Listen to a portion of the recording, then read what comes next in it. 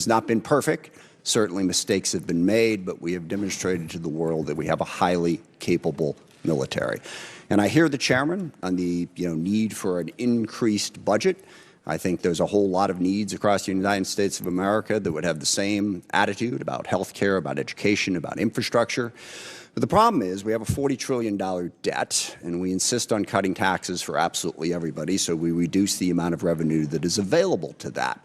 We also have to have a national security strategy that lives within a sound fiscal picture. Most experts would say that the most profound threat to our national security right now is exactly that, is our fiscal picture. How are we going to continue to be able to afford to fund the things we need to fund as we run the debt ever higher? The other thing worth worrying about is the Pentagon has not yet passed an audit. If we give them what is roughly a 50 to 60% increase, is that money going to be well spent? We have every reason to doubt that. Now, I will say, and I praise the chairman, this committee, and in a bipartisan, bicameral way, we have tackled the problem of acquisition reform. I think last year's bill put us on a good trajectory to get to the point where we can, in fact, innovate faster at scale. I also believe the Pentagon has been working on that. We've had many meetings with Deputy Secretary Feinberg, who is focused on that, but we got a long way to go. Can the Pentagon really absorb another $500–600 billion, depending on what the supplemental and the reconciliation package are? I don't think so. We need to pay as much attention to how we're spending the money as to how much we're spending, and we never seem to do that. But the larger problem is the strategy that has been put before us. I looked through the Secretary's remarks, and I've heard you give speeches before about this, about how realism is our strategy. And I find that absurd, and given what we are doing. You can say a lot of things about the strategy, but calling it realistic? We started a full-scale war in the Middle East against Iran to try to reshape the Middle East. Now, we can talk about that in a bunch of different ways, but it is the exact opposite of realism. And in fact, starting wars in the Middle East that get out of control and lead us to have far greater costs for the benefits is one of the cornerstones of the unrealistic strategy that this administration has criticized over and over and over again. And yet here we are in a full-scale Mideast war, and we've seen the costs of that. Certainly at the top of that list is 13 service members killed and hundreds wounded, but it goes way beyond that. Thousands of civilians have been killed. Over a dozen countries now have been dragged into this war in one way or another. The Israel-Lebanon war has exploded since this war started. We now have a conflict between the Shia militias in Iraq and Kurdistan that is straining, to put it mildly, our relationship with Iraq and also causing greater chaos throughout the Middle East. We've seen the impact on the economy. Certainly here at home, gas prices up by over $1. The impact of the fertilizer increase is going to come later as food prices skyrocket. But what is happening to us is a small part of what's happening to the rest of the world. Certainly the Middle East's economy has been tossed up in the air, but dozens of countries are rationing gasoline as we speak and experiencing extreme economic pain because of this war. So there's nothing realistic about that. And one of the big questions that we need to get answered today is, where is this going? What is the plan to achieve our objectives? We've seen the cost, and the cost is very, very high. All we keep hearing on the objectives is we keep seeing all of the targets that we have struck. And again, that is an incredible accomplishment from a tactical standpoint. I think the proficiency of our military has been on display, but we're not in this for a tactical advantage. We're in this to fundamentally change Iran. And as we sit here today, Iran's nuclear program is exactly what it was before this war started. They have not lost their capacity to inflict pain. They still have a ballistic missile program. They're still able to blockade the Strait of Hormuz and have the ships that are capable of doing that. What is the plan to get that to change? And most disturbingly, the president keeps telling us that it's over. What was it, a week ago Friday, the president announced that Iran had agreed to give up their nuclear program, to give up their ballistic missile program, to stop support for terrorist groups, to reopen the Strait of Hormuz. The only problem with that is literally none of that was true. He was completely making it up. It wasn't. Iran hadn't even agreed to meet with us, as became embarrassingly clear as the days spun out and poor J.D. Vance had to keep going back and forth to the airport. We never even had a meeting. So wish fulfillment is not really a strategy. I mean, maybe the president thinks he's doing some sort of Jedi mind trick and he can tell Iran, you will give up your nuclear weapons, and they automatically will. But that's not working. So what we need to hear today is what is going to work. We have 50,000 troops in the region who are still at risk. How are those tactical victories going to translate into some sort of strategic success? And by the way, this is one of the things that realism recognizes. You can win a whole lot of little small battles and lose the war, which is why you don't stumble into the war in the first place. But at the same time, we're doing all of this on our own as we increasingly push away all of our allies. Sometimes just because we want to do what we want to do, but we don't want to have to consult them. Sometimes just gratuitously insulting them. I mean, in the middle of this war where we were asking NATO to come join us, the president took time out to insult President Macron and his wife. Okay, how is that helping us to try and belittle everybody in the world? And I also, for the people who are criticizing NATO over this war, I will remind people that NATO is a defensive alliance.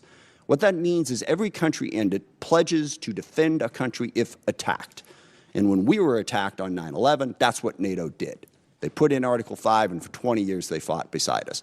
NATO is not if any one of the countries decides to unilaterally and unwisely start a war precipitously that everyone else is supposed to join. That's not the way it works. So berating and belittling our allies after we did that and driving them ever further away from us, how is that realistic? Not only are we going to try to reshape the Middle East, but we're going to do it alone, while we're pushing everybody away from us. And then we have other tools in our arsenal. You see that those numbers on the budget, but the State Department's really important. Development is really important. These are ways to achieve our ends, and we have moved away from that. We got rid of the entire USAID, literally causing the starvation of children in countries where we had pledged to provide food, causing massive healthcare disruptions, people literally dying because we cut that off. In diplomacy, we have sidelined, again, the entire world. France and the UK have brought together 44 different countries that have an interest in trying to open up the Strait of Hormuz. We've pushed them all aside. And then we've even pushed aside our own diplomatic corps. We have a very, very talented State Department. I praise today the talent of our military, and I will stand by that. They deserve that praise. Our diplomatic corps deserves that praise, too. But we've shoved them all to the side in favor of two real estate guys who are going to go negotiate all the deals in the world, which to date, by the way, has yielded exactly nothing. So there's nothing realistic about starting a war in the Middle East, going it alone, and pushing aside all diplomacy and all development and all other tools in our arsenal. And on top of that, of course, we also want to dominate the entire Western Hemisphere, including apparently annexing Canada and invading Greenland. How is any of that realistic? And then the administration comes before us and asks for what is a hopelessly unrealistic budget in this environment. Back on that chart there, when we were showing how much money we were spending on defense, we had a balanced budget. We had a surplus many years. We don't have that anymore. So call this strategy whatever you want to call it, but please don't call it realism. It's not. Forgive me, it reminds me of one of my favorite lines from A Princess Bride. It's a tense morning. I want to lighten it up a little bit. And the guy keeps saying, inconceivable, when things happen. And finally, the guy says to him, you keep using that word. I don't think you know what it means. I don't think we know what the word realism means. So please, can we not have the realism conversation? Let's have the conversation about what the strategy actually is. And I'm sure you have a different definition of it than I do. But as I look at it, the strategy seems to be to use as much violence, as much threats, as much coercion as possible to bend the world to our will. I think that is a very dangerous strategy because one of the oldest cliches in the military is the enemy gets a vote. And we may think that we can stand up and talk tough and talk about how strong we are and how we're burying our enemies and they're begging for a deal. We can do that all day long, all right? But the enemy gets a vote. They don't have to do what we tell them to do. And meanwhile, that coercive, violent strategy undermines our credibility in the world because the chairman is absolutely right. And this is one area where I strongly disagree with the folks on the far left who say that we don't really face any threats, that the U.S. is a malign influence in the world and always has been. I don't agree with that. China, Russia, Iran, North Korea, Hezbollah, Hamas, the Houthis, variety of other transnational terrorist groups, including, yes, narco-terrorists and human traffickers over here. They all are trying to weaken us, all right? They don't want a rules-based order. They want to play by their own rules. They want to push us aside. We want to be the side that stands up for the rules. But if what we're saying to the rest of the world is stick with us because we're a better bully than China, we coerce countries more effectively, that undercuts the very message we're trying to spread to build the coalition we need to be successful. I also worry about the values that we're showing the world. When the president threatens to kill off an entire civilization, that is the message coming out of the United States of America. If we are going to be this big, powerful force that throws our weight around the world wants to know at a minimum that we're doing it for the right reasons and with a sense of values to protect people, not to destroy entire civilizations. And we all hear that and we all go, well, gosh, you know, he probably doesn't mean it. Well, that is so reassuring, okay, that he's just making it up. We're supposed to be the United States of America. I grew up on stories of the U.S. at the end of World War II being the country that the Germans wanted to surrender to, not the Russians, because they knew they could trust our values. We don't seem to care about those values. No rules of engagement. Give them no quarter, all right? That is not who we are supposed to be. And just one final point on that. The girls' school that got hit in the first days of this war, there is absolutely no question at this point what happened. We made a mistake, and that happens in war. We identified this target based on earlier charts, and yet 2 months after it happened, we refused to say anything about it, giving the world the impression that we just don't care. We do not care about the casualties and the chaos that is caused by our war, and we should care, even if we want to prosecute that war. Now, I agree with the chairman. We need a strategy. We face the most complex threat environment that we've faced in a very, very long time. So we really want to hear from the administration. Don't give us this realism, chest-thumping stuff. What are we really going to do to meet those threats, to deal with the challenges we face? And I'll close just by saying one of the other ironies of this, of course, is we have a great example in the world right now of what our strategy should be and where our values should be, and that's Ukraine. And I'm really curious, you know, here we are, we roll out the red carpet for Vladimir Putin. We belittle and insult President Zelensky in the White House. He has no cards, right? Well, here we are a year after that. Looks like he had a couple cards to play, because Ukraine is actually winning against Russia. Ukraine, a sovereign democracy standing up against a brutal, oppressive, coercive dictatorship. And we can't even bring ourselves on a consistent basis to say, we are with Ukraine and we are against what Putin is doing, and stand up and support them. So I want to see that strategy to meet the complex threat environment that we have. But simply saying we've already won and boasting and bragging and trying to belittle and insult the entire world, that's not going to get us to the posture that we need. So I hope we have a conversation about how we can build a strategy that makes sense and is actually realistic. With that, I yield back. I thank the ranking member for his opening statement. Now I'd like to introduce our witnesses. And we have the Honorable Pete Hegseth, Secretary of War, General Dan Kane, Chairman of the Joint Chiefs of Staff, and they are being accompanied by Mr. Jay Hurst, Acting Chief Financial Officer and Comptroller for the Department. I also want to welcome the Secretary's wife, Jennifer. Welcome to our hearing. Glad to have you here with us today. And with that, Ms. Secretary, we'll start with you. You're recognized. Well, thank you, Mr. Chairman.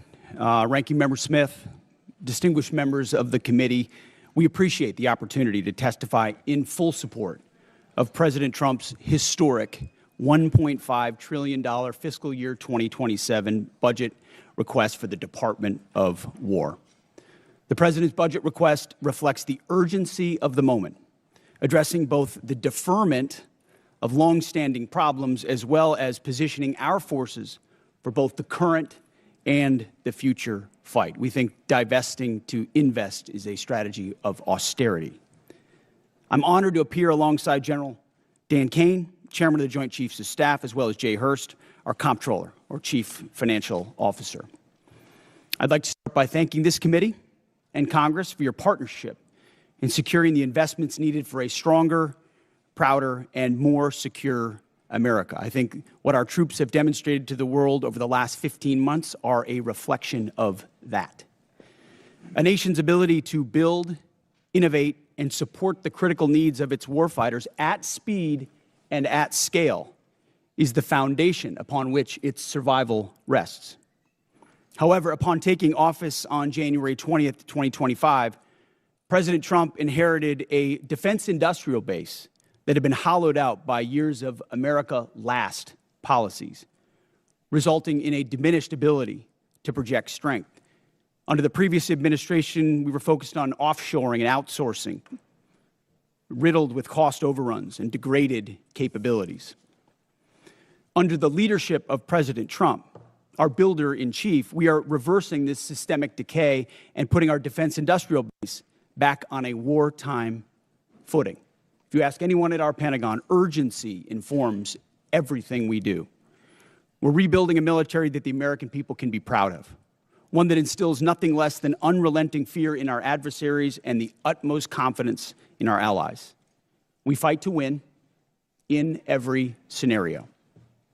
The $1.5 trillion FY27 budget put forward by the President will build upon the historic $1 trillion FY26 top line and continue to reverse the 4 years of underinvestment and mismanagement of the Biden administration. The $1.5 trillion budget will ensure the United States continues to maintain the world's most powerful and capable military as we grapple with a complex threat environment across multiple theaters. Not to mention, this budget also includes a historic troop pay increase, 7% for lower enlisted, and the budget eliminates all poor or failing barracks. Quality of life for our troops is front and center in this budget as well. By supercharging our industrial capability and transforming how the department does business, we're restoring American commercial dominance at a pace unseen in generations, transforming the defense industrial base from a broken, slow-moving system of the past.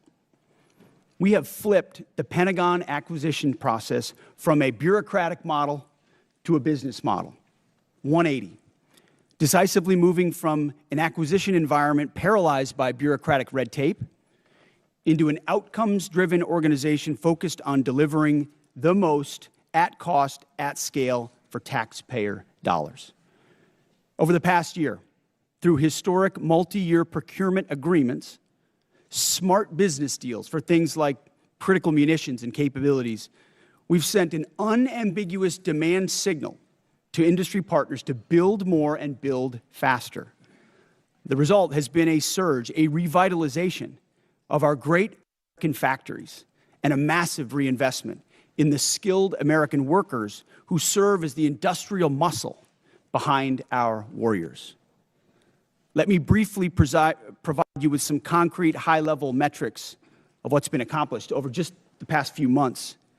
These are announced new facilities and investments to support American warfighters, and I would refer you to the screen.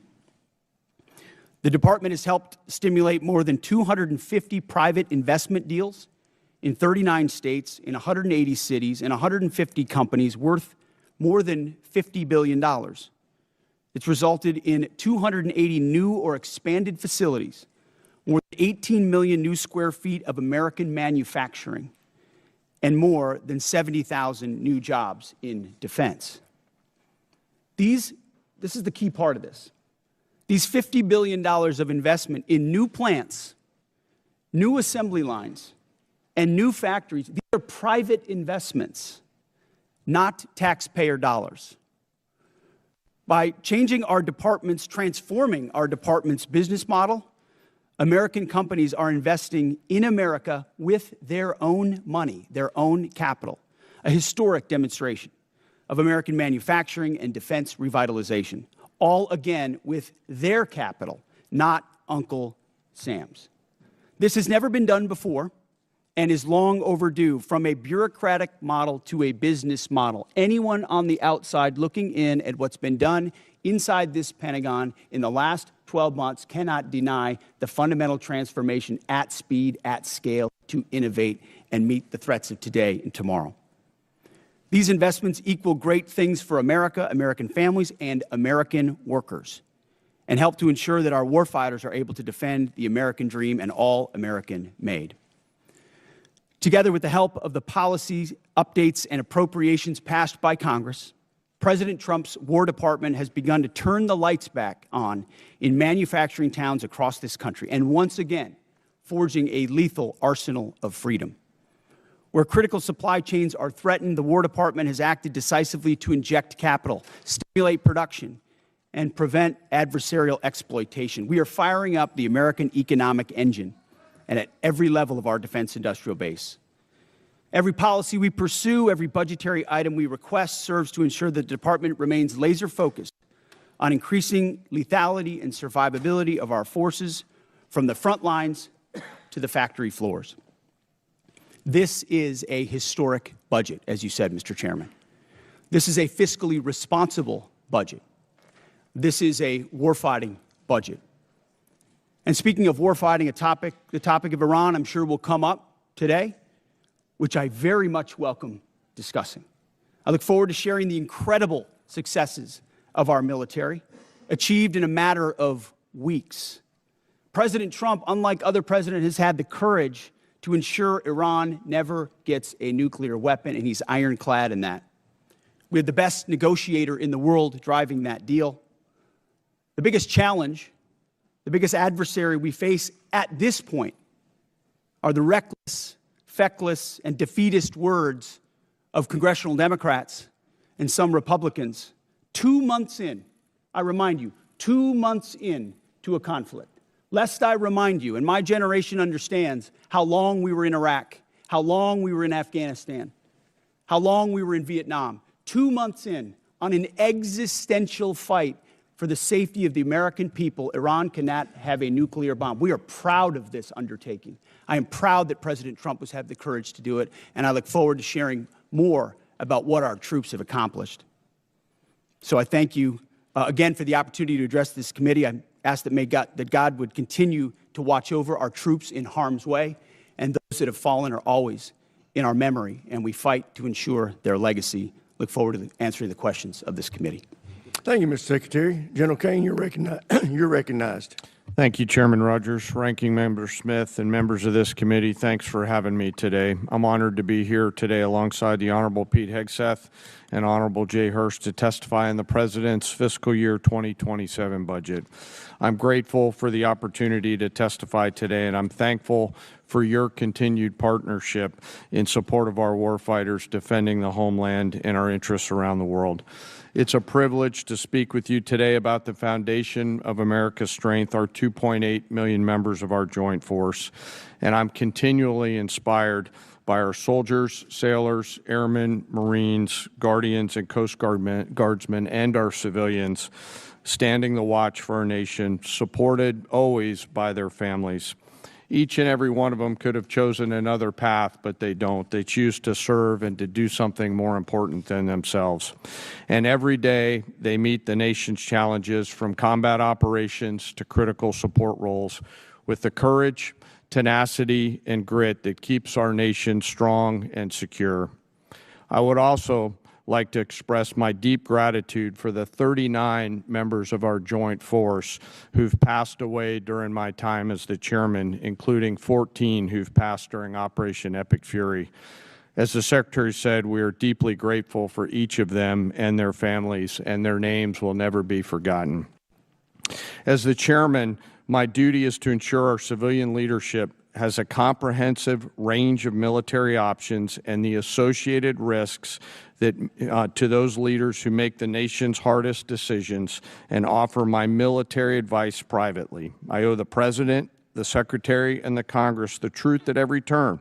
My blueprint for this role is General George C. Marshall. His commitment to civilian control of the military and nonpartisan military remains a constant standard and something I borrow from often.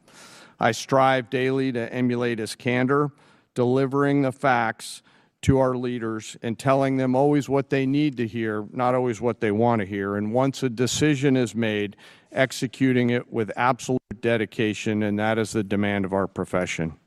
I sit here today before you representing our incredible joint force, and I want to emphasize my commitment to this committee and the Congress that I will always follow General Marshall's steadfast example by providing clear and candid, nonpartisan military advice and working together with our civilian leaders to ensure that our military does the things that we must do, being prepared to deter and defend our nation, and if called upon, win our wars around the world. America's joint force is operational at its core, purpose-built for the realities of a complex and ever-changing world. We are organized, trained, and equipped to execute the most demanding missions across the globe with unrivaled precision. Over the past year, our warfighters have consistently demonstrated exactly what it means to be the most capable, adaptable, and most professional military force in the world.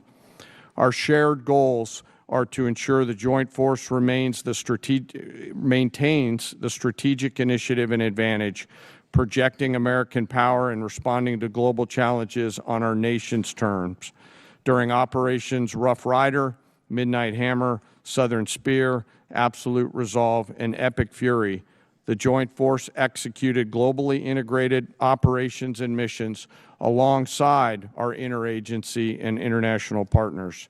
And once our civilian leaders made a decision, we make those missions our own, demonstrating the unmatched capability to seamlessly synchronize our capabilities across all domains, from the seabed to cislunar space and higher. We're able to accomplish these complicated missions and work because we draw from a deep, enduring reservoir of training, professionalism, and commitment. Our operational tempo is high, but we're designed to sustain and rebuild our strength continuously. We build readiness every day. We train professionals every day. We learn and sharpen our edges every day by being learning leaders. And I am incredibly proud to be a member of this Joint Force team, proud of the team and proud of the commanders. As the chairman and the ranking member both said, we live in complex and dynamic times where global risk is scaling. The complexity of today's modern battlefields demands our constant adaptation, innovation, and partnership with this Congress. As a joint force, we're up to the challenge. We're built for this environment. However, continued success is not guaranteed by past achievements. It must be secured through forward-looking partnerships with Congress. And to drive this pace and change and maintain our superiority, we need timely, predictable, and sustained investment.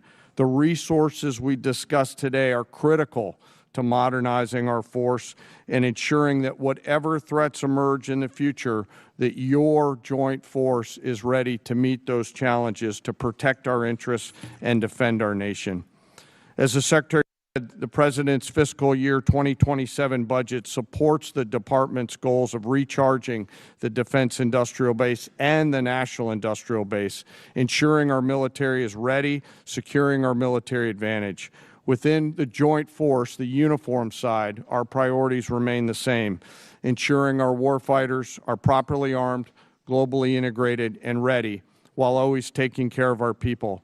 And what truly sets our people apart from other militaries around the world is the 1.8 million members, enlisted members of our force, who maintain readiness beyond reproach and are the envy of every other nation. I'm joined today by the Senior Enlisted Advisor to the Chairman, Dave Isom, who's here with me today representing the 1.8 million members of the enlisted force. He is a great American, not an Americant. While we face dynamic and a dangerous world, I have the absolute trust in the extraordinary men and women who come and volunteer to serve our nation within our joint force.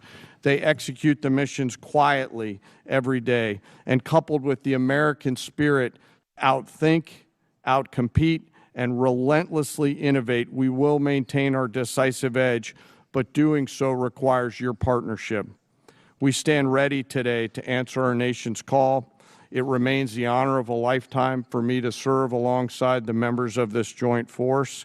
And as we sit here today in this important hearing, I ask us all to remember our deployed teammates who are out there right now doing our nation's business. And may we again always remember our fallen who've given us the gift of an incredible example, and their family members who continue to show us what courage and grit look like. Thank you again for your enduring support, and I look forward to your questions.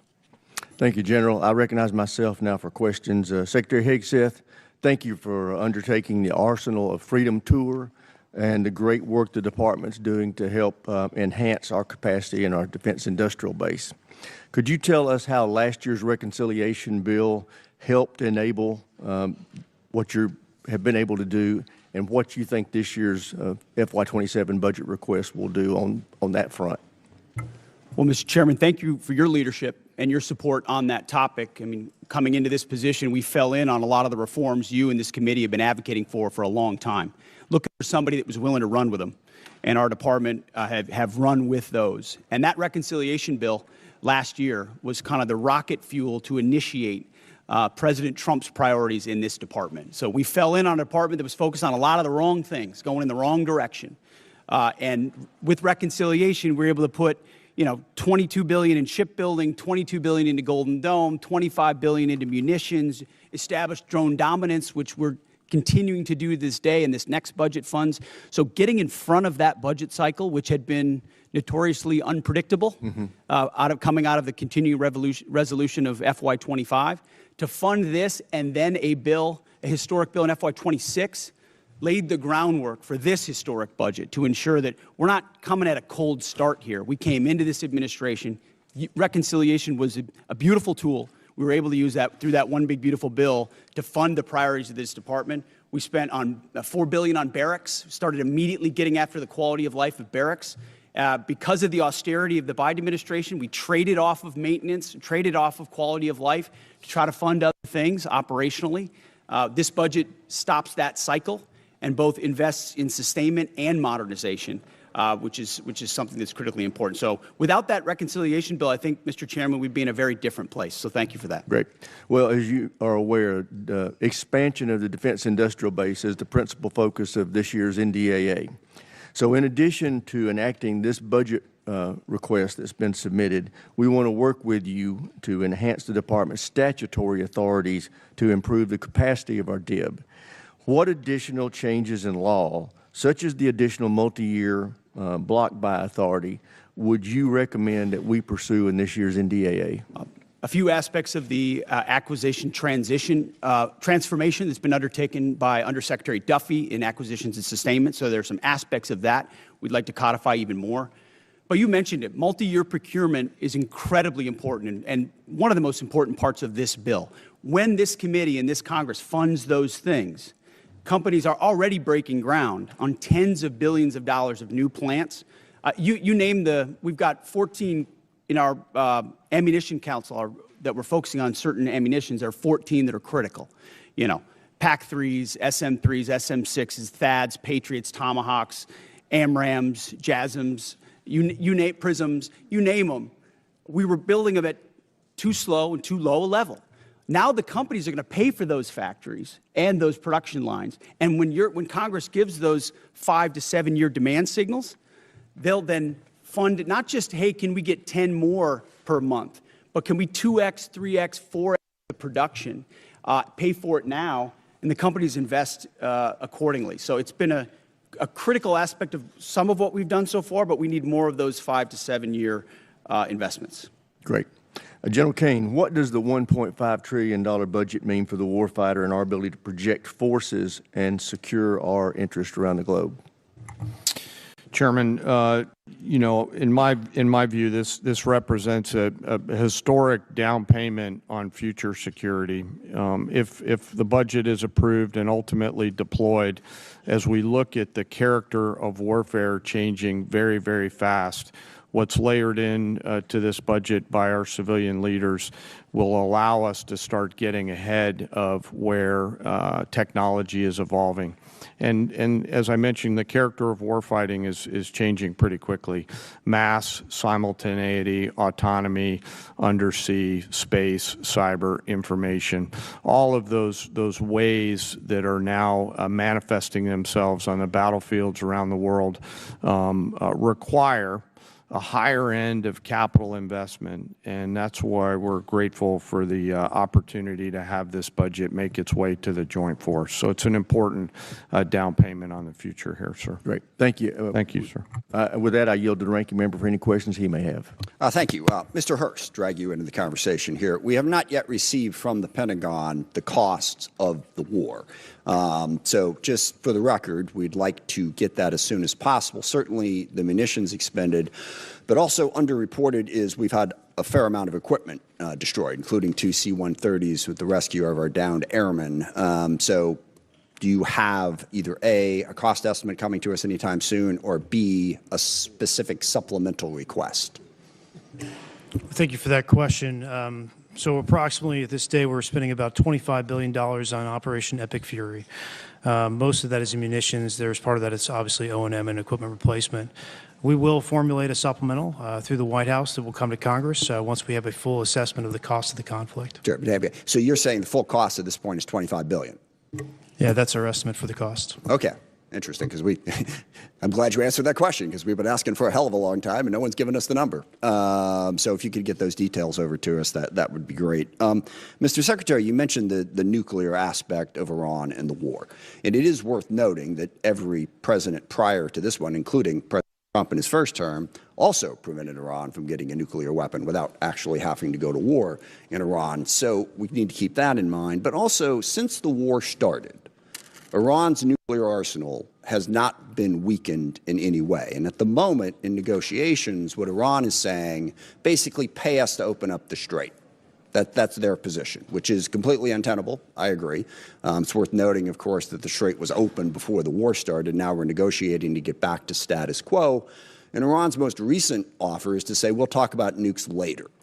So what is the plan to actually turn all of this lethal kinetic action into an improvement in the nuclear situation? Because we haven't gotten there yet. Play it out for us. How does that happen? How does it actually lead to that result? Well, I would take issue with the premise of the question that nothing was done. Operation Midnight Hammer was a very effective. Well, I didn't say nothing was done. I said in this war. Ultimately, this war started. Well, under this administration, unlike other administrations, which cut bad deals and pallets of cash with no ability to oversee whether Iran is actually pursuing a nuclear program. Which is where we're at. If we want to litigate JCPOA or the Iran deal, our view, the president's view, is that was a very bad deal. Okay. That gave them a That's bunch the of money up past. front. What's the future? To fund, you talked about negotiated deals. Allowed them to fund their proxies and spread Hamas and Hezbollah all around the region, build up nuclear capabilities. That's great. What are we going to do now? President Trump has been clear-eyed, from the killing of Qasem Soleimani to the pulling out of the Iran deal to Midnight Hammer and now to this effort to recognize that you have to stare down this kind of enemy who's hell-bent on getting a nuclear weapon and get them to a point where they're at the table giving it up in a way that ensures they never have it. So they haven't broken yet. Okay, we haven't gotten there yet. For all of the Well, their nuclear facilities have been obliterated. Underground, they're buried, and we're watching them 24/7. So we know where any nuclear material reclaiming might be. my time for we're just watching a quick second here. We had to start this war, you just said, 60 days ago, because the nuclear weapon was an imminent threat.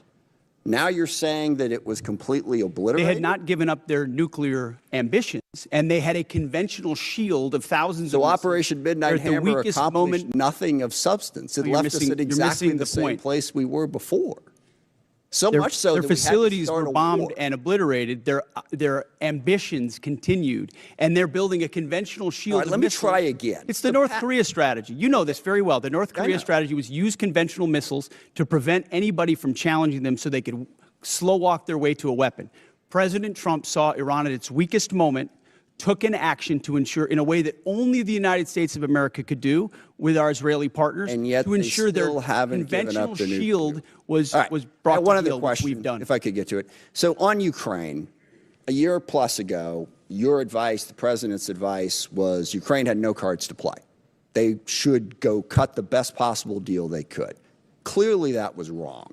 What did you miss? What did you miss about the conflict between Russia and Ukraine that you didn't see that Ukraine was going to be capable of doing what they've done in the last 14 months? What we didn't miss, and we're here in this committee, is that Joe Biden, with no accountability, gave hundreds of billions of dollars of our weapons to Ukraine, to an outcome that never would have happened if President Trump was president. So he pulled out our – you guys don't talk about that. Ultimately, President Trump believes there should be a peace deal between Russia and Ukraine that serves But you the best didn't expect interests of both Ukraine to parties. be where they're at right now. I'm asking you, just from a strategic standpoint, Listen, what I think did the you miss? Ukrainians have shown great courage, and I appreciate that Europe is now paying for any weapons that we provide. All right, I yield back. Thank you. All right, now I want to remind everybody, everybody wants to get their questions, so we are going to be sticking strictly to the 5-minute rule today. So with that, I recognize the gentleman from South Carolina, Mr. Wilson. Thank you, Chairman Mike Rogers, for your leadership working with President Donald Trump. As the grateful father of 4 sons who have served overseas in Iraq, Egypt, and Afghanistan, I especially appreciate War Secretary Hegseth and Chief of Staff Kane for your competence, service, and success. Military families have never been more appreciated than today, and our enemies of dictators now understand peace through strength. Dictators historically are on the run. With your leadership, President Trump has given Syria a chance with President al-Shara replacing dictator Assad from Damascus, who now lives in Moscow. Dictator Maduro is correctly in a Manhattan jail, as you successfully revealed in Caracas that the war criminal Putin air defenses do not work, the Chinese Communist Party radar failed, and Cuban mercenaries were expendable. The Cuban dictatorship is failing, and the ultimate mass murderer, dictator Khomeini, is dead in Tehran, Iran, joining the 35,000 people he murdered this year. With your leadership, American morale has never been higher, and hopes for freedom of the oppressed people of Iran, Cuba, Russia, and China have never been higher. And it's just an exciting time to be here with you. And Mr. Secretary, we continue to see the growing nuclear threat of our adversaries as they expand their capabilities with the largest military buildup in peacetime in world history by the Chinese Communist Party. How critical is it that we continue, as at the Savannah River site in South Carolina, to develop the plutonium pit processing so that we have modernization? Well, Congressman, I appreciate that question. On nuclear modernization, this budget funds $71 billion to modernize the triad in ways that we had neglected to do, and our nuclear triad underwrites everything. But I really appreciate your opening statement. I think something that obviously the media doesn't want to cover and doesn't want to talk about is the historic, record-breaking surge in recruiting in our ranks. 30-year record in recruiting of Americans wanting to join our joint force, wanting to put the uniform on. We're meeting recruiting goals halfway through the year. We couldn't meet our recruiting goals under the previous administration. Under Joe Biden, Americans didn't want to join the military. We couldn't get it. Now we have to turn people away and push them to the next fiscal year. That's why this budget grows our force by almost 50,000. Ultimately, additional troops into the force that we believe we can recruit. That's the best vote of confidence I can imagine. Well, hey, even better, hey, Mr. Secretary, you're really understating. Leaving no airmen behind. Hey, what an inspiration on Easter Day. God bless y'all and what you've achieved. With that in mind, too, General Kane, with your VMI military perspective, war criminal Putin is losing in Ukraine as his 30-day special mission is now 4 years of, as the Secretary has identified, courageous Ukrainian success led by President Vladimir Zelensky. I appreciate that NATO and the EU have unified for Ukraine as the U.S. ranks 17th per GDP in assistance for Ukraine. Ukraine is frontline, stopping war criminal Putin from resurrecting the failed Soviet Union, rigging elections in Belarus, invading Ukraine, keeping troops in Moldova, and with the Indvaishvili invading and rigging elections in the Republic of Georgia. As we're transitioning greater responsibility to our NATO allies, how do we ensure seamless integration to have deterrence during this shift? Congressman, we're very fortunate to have great leaders out in the European theater right now. General Grinkowicz and his leadership team are committed to ensuring that integration and transition takes place in a most combat capable and effective way. Very entrepreneurial leaders out there across the components, and with General Grinkovich, and he's doing a great job out there, as the committee knows. And indeed, as we conclude, historically, President Trump, Mr. Secretary General, you have united the Middle East nations unprecedented to ally with the United States. You have united Latin America, unprecedented to ally with the United States.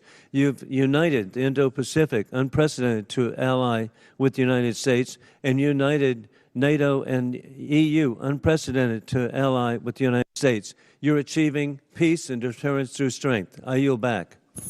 Gentleman yields back. Chair, and I recognize the gentleman from Connecticut, Mr. Courtney. Thank you, Mr. Chairman. Mr. Secretary and General Kane, this morning's Wall Street Journal's lead headline reads, quote, Trump tells aides to prepare for an extended blockade of Iran. It goes on to describe, again, the thinking behind the strategy, but also talks about how prolonging the blockade is going to continue to drive up energy costs all over the world. Given the ever-changing messages from this administration on the war strategy and timeline, I really honestly don't expect you to confirm or deny the Journal's story. But one thing is clear. The number of transits across the Strait of Hormuz has dropped to the lowest level since the war began, and commodity markets have stopped listening to the happy talk, and crude oil prices this morning have risen to the highest level since the war in Ukraine started in 2022. AAA reported this morning that the average price of gas is $4.30 a gallon, up 30 cents in 1 week. Diesel's average is $5.45. My friend Mr. Garamendi says in California it's closer to $8 a gallon. And fertilizer prices have also hammered farmers at exactly the same time they're beginning planting all across the country. Aside from the damage this war has done to American consumers, farmers, and small businesses, I want to focus for a minute on the cost of the war and our military readiness, particularly to other combatant commands. Mr. Secretary, you put out a national defense strategy in January, which listed the threat assessment facing our country. China was number one, with the second largest, most powerful military in the world, of course. Russia's nuclear force clearly was number two in terms of the threat they pose to the homeland. North Korea, which has missiles that actually can reach U.S. territory, was ranked number three, and Iran was described as, quote, and accurately, after Midnight Hammer, that Iran's regime is weaker and more vulnerable than it has been in decades. Again, this was before February 28th, when the decision was made to go into the military strikes on Iran. So today, we have 3 carrier strike forces in Central Command. The Indo-PACOM, which is where Russia and China are operating their navies, 52% of the globe. We have 1 carrier strike group in Japan, George Washington. And the imbalance in terms of just, what our commitments and, frankly, what our national defense strategy, is just blindingly obvious in terms of what this war is doing.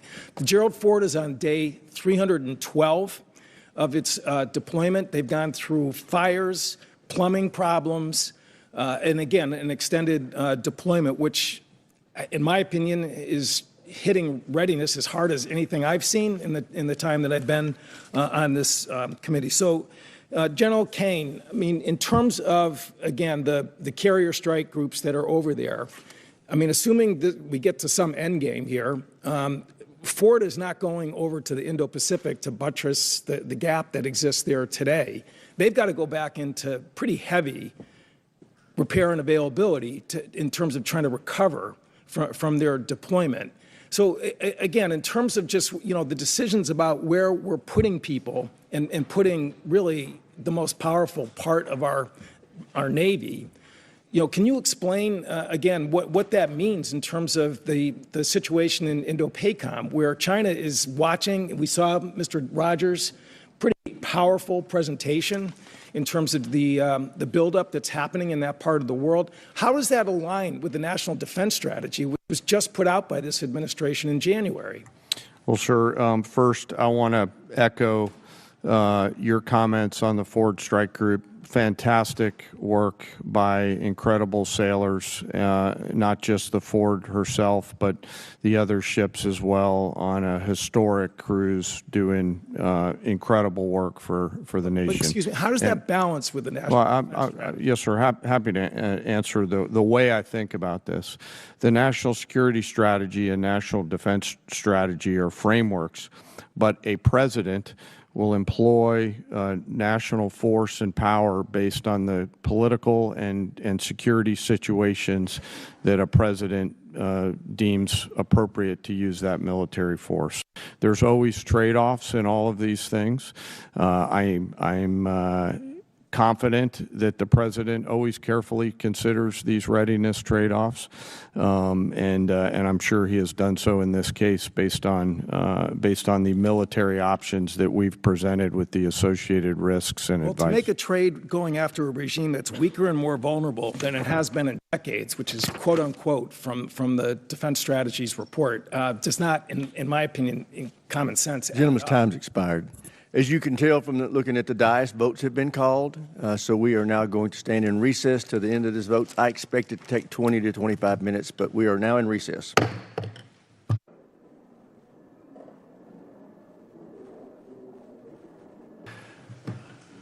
Here, we'll come back to order. Secretary, can you hear my voice clearly? General, can you hear my microphone now? Okay. Yes, sir. Gentleman from Ohio, Mr. Turner, is recognized. Thank you, Mr. Chairman. Secretary Hegseth, your written testimony on page 20 includes a statement concerning the importance of FISA and Section 702, which is incredibly timely because this body is going to be voting today on 702, which could be expiring this week. You state this vital tool keeps Americans safe, provides critical intelligence to our warfighters, and is subject to a rigorous system of oversight by all three branches of government to guarantee the protection of the constitutional rights of the American people. Thought I'd give you a moment to expound on that because this is going to be very important because there's several people who right now in this body are going to be considering their support for 702's reauthorization. Well, thank you for that opportunity, Congressman. Yes, this department strongly supports the reauthorization of FISA 702. And it is not hyperbole to say many of the most important missions we have executed could not have happened without the intelligence gathered through FISA 702. So we would urge members to support that so we can continue doing the good work of the American people. Thank you, Mr. Secretary. I appreciate your comments that Iran must never be permitted to obtain a nuclear weapon. There have been many comments that have been made concerning allies who have not assisted or supported the effort. General Kane, there have been many allies who have been essential for us to be able to execute the functions necessary both for Midnight Hammer and for the current ongoing operation. I'd like to ask you to speak for a moment about the essential aspect of the allies that are supporting the effort. There are bases that are necessary, are forward operating facilities, both our allies in the Middle East, both our NATO allies, those in Europe, throughout.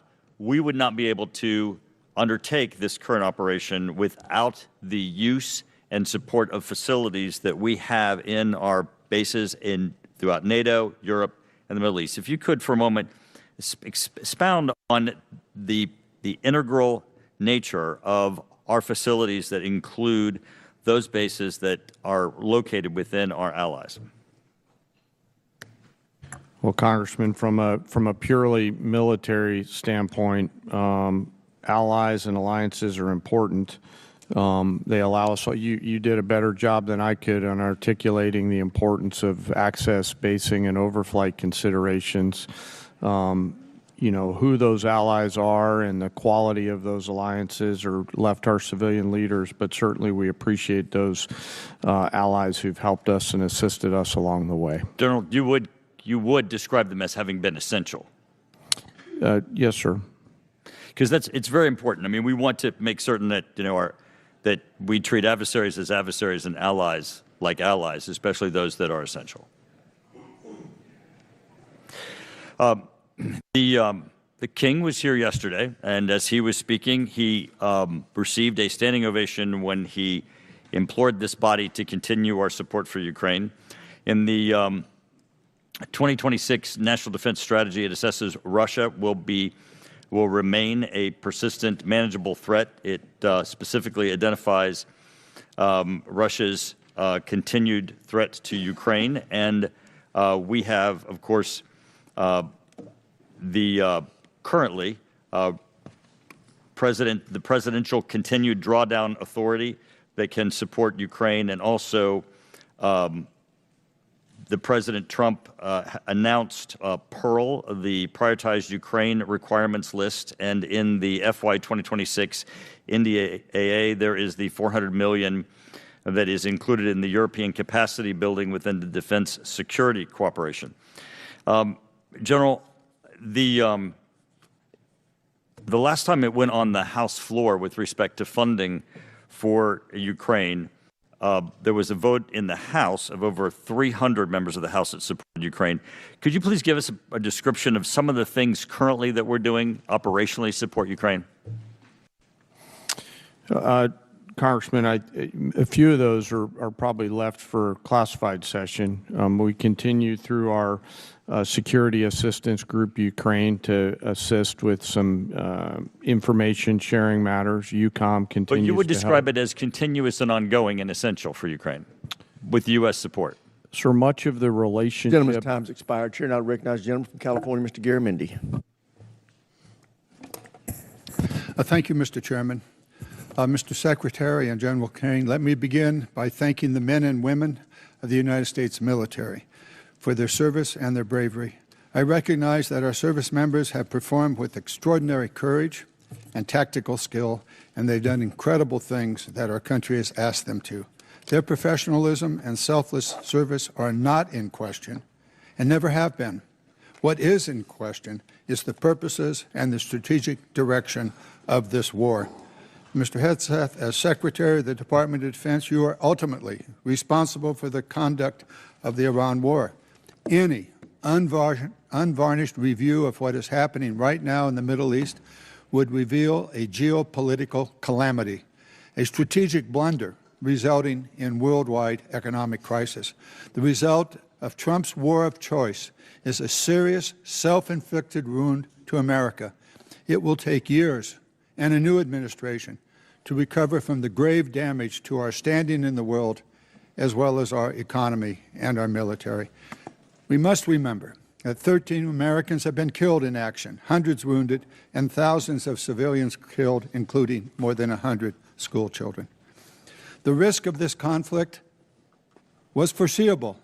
I'm certain that the Department of Defense knew that it was likely that in a war with Iran would create an international economic crisis by blocking the Strait of Hormuz and thus stopping 20% of the world's oil. Was this existential threat considered? Apparently not. During the 60 days of Trump's Iran war, critical munitions have been expended at an alarming rate, depleting magazine levels below what is thought necessary to hold China at bay. It will take years and tens of billions of dollars to restock. A significant part of the necessary Navy and Marine force in the Pacific has been removed and sent to support the Iran war. Our support of Ukraine has suffered as supplies and defense systems are diverted to the Iran war. America has lost irreplaceable aircraft, radar systems, and strategic bases have been shown to be vulnerable. The continued lengthy deployment of ships, equipment, and personnel has sacrificed readiness. We know what we have lost, but what have we gained? Let's consider that the regime in Tehran is still intact, with new and more radical leadership, as are Iran's ballistic missile and drone forces, as is Iran's ability to rebuild their military industries. Also, as is Iran's coordination with China, Russia, and North Korea, and Iran's ability to choke off global energy supplies. and their stockpile of highly enriched uranium, which they only built after President Trump shredded President Obama's Iran deal in 2017. Secretary Hegseth, you have been lying to the American public about this war from day one, and so has the President. You have misled the public about why we are at war. You and the President have offered ever-changing reasons for this war. You've misled the public about the progress of the war. While the military has executed this war with tactical success, the strategy has been an astounding incompetence, doing immense economic damage to America. Mr. Chairman, and the Mr. world. Chairman, with the personal attack on the Secretary, he should have an opportunity to respond. He certainly Thank will you. when No, at the time Let you're him doing finish. it. It's the gentleman's time. He can use it as he sees fit and add an extra 5 seconds to Mr. Garamendi's time. Thank you. You and the President offer ever-changing reasons for the war. You have misled the public about the progress of the war. While the military has executed this war with tactical success, the strategy has been an outstanding example of incompetence. This war of choice is a political and economic disaster at every level. Despite the President's promise to lower the cost of living, gas prices are up 40%, and inflation is soaring so much for lowering the cost of living. The President has got himself and America stuck in the quagmire of another war in the Middle East. He's desperately trying to extricate himself from his own mistakes. It is in America's and indeed the world's interest that he succeed in that. I yield back. Gentleman yields back. Chair, and I recognize the gentleman from Virginia, Mr. Whitman. Thank you, Mr. Chairman. I'd like to thank our witnesses for joining us today. General Kane, Secretary Hegseth, Mr. Hurst, thank you so much. I want to go to a statement I've been making here for the last several years, and that is we are in the most dangerous national security position that this world has been in since 1939. And we know that it's a critical effort that we undertake to make sure we can deter through the concept of peace through strength. Ms. Secretary, I'd like to start with you. We know that peace through strength has a number of tenets. I think the most important of those is presence. And we know that the United States has the Marine Corps Amphibious Ready Group, Marine Corps Expeditionary Unit, that provides us that presence. We know there are over 2,000 Marines and an aircraft combat unit that are on board those vessels, and they let us do a number of different things. That's the crisis response team that gets to go around the world. Today, as we speak, we have 3 ARGMUs that are deployed around the world. Unfortunately, that's an anomaly. It should be standard. Secretary Hegseth, the President and the combatant commanders need maximum flexibility to respond in multiple places at multiple times to combat and deter these threats. I just want to get your perspective on your goal to make sure we have a persistent 3.0 ARGMU presence, and to look at how we're going to make sure through our shipbuilding plans that we assure that we have the adequate number of amphibs that are being built. I think that number is probably right around 40. And then what are we going to do to make sure, too, that the A-sub-O, the operational availability, is going to be at the level where we can maintain an ARGMU 3.0 with the effort we have to put in to maintain these ships? So thank you for the question, the substantive question. Ultimately, we support 3.0 ARGMU. That presence right now gives us a lot of flexibility. Yeah. And this budget supports moving in that direction to ensure that this administration and future administrations have that kind of strategic flexibility with the incredible capabilities the ARGMU provides. We saw it in Southern Spear. We saw it on the Maduro raid. We see it right now. It's a persistent capability. So I think you'll find our shipbuilding investments to meet that as well. But if I may. Sure. Yeah. I didn't get a chance. I didn't see a question in the statement from the congressman. I hope you appreciate how reckless it is. When I said reckless, feckless, and defeatist of congressional Democrats at the beginning, that came after watching you say the same thing on CNN this morning, a quagmire. My generation served in a quagmire in Iraq and Afghanistan, years and years of nebulous missions and utopian nation building that led us to nothing. What we have right now, the way you stain the troops when you tell them 2 months in, Congressman, you should know better. Shame on you. Calling this a quagmire 2 months in. The effort, what they've undertaken, what they've succeeded, the success on the battlefield that could create strategic opportunities, the courage of a president to confront a nuclear Iran, and you call it a quagmire, handing propaganda to our enemies. Shame on you for that statement. And statements like that are reckless to our troops. Don't say I support the troops on one hand, and then a 2-month mission is a quagmire. That's a false equivalation. Who are you cheering for here? Who are you pulling for? Our troops are doing incredible work. They've done incredible things for the entirety of this mission and achieved incredible battlefield successes. And you sit there and go on TV for your clickbait about quagmires. It undermines the mission. Your hatred for President Trump blinds you to the truth of the success of this mission and the historic stakes that the president is addressing, which the American people support. Iran's been at war with us for 47 years. You want to talk about a forever war? For 2 months, this president has stared them down. He's going to get a better deal than anyone ever has and ensure that Iran never has a nuclear weapon. I know the American people support that mission, despite your loose talk and words like quagmire.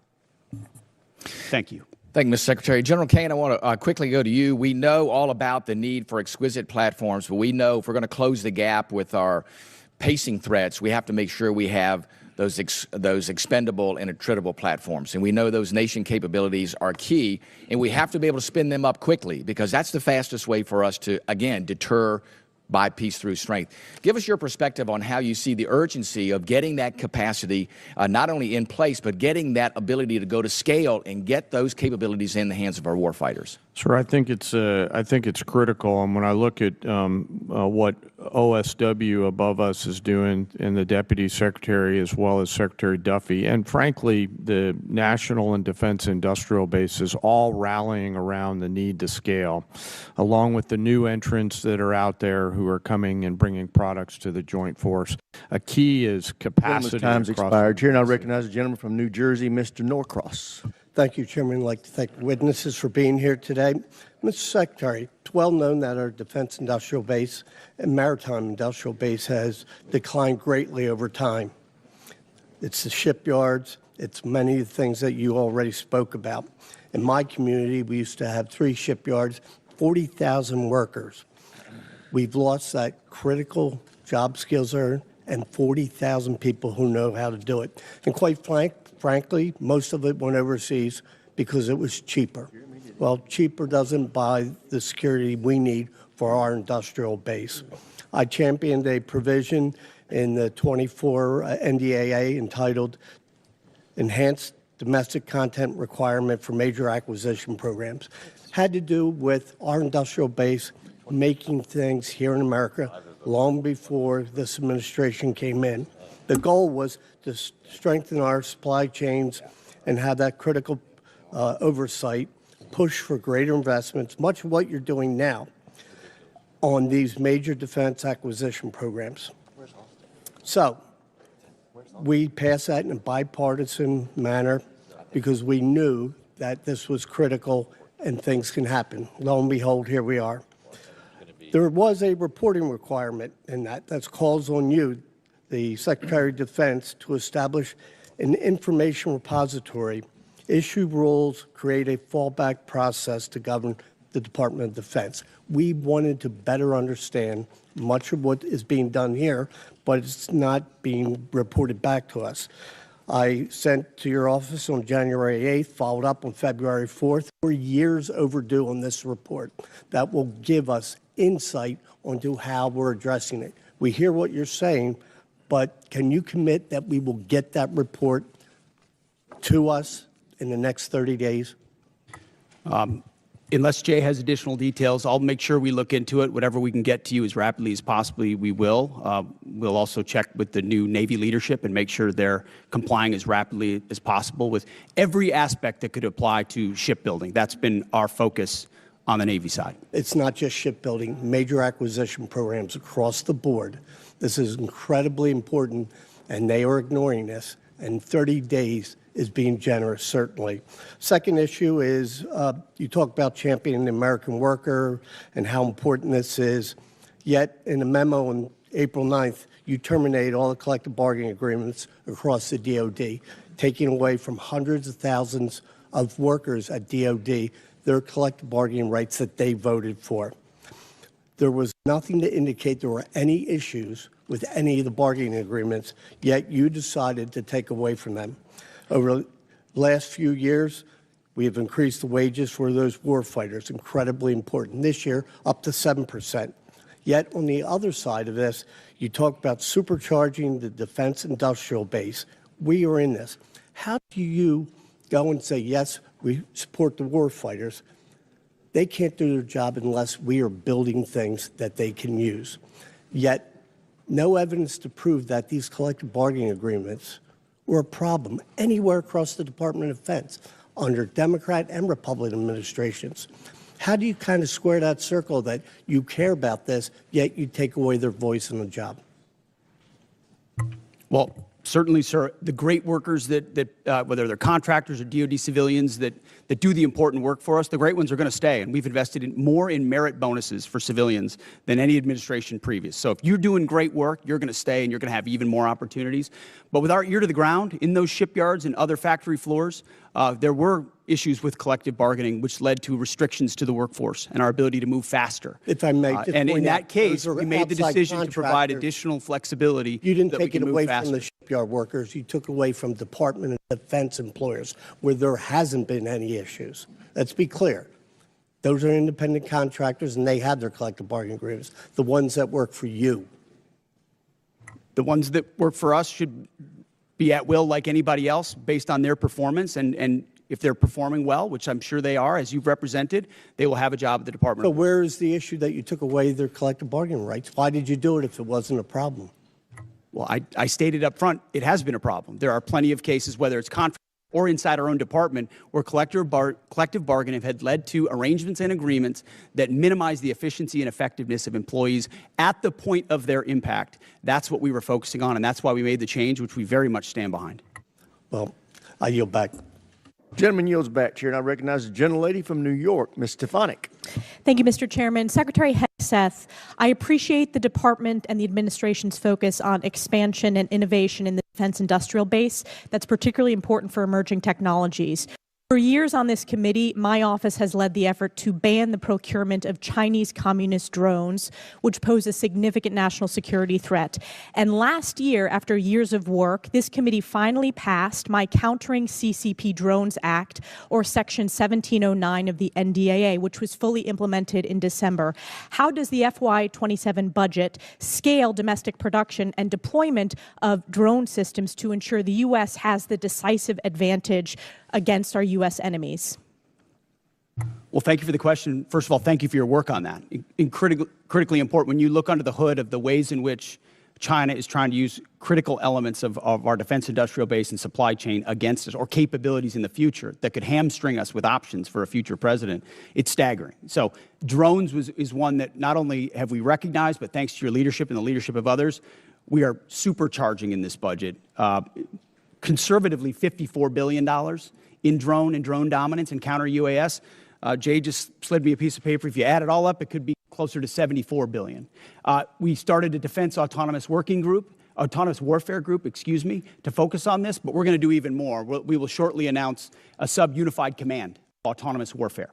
Drones are so central to the future of warfare and where we get them from that we have to be able to both make the exquisite ones better than anybody else and also the attritable swarm and then the ability to defeat them ahead of our adversary, learning from battlefields like Ukraine and Epic Fury. So thank you for your leadership. It is front and center in this budget. I very much appreciate all that the department is doing under your leadership. One of the concerns I have is recent reporting indicates that while DJI, which is a communist Chinese drone company, is prohibited from receiving new FCC authorizations, there are still DJI products such as the DJI Avata 360 widely available in the U.S. through major retailers.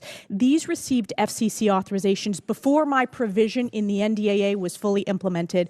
So my question to you is, we need to close this loophole to protect our national security. Will you commit to working with this committee in my office to ensure that these products that pose a significant risk to our national security are no longer permitted, given the evident threat CCP drones pose to U.S. national security?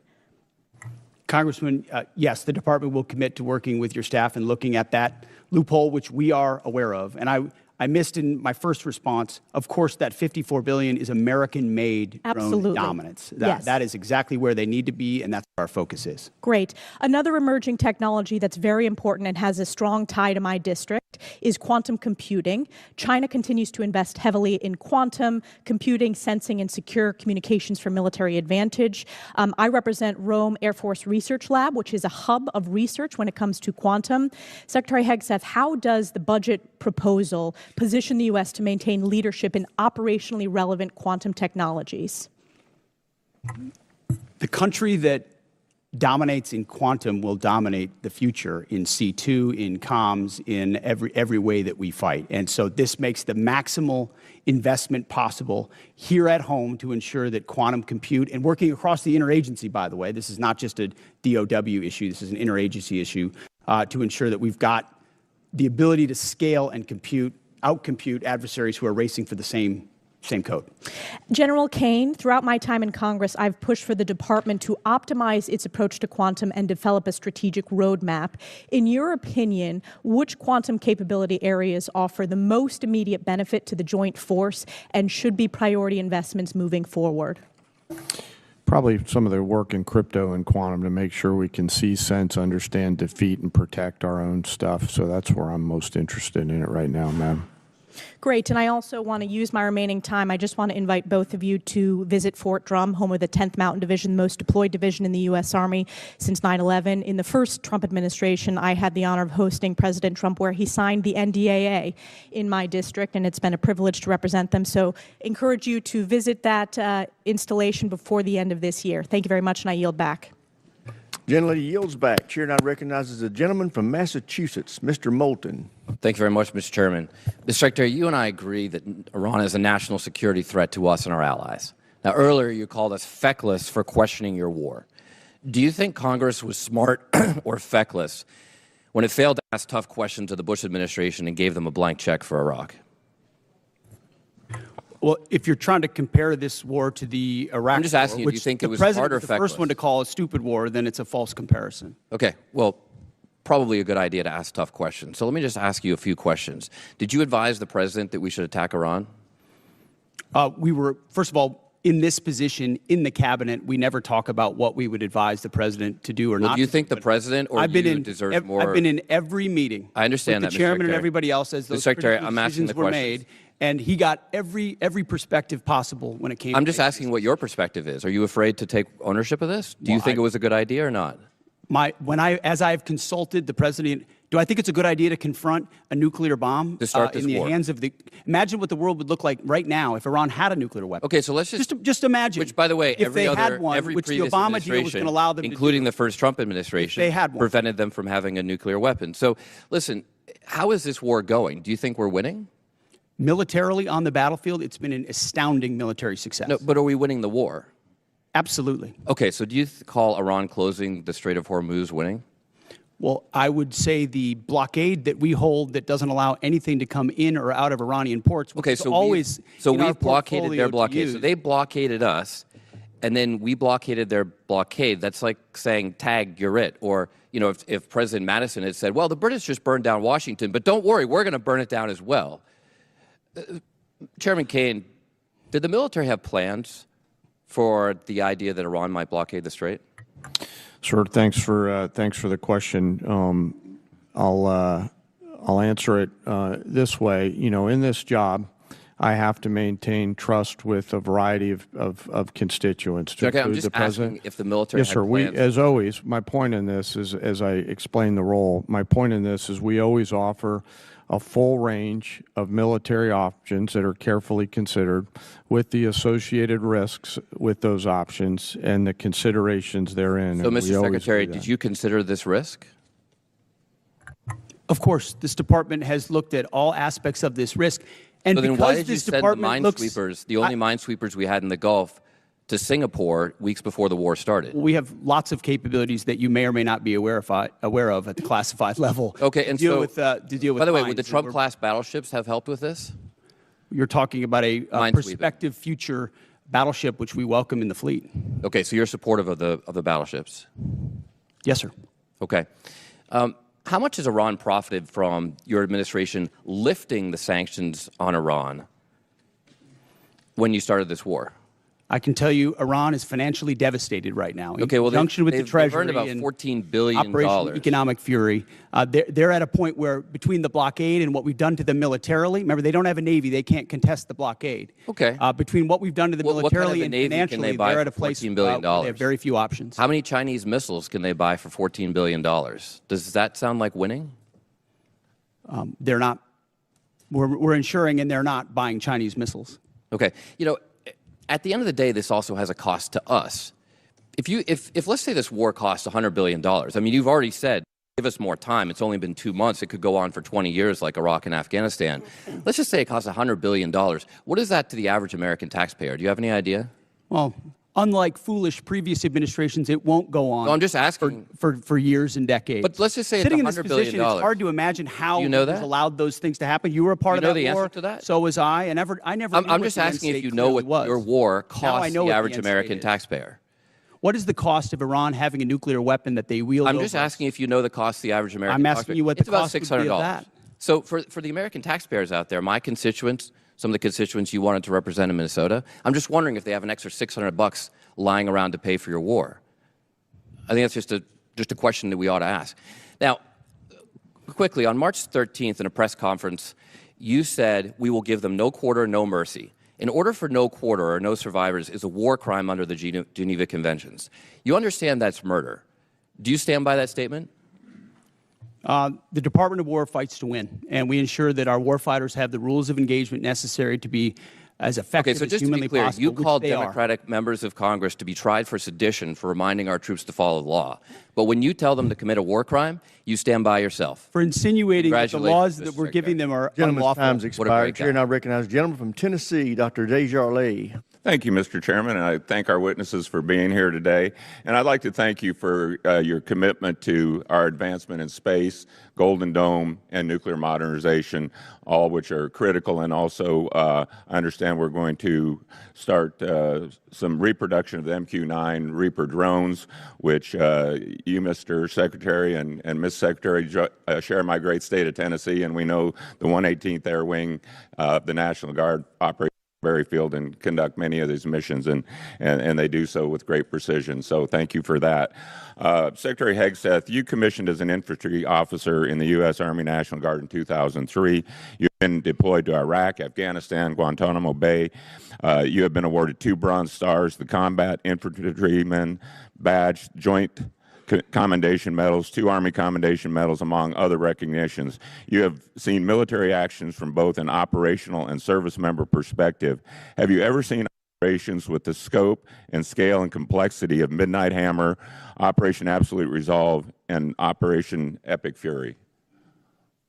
Thank you for the question, Mr. Congressman. Not only have I not seen missions like that, but if you earnestly go into our formations right now, and you talk to colonels and majors and staff sergeants and 2-star generals, and you ask them about the environment of our military right now and its capabilities right now, compared to under the Biden administration, under Obama, they will tell you it is night and day. Even the ranking member acknowledged that the troops performed incredibly well over the past 15 months and have demonstrated to the world. These are not new troops in a lot of cases. These are the same troops with new leadership under President Trump, who gives them every authority, under a department that ensures they have what they need. I have operators looking at me saying, for the first time ever, we have everything we need to accomplish the mission, both in equipment and in authorities. That matters when you go 37 hours around the world for Midnight Hammers. That matters when you go downtown in Venezuela and grab the indicted dictator of a country in the middle of the night in the most fortified location. That matters at the outset of the Iran conflict. It matters during Operation Rough Rider, which there's a reason why the Houthis aren't on in this fight right now, because they experienced 50 days of the American military under President Trump. That matters in the Caribbean in our fight against designated terror organizations. This military is unleashed, and morale is at a level that this country has not seen for decades and decades because of the leadership of President Trump and because this War Department allows them to get back to basics. No more distractions, no more debris. It's simple accountability, training, standards, lethality, and they respond to it. And it's that response that's manifest in highly and historic successful military operations led by our incredible joint force, who are grateful to have a commander-in-chief that has their back. Well, I can tell you for that, our nation, myself, and all of us are incredibly grateful. Secretary Hegseth and General Kane, with your vision and steadfast commitment to our nation's service members, you have both overseen the beginning of a generational transformation of our armed services. This budget request reflects that commitment by building and sustaining our defense industrial base, increasing service member pay, housing, and benefits, robust funding for Golden Dome missile defense and space capabilities, and the emphasis on the peace through strength doctrine outlined in the National Defense Strategy. Based on the Defense Department's recent track record of successful missions, can you share some examples of military action that illustrate exactly how your leadership and vision for the Department of War is translating the peace through strength doctrine into an operational reality, and what psychological impact that may have on our near-peer adversaries such as China and Russia? And I'd like to get both yours and General Kane's perspective. If you can take 30 seconds each. I'll keep it brief. Reestablishing deterrence was one of the core pillars of what we set out to do after Afghanistan, after October 7th, after the war in Ukraine, after Lloyd Austin went AWOL for a week and no one seemed to care. The world took notice of that. And through the actions we've taken swiftly that I just laid out, the world has recognized that American power is back, and the willingness to utilize it shows that we can achieve peace through strength. And General Kane, in terms of our adversaries? Yes, sir. You know, when we look at the totality of actions that we've done over the last year, one thing leaps out at me that I think is clearly and unambiguously seen by our adversaries or those that may consider it, and that's our ability to integrate and synchronize a whole range of capabilities that we have in the joint force, information, cyber, deception, jamming, air power, sea power, land power, et cetera. And I think that ability, and I'm so proud of our joint force, those young... Gentleman's time's expired. Chair, and I recognize the gentleman from California, Mr. Carbajal. Thank you, Mr. Chair, and thank you, General Kane, Mr. Hegseth, and hers for being here today. I associate myself with the comments of Ranking Member Smith and Mr. Garamendi, so that I won't repeat a lot of what has been said. Mr. Hegseth, I recently realized that we have something in common. I'm also a fan of Pulp Fiction. And no, the movie is not an accurate portrayal of the Bible. You know what I'm talking about. This president and his administration have claimed to be the most transparent of all time. With that in mind, I'd love to get some straightforward answers today. Some estimates show that the Trump administration's war of choice in Iran is costing taxpayers around $1 billion every day. In addition to spending taxpayer money on a war they don't want, it is also driving up costs. The cost of gas, while the cost of living is skyrocketing under this administration's policies.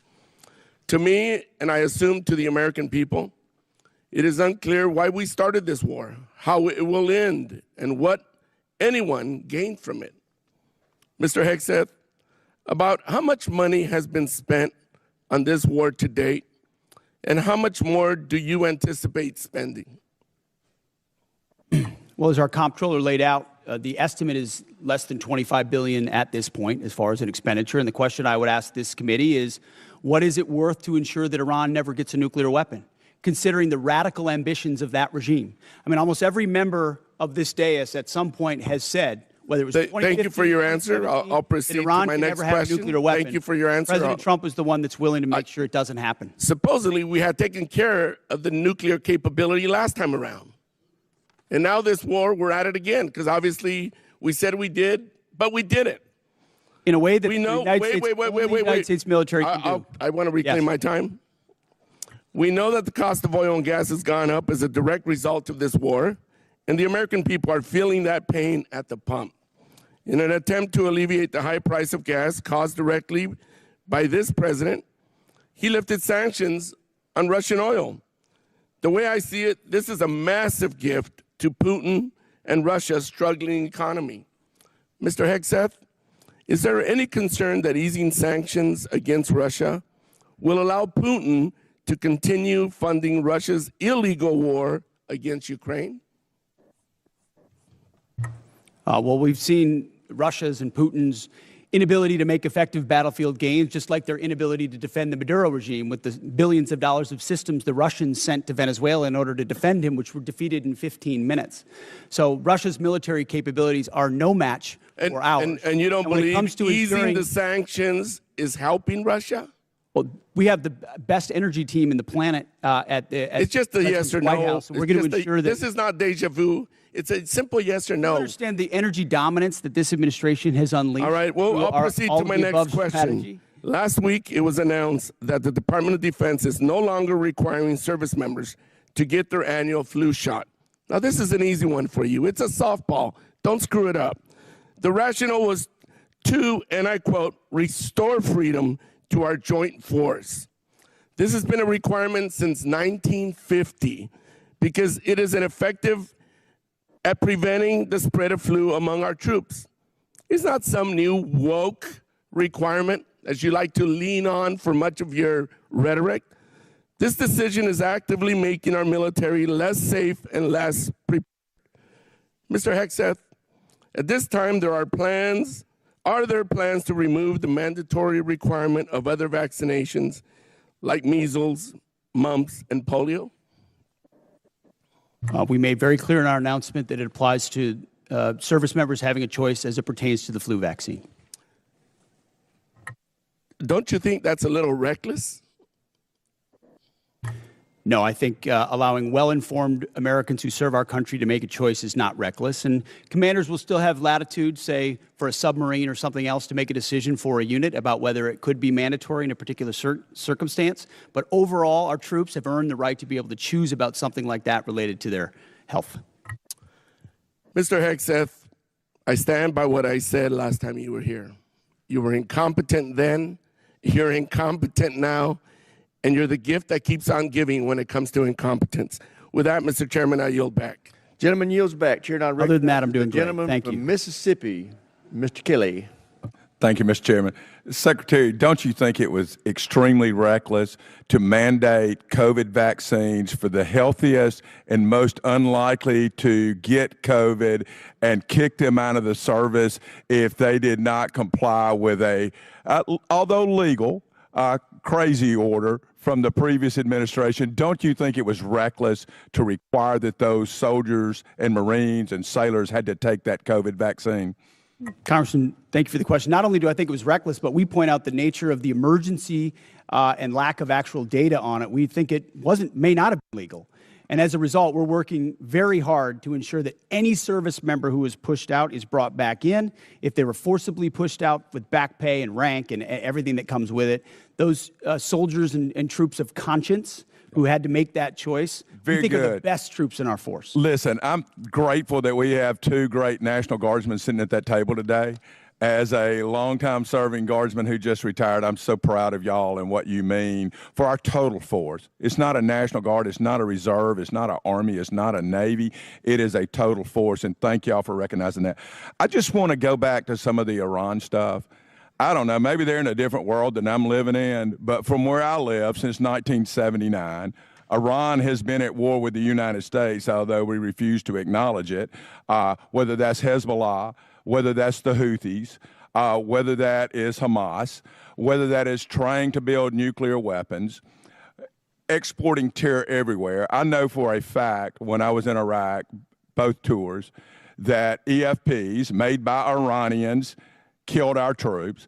I know for a fact that many of the munitions, I know for a fact many of the militias in Iran that were Shia-based were there to attack Americans at the willing knowledge of the Iranian government. Do you agree they've been at war with us and are still at war with us and the world since 1979?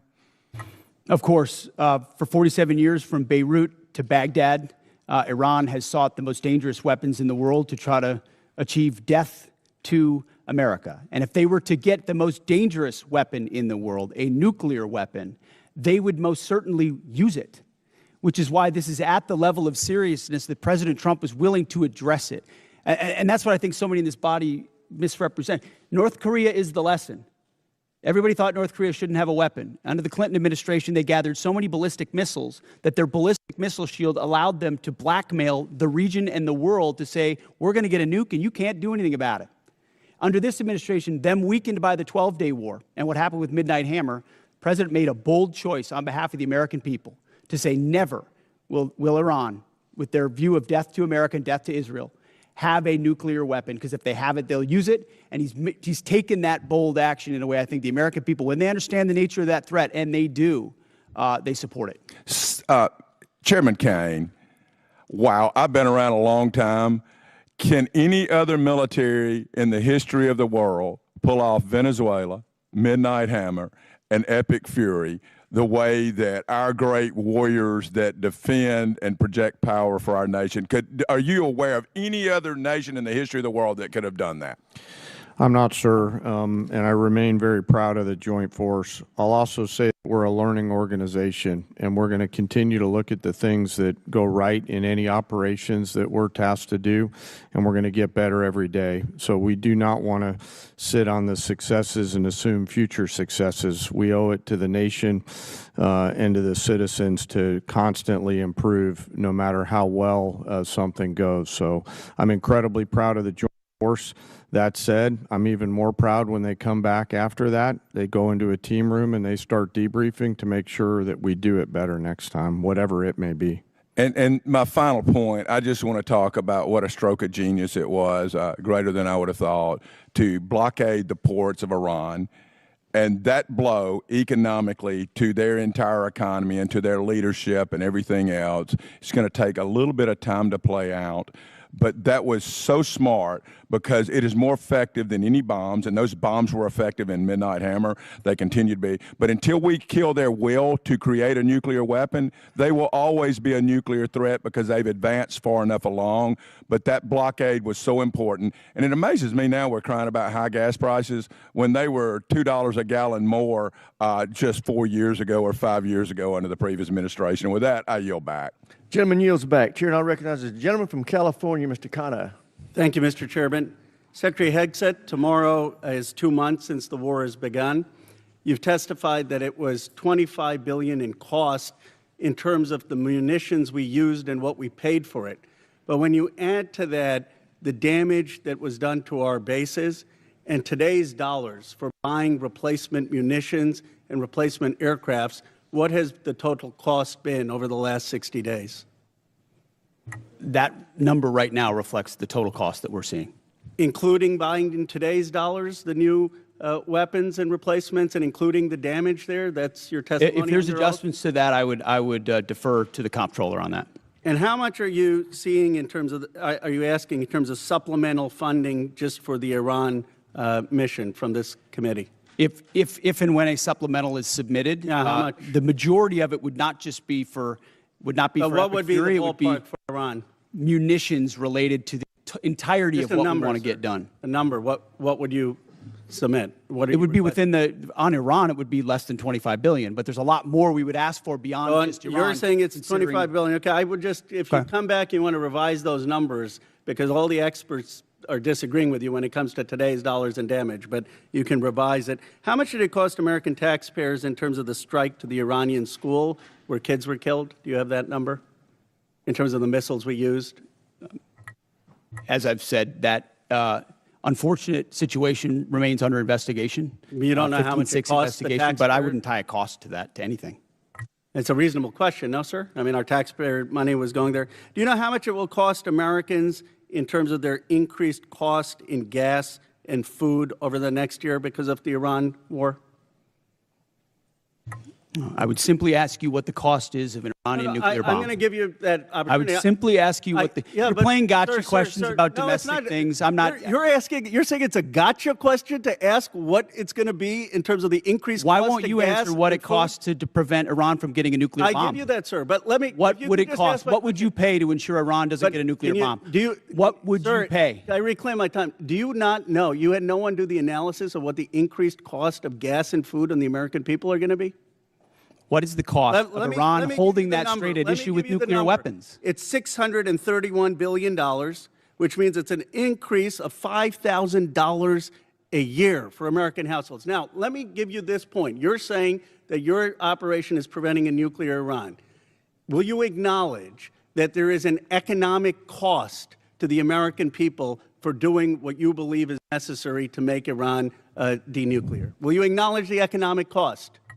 We have an incredible economic team that's managing this better than what the previous administration did to our economy, what the previous administration did with inflation, what the previous administration did with COVID, and you're going to lecture this administration about the economy? You know what is upsetting? Incredible. You didn't even do the analysis on how much it's costing the American people. It's one thing if you said, okay, it costs the American people $5,000, but we think it's worth it.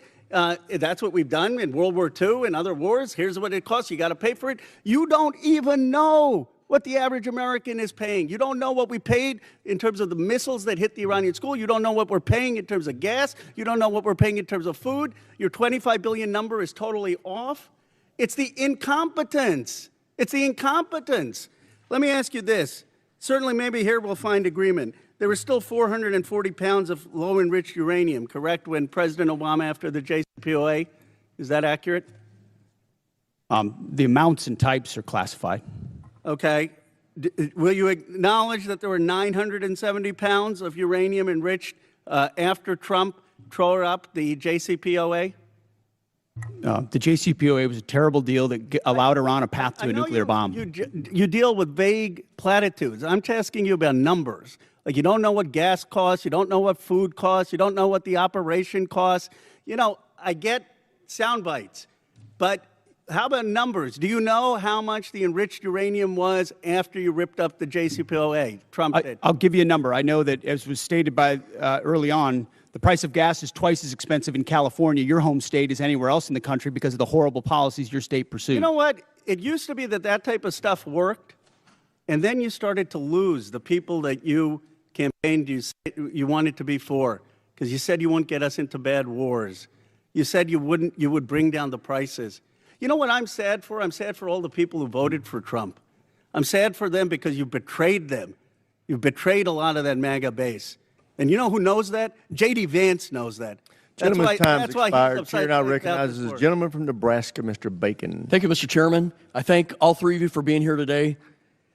It's a real privilege to be a part of this committee. We're the most bipartisan committee out of 20 in Congress. We have a tradition of voting on NDAAs with large majorities year after year. And it's important not to be a Republican first in here or a Democrat first. We're Americans trying to ensure that our country is well defended.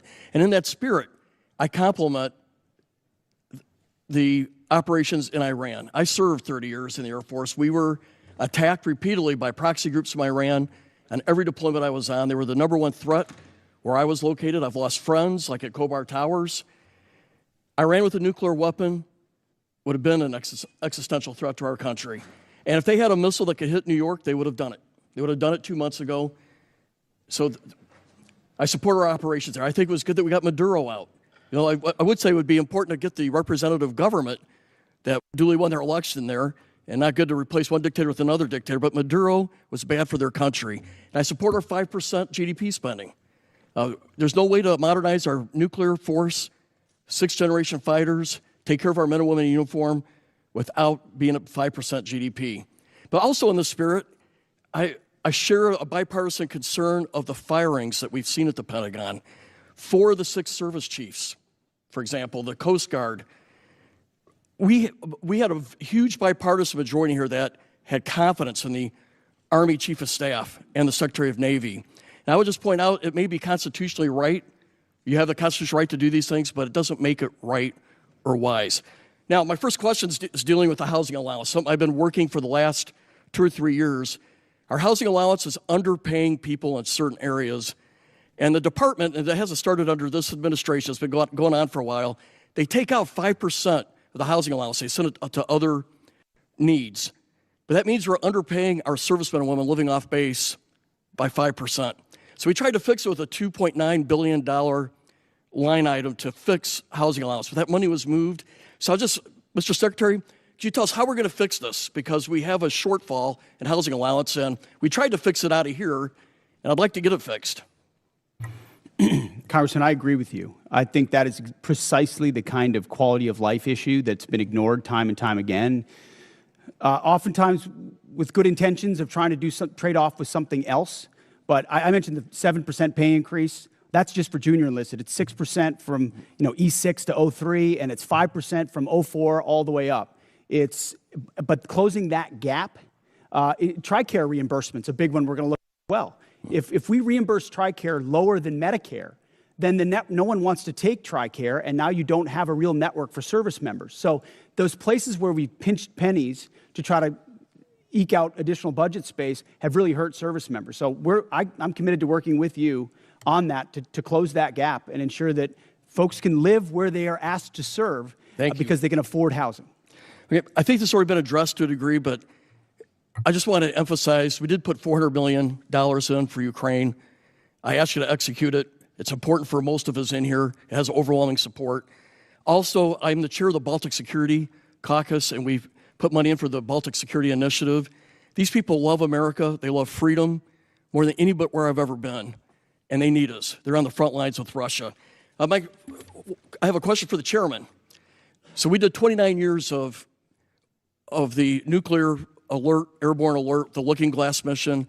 In 1991, we turned that off because the Cold War turned to our favor. But I think we're back to where we were at. Russia's a threat. China's building a nuclear force to match ours.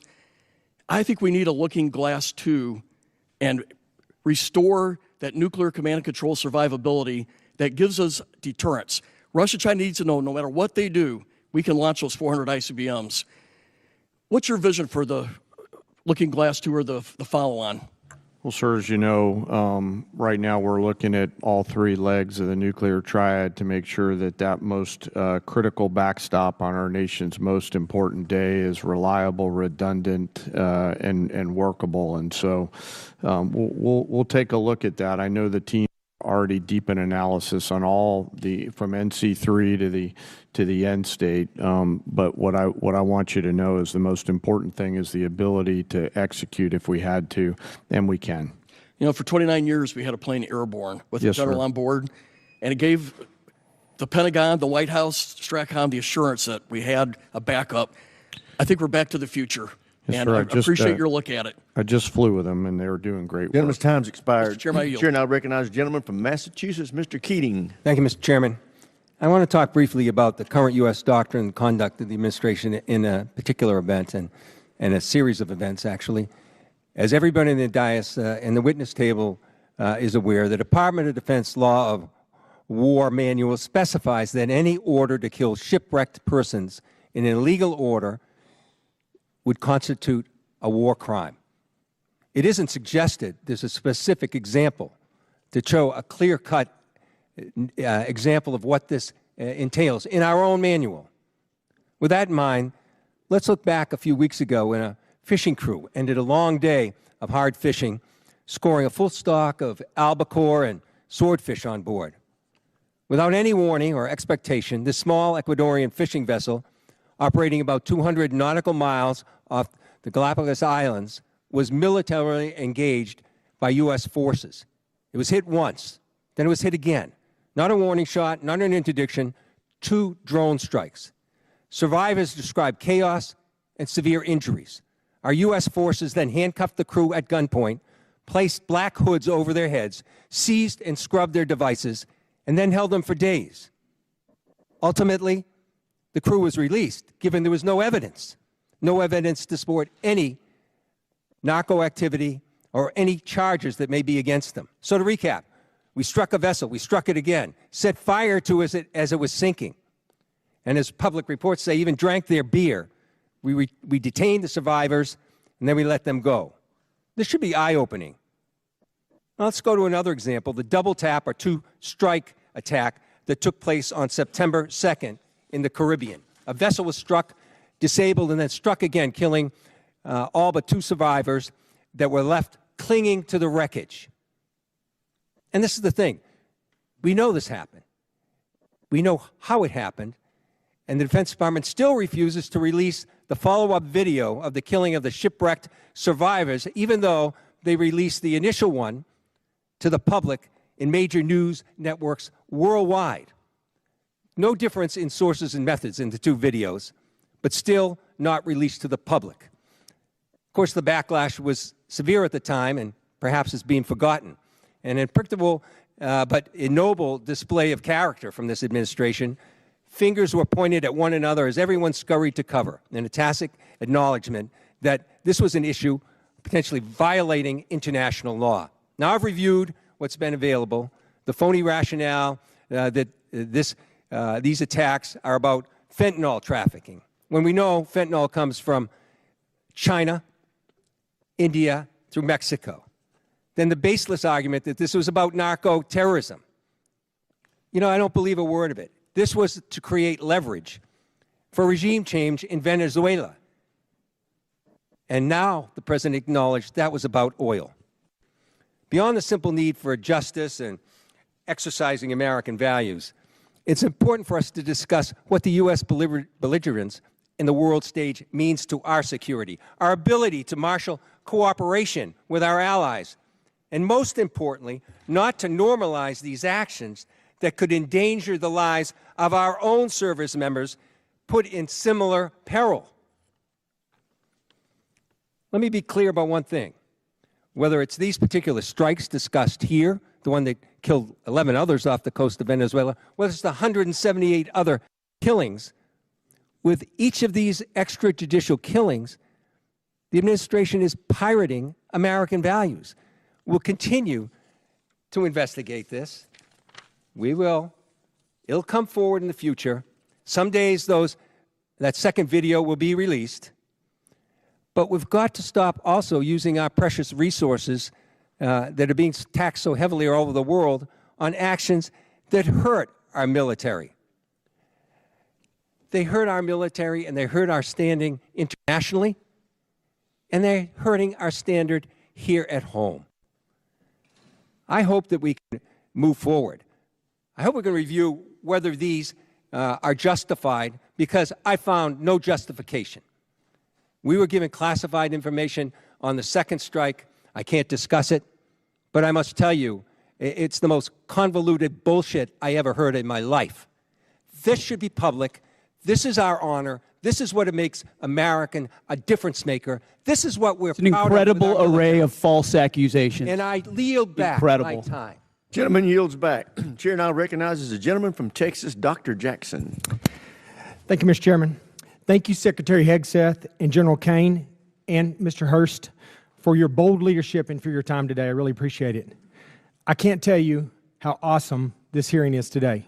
It's fantastic. After from someone who sat up here for 4 years during the last administration, this is a great day. Despite some of the crazy and disrespectful comments from some in this room, the Department of War is back. Today is a win because we are discussing American power and dominance, national security, and making America great again. There may be differences in how we go about that, but at least we are not wasting all of our time talking about how to restructure the Department of War into a social experiment that appeases the far-left woke agenda that existed for the last 4 years. Thank God those 4 years of the disastrous Biden administration are done. On behalf of someone who served 25 years on active duty and almost everyone I know currently serving in uniform, thank you, Mr. Secretary, for saving the department. Okay, my question. The U.S. Special Operations Command budget has been relatively flat over the past decade, failing to keep pace with inflation and reducing the command's purchasing power by 14%. I was disappointed to see that SOCOM's FY27 budget request was only $223 million higher than last year's enacted level, dropping even further from an already less than 2% to now just above 1% of the department's overall budget. All of this comes despite being increasingly asked to do more. From 2023 to 2025, there was a 35% increase in combatant command demand for soft capabilities. And last year alone, SOCOM was unable to satisfy roughly 70 mission-specific requests due to resource and capacity restraints. Secretary Hegseth, I have appreciated the opportunity to meet with members of your team and leaders like ASW Solik Anderson and SOCOM Commander Admiral Bradley as we work to grow the SOCOM top line for future fiscal years. Can you discuss the critical role soft plays in underpinning deterrence, and do you agree with the urgent need to grow the SOCOM budget accordingly? Well, Congressman, thank you for your words, and I wholeheartedly agree. When you look at the burden that SOCOM shoulders on behalf of the joint force. It's incredible and it's significant. And so many of the things we have accomplished would not have been possible without the incredible leadership of Admiral Bradley, General Braga, and others inside that community and what they do. I recognize your desire for increased funding beyond what is in FY27. We have and will continue to look at that. That needs to happen. I think some of the other things inside the budget, drones, quality of life, there will be things that are applied to that community even more so, we believe, to ensure that they're taken care of properly. And then there's facility questions that are outstanding also, which we're examining. So we're committed, and we want to work with you. Where we've missed something, we need to get it right because they are at the front lines. Thank you. And that leads into my next question. I just want to ask this real quickly. This year's budget request of $54.6 billion for the DAWG, for the Defense Autonomous Warfare Group, is a vital step to unleash American drone dominance and rapidly integrate autonomous and unmanned systems across the joint force. And we've talked about that a little bit here. However, my concern is only $1 billion of this proposed funding is included in the base request, with the remaining $53.6 billion dependent on future reconciliation package. While I understand the flexibility this approach provides, I remain concerned about the potential gaps created if such a package fails to occur, or if funding for the DAWG is not included in future budget requests. And like you said, I'm hoping that SOCOM is a big part of this. But to avoid critical capability gaps, how is the department planning to fully fund DAWG at the $54.6 billion if reconciliation stalls, or if the department or does the department intend to transition funds for autonomous requirements into the base budget for future years? And additionally, as you mentioned, how will the department ensure SOCOM receives and executes portions of this funding to meet future mission requirements? It's the right question, and we plan to work hand in glove with this committee, with OMB, with the White House, to ensure that that reconciliation package is properly tailored and timed so that it is passed, so that critical money gets there. So we're not looking to FY28 or FY29, because we need those capabilities right now, which is why I appreciate the chairman's opening question about reconciliation. It is a critical vehicle in this calendar year to ensure this department is fully funded to meet the threats of the future. Well, thank you. Once again, I think you guys are doing an incredible job. I appreciate your leadership, and thank you for your time today. I yield back, Mr. Chair. Gentleman yields back. Chair, I recognize the gentlelady from Pennsylvania, Ms. Houlihan. Thank you, Mr. Chair, and I appreciate you gentlemen for being here today and for the opportunity to have a face-to-face conversation with each of you. I have many questions and unfortunately need to start with some that disturb me, Mr. Secretary, from your opening remarks. In your opening remarks, Mr. Secretary, you reserved more words and more time and more vitriol to condemn Democrats than you did for Xi and for Putin combined. It's pretty telling to me that you decided to use your words and your time for that. It turns out that Democrats, even Democrats in Congress, are patriots as well. We serve in our uniformed services, we admire and love our uniformed services, and we love our country just as much as Republicans do. In fact, in this body, I and Representative Bacon, who you just spoke to, led the junior enlisted pay raises that you now sit there and laud as and take credit for. We led the closing of the BAH, which then you ended up poaching and using for other things. This body led and authorized Ukrainian funding that is now being withheld. You also, in your opening remarks, strangely admonished us here for not being patient with the results of your 2-month war, a war of your suggestion to this president, a war of your choice, a war you executed without congressional consultation. And so it shouldn't be shocking, sir, Mr. Secretary, that we have questions. Indeed, it's constitutionally our right to do so. So to be clear, despite a brilliant performance by our men and women in uniform, despite thousands of tactical successes, Iran still has nuclear material, still has air defenses, still has small boats, and still has the Strait. So despite the fact that your recent comments indicate that operations appear to be finished, there clearly is more work that needs to be done. As mentioned, today is indeed 60 days. So, Mr. Secretary, how many more months, just order of magnitude, do you think that you're going to need to be able to conclude operations successfully? And how many more billions of dollars do you think you're going to ask this body for? Well, as you know, and as the President has stated, you would never tell your adversary, especially once you've that is the line that you always especially once you've give me an order of decimated their military and you control their 3X, strait, 4X. how long you would be committed to the mission. And the next thing that you mentioned in your opening You know remarks, that. Mr. You would never do that. Secretary, is that you called on, which astounded me, examples of the Afghanistan war, the Iraq war, and the Vietnam war. Those are stunning examples to me of something that didn't go our way. We had the opportunity to execute on those wars quite well, but we didn't accomplish any mission, in my opinion, and I think you would agree on that as well. My point is this effort So is not those efforts. That's exactly it. Is this war shaping up to be that war? Because it has every We're shaping up to get the same kind of Democrats we got in those wars who were and once naysayers again, from the beginning, undermining the progress of troops. Just have a conversation about the country and the nation and not about parties. The Democrat Party wanted to socially engineer the Department of War. We've had to undo that and get it to a point where it's capable of projecting power, and Clearly, that's exactly you're not what able to we've have done. that conversation. And So I will President Trump move has on, sir, rebuilt and it. I'm going to reclaim my time. General George, let's talk about a guy who's a patriot, somebody who every single person here in this dais and down there in that audience and out there in this world has huge admiration for. Why did he get fired? Well, as with any moves we make with general officers, first of all, I thank them for their service, and ultimately... My impression is you thanked him by a text or a phone call. You didn't even do it to his face. Out of respect for these officers, we never talk about the nature of their removal, but every one of them, including myself, knows that they serve at the pleasure of the President. Why did you fire him? Ultimately, out of respect to these officers, we don't reveal it. However, I will note, it's very difficult to change the culture of a department that was been destroyed by the wrong perspectives. So you think General George destroyed a culture? There are many, we've gotten rid of many general officers in this administration because we need new leadership. Sir. You have no way of explaining why you fired one of the most decorated and remarkable men who's we ever needed served new this leadership. nation. That's And my so answer. your answer is a very immature way of responding to my request. My next question has to do with my remaining time about the fact that there apparently are orders that you've recently given to the Navy to detail officers to command billets in special operations where they, the people who you're detailing, have already received bad performance reviews. They've received negative fitness reports. Is there a truth to that statement, sir? I'm not aware of what you're referring to. Have you ever ordered the Navy to add officers who never screened for Special Operations Major Command to the promotion list for flag officer? I'm not aware of what you're referring to. All right, I'll take that for no. Thank you, I yield. Generally yields back. For everybody's situational awareness, it's my plan at 1 o'clock or approximately 1 o'clock to recess for about 10 minutes to give the witnesses a chance to stretch their legs and visit the restroom if necessary. But with that, we will now go to the gentleman from Florida, Mr. Jimenez.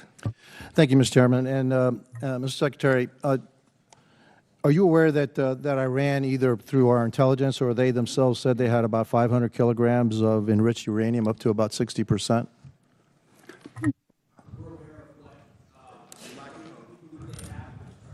We're aware of what they have or what they believe they have and what we know they have, but all of that is classified.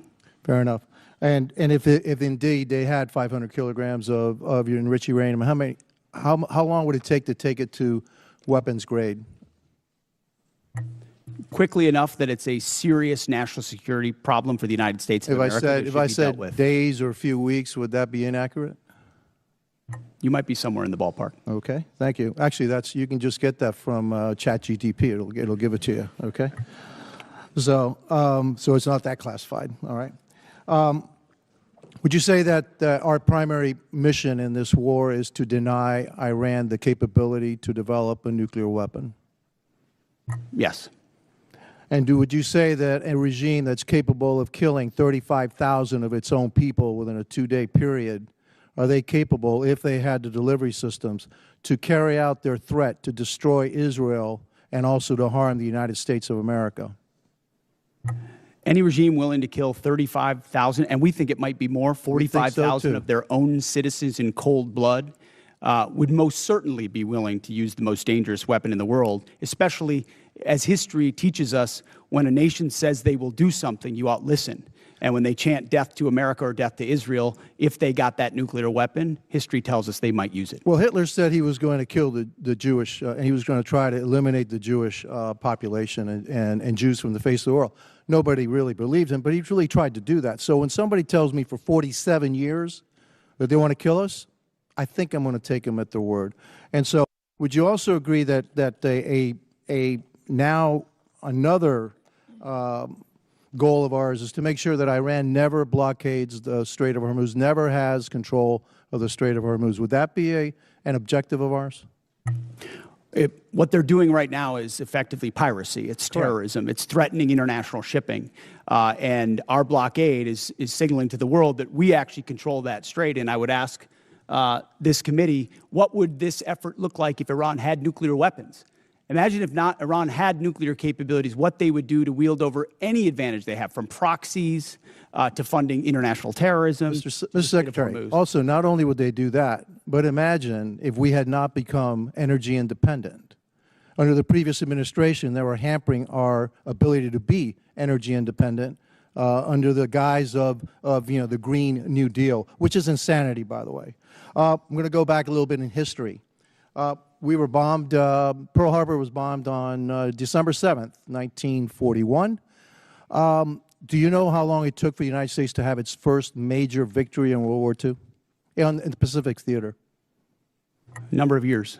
No, it was actually 6 months. It was the Battle of Midway, all right? It was a turning point of World War II. Could you imagine if we had had the same Democrats asking then Secretary of War, all right, gee, it's been 2 months, okay, and we haven't won this war yet. Back then, we didn't win a major battle for 6 months. Your job, the job of the military, what you've done in the first 2 months is extraordinary. And so, again, for a couple of final questions. Do you know how much money we spent on Ukraine? Helping Ukraine? Under the previous administration? No, right now, up to now. Upwards of $300 billion, $350 billion? You're probably right, about $300 billion. And yet I don't hear anything about, gee, how much money have we spent on Ukraine from the other side? The difference between them and me is this. I support the United States and their efforts to help Ukraine against a dictatorial, aggressive power like Russia, which is our second greatest adversary. But I also support our efforts to make sure that Iran never has a nuclear weapon. And so you'll always have my support, and I'm pretty consistent in that. I also support our efforts in what we did in Venezuela. We still have to go a little bit further because that remnants of that regime are still there. And we need to provide freedom for the people of Venezuela. And also, one thing, for me, I guess what I'm looking for in this war with Iran is to make sure that Iran never has a nuclear weapon, that we have established an inspection protocol to make sure they never get a nuclear weapon, and that we control the strait, and they never can control the strait. Gentleman's time's expired. Chair, I recognize the gentleman from Colorado, Mr. Crow. Thank you, Chairman. Mr. Secretary, I want to go in a little bit different direction. Timothy Parlatore served as your private attorney, correct? Correct. And Mr. Parlatore also served as private attorney for President Trump's campaign, correct? I'm not privy to every professional position that he's held. Well, I'll help you out. He did. And you appointed Mr. Parlatore as your senior advisor, correct? He does reserve duty on behalf of the Navy. His title is senior advisor. You gave him that title, correct? And I would count him as very much an advisor of mine. Yep. He travels with you, correct? Tim Parlatore has been a long-term friend. He's a great patriot. He travels with you. That's not what I asked. I reclaim my time. He travels with you, doesn't he? He travels with you, doesn't he? Correct? There's public Instagram that shows this. Just say yes. Yes, of course. Okay. He sits in meetings with you and advises you, doesn't he? He sits in some meetings on occasion. Well, he maintains a desk in an office in the Pentagon, does he not? I'd have to check. You don't know? It's a big Pentagon. You directly commissioned Mr. Parlatore in the Naval Reserve as a Navy commander in March 2025, did you not? I was very proud to do so. And when you did, because he's a Navy Reserve officer, he didn't have to go through the PPO process, the White House Presidential Personnel Office, right? He wasn't vetted by a White House PPO. Uniformed service members don't get vetted by The answer is yes. He didn't have to be vetted by a White House PPO. He didn't go through the Senate confirmation process either, did he? The answer is no. I don't know what you're getting to, but Tim is a fantastic I'll tell you what I'm getting to. The answer is no, right? He does great work. Okay. He didn't maintain a security clearance when you appointed him as special advisor. Is that right? I'd have to check. You don't know? I mean, anybody that has access to sensitive material is going to have the appropriate clearance. Okay, so when you appointed him as special advisor, he had a security clearance? You're trying to piece together a timeline. No, I'm asking a simple question. One of your special, most sensitive advisors, did he have a security clearance? No, you're playing a gotcha game like you do on TV and everywhere else. You're trying to thread together details that are connected about something else. Clearly, you're concerned about my line of questioning, aren't you, Mr. Secretary? Because you know where it's going, don't you? I think you do. So, does Mr. Parlatore represent foreign governments? He has a private law practice, does he not? From what I understand of his law practice, he does a lot of great work for service members in the military and other. He maintains a private law practice. Does he represent foreign governments or foreign persons in that private law practice? I don't know. You don't know. Somebody who's sitting in your meetings, a special advisor, you don't know. Does he represent any senior officers who are currently under consideration for promotion by you or your office? The only person that makes determinations about senior officers is me. Answer the question. Does he represent senior officers who are under consideration for promotion by you?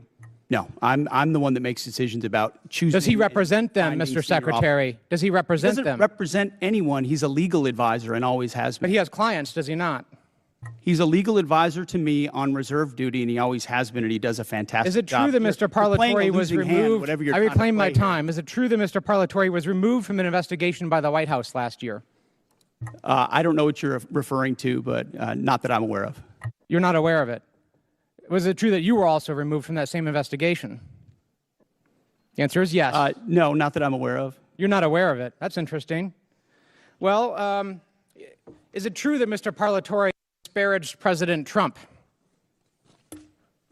I don't know what you're referring to, but no. Is it true that Mr. Parlatore was accused by President Trump and his lawyers of lying? What you're accused of is a cute line of questioning that's going nowhere. Well, it's going somewhere, which is why you're not answering the question. Was it true that he was accused of lying by the president's legal team? I'm not familiar to. You'd have to give me the context. Well, it's right here. You want to look at the statement from President Trump's Trump's legal team? Anybody could blow up team? a quote and claim it says something, and that's what you're doing in a little stunt. Secretary Hegseth, what I'm really concerned about is you purport to have unfaltering loyalty to President Trump, and yet you are continuously going. Oh, you care a lot about reclaim President Trump, don't you? You are This going is a behind cute his back waste of your 5 and minutes. appointing A people. huge, I reclaim cute my time. waste of your 5 minutes that I led reclaim nowhere. my time. You are Do not repeatedly pass go, going do not behind the collect president's Gentleman back. from Colorado's time. Go ahead, Mr. Carl. You are repeatedly going behind President Trump's back, appointing people who he is accused of lying, who the White House is Gentleman's accused of time's lying. expired.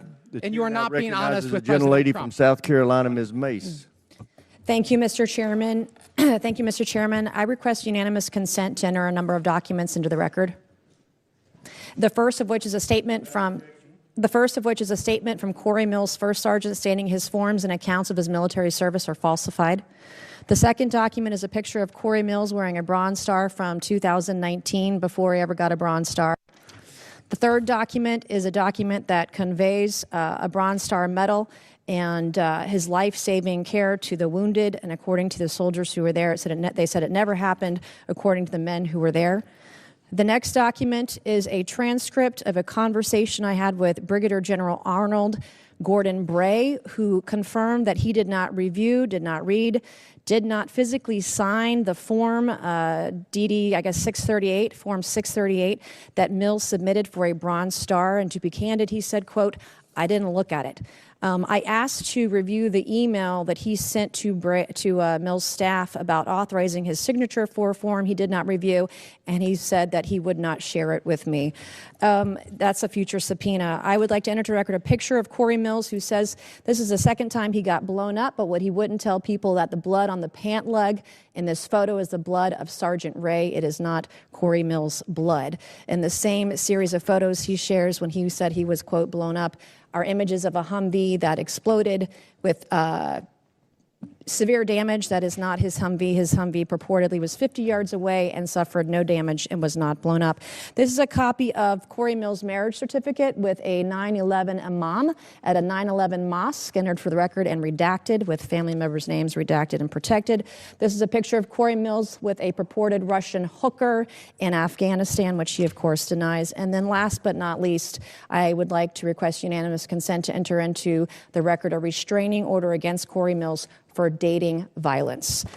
Thank you. I just buried my father on Thursday, Mr. Chairman. My father died with shrapnel in his body. He had 3 tours of combat, 2 in Vietnam, 1 in 1965 during the coup d'etat of the Dominican Republic. And I take stolen valor seriously because we have men and women in uniform that have given their lives. And an individual that steals the stories of dead soldiers or injured soldiers have no right to serve in this body, let alone on this committee. And so I take it very seriously. I want to thank you, Mr. Secretary, and the folks that serve under you in the Department of War. As my father lay dying on April 14th, there was only one thing that calmed him down, that gave him the courage to pass on to the next life. And that was for me to read stories and testimony from 3 different soldiers that we didn't have, our family previously didn't have. We've been doing a lot of research on my father's service when he received the Distinguished Service Cross with V device in 1968 in Dong Zai. He rescued every man in that battle, in that firefight over a 2-day period. He rescued them dead or alive on his own. He stood up to take fire over and over and over again. He called on artillery, heavy artillery, onto his position within 100 meters of his position. The man should have never made it out of Vietnam alive. And in fact, his commanding officers kept him back in many cases because they thought he was on a suicide mission because he was just so dangerous out there. But he saved the lives of so many soldiers. And so as he was taking his final breaths, I was provided by the Department of the Army some testimony of soldiers we didn't have, and diagrams and information. It was the one thing that calmed him down so that he could pass away knowing that he was a war hero and knowing that Jesus loved him. And it changed our family's life, and it changed his life in his last moments, his last breaths, his last hours. And for that, I am so grateful for the ship that you're running at the Pentagon and the Department of War. I have heard from people in the way that you're trying to innovate and trying to change the way we do business there. And I'm glad that you're firing people. There are people there that are getting in your way. They need to go. And the efficiencies that you want to bring, whether it's shipbuilding, whether it's cyber, whether it's AI, whether it's public-private partnerships, we have never seen a secretary at the Department of War who has been as innovative as you have. So I can't say enough good things about you right now. I was impressed. I was concerned about troops on the ground in Iran early on, and I was impressed with where we are today, how those soldiers were evacuated that got in that flight that crashed. But everything I have seen, you have surpassed all of my expectations, and I just want to say thank you from the bottom of my heart, and God bless you. Gentlelady yields back. Chair now recognizes the gentleman from Maine, Mr. Golden. Thank you, Mr. Chairman. Good morning, Mr. Secretary and General Kane. I'd like to use my time to drill down on an important decision concerning America's surface fleet. That is the future of the DDG-51 Flight 3 destroyer. Everyone on this committee knows about the Navy's struggles to successfully design, manage, and field new classes of ships. To name a few examples, I'll highlight the Littoral Combat Ship, the Zumwalt-class destroyer, and the recently canceled Constellation-class frigate. By any measure, the Arleigh Burke-class destroyer has been a highly successful program that continues to deliver the Navy a large surface combatant it can depend on. So the Zumwalt-class destroyers were going to replace the Arleigh Burke. It's a ship with some interesting capabilities, but the Navy rushed to construction before the design was complete, and it lacked a workable weapon system that the Navy wanted to outfit it with. So the Navy scrapped the program at 3 ships and went back to the DDG. I'm in my 8th year on this committee, and the entire time I've been in conversation with the Navy publicly and privately about the latest Flight 3 destroyer and how critical a role it would play, and now is playing for the surface fleet. And yet, even before we delivered one to the fleet, the Navy was already planning the DDG-X. I'm skeptical about the transition to yet another new class of surface ship, given the troubles I've laid out already. From my perspective, we have a proven hull for an Arleigh Burke destroyer that is described by CNO after CNO again and again and again as the backbone of the Navy's surface fleet. But now I'm even more skeptical. The proposal cuts production of the destroyer down to just one ship, scraps the future destroyer, and proposes $17 billion to build just a single new battleship, a class of ship the Navy decommissioned in 1992. Mr. Secretary, when you visited Bath Iron Works, you discussed this budget proposal with shipbuilders. You said, quote, "We're maxing out on DDGs. It's a workhorse, and it's a damn good workhorse." You were right about the DDGs. They are a workhorse. They're cost-efficient, deadly effective, and feared by our enemies. And I'm wondering why would we move on so quickly from a relatively new Flight 3 destroyer that's the gold standard for ballistic missile and drone defense capabilities. It's a ship that's proven itself time and again, recently in the Mediterranean, Persian Gulf, and the Taiwan Strait. I understand the Navy wants to field hypersonic missiles, but look no further than the 3 Zumwalt ships that the Navy has in the fleet that have been refitted with vertical launch tubes capable of delivering hypersonic missiles at a great payload at over 17,000 miles this year. Perhaps what's most troubling to me is that the battleship plan proposes moving at a pace that is, I think, extremely dangerous, or just high risk, low reward. To begin construction so quickly, breezing right through design. It's well documented that expediting design and preemptively moving to construction is the greatest recipe for failure. This represents an unacceptable cost to taxpayers if it fails and leaves America less secure and our Navy less prepared. I understand the proposed battleship was a bit of a dream child of the recently departed Secretary of the Navy. I want to remind everyone here that recent history is littered with failed efforts to replace existing successful programs that remain the best in class worldwide. This isn't the failure of shipbuilders or sailors. It's a failure by leaders to learn a simple lesson. If it ain't broke, don't fix it. My sincere hope is that you, the Navy, and the Congress will pump the brakes on this battleship. Take the time to get it right, whatever it is. And for now, focus on the workhorse you can depend on. America cannot afford a surface fleet without a backbone.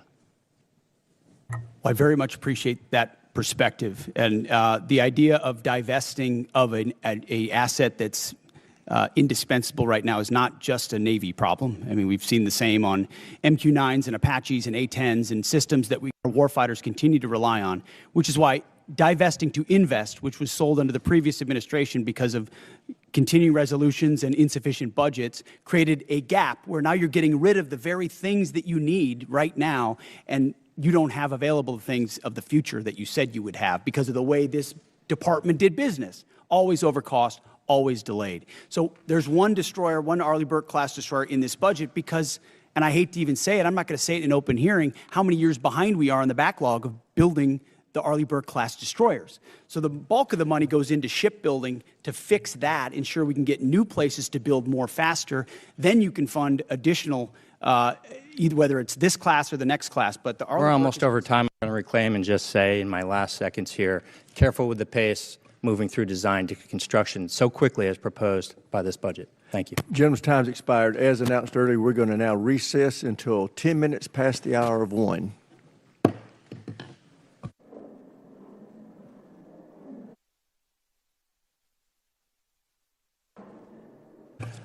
We will call this hearing back to order, and we now recognize the gentleman from Texas, Mr. Luttrell. Thank you, Mr. Chairman. Mr. Secretary General, thank you for your service and your continued service to this great country. Mr. Secretary, a few weeks ago, our Commander-in-Chief, the President, signed an executive order over research on psychedelic medications hovering over the veteran space as well as active members. Could you, and I know you're aware of this, and the health and well-being of the service members and the veterans is very near and dear to my heart.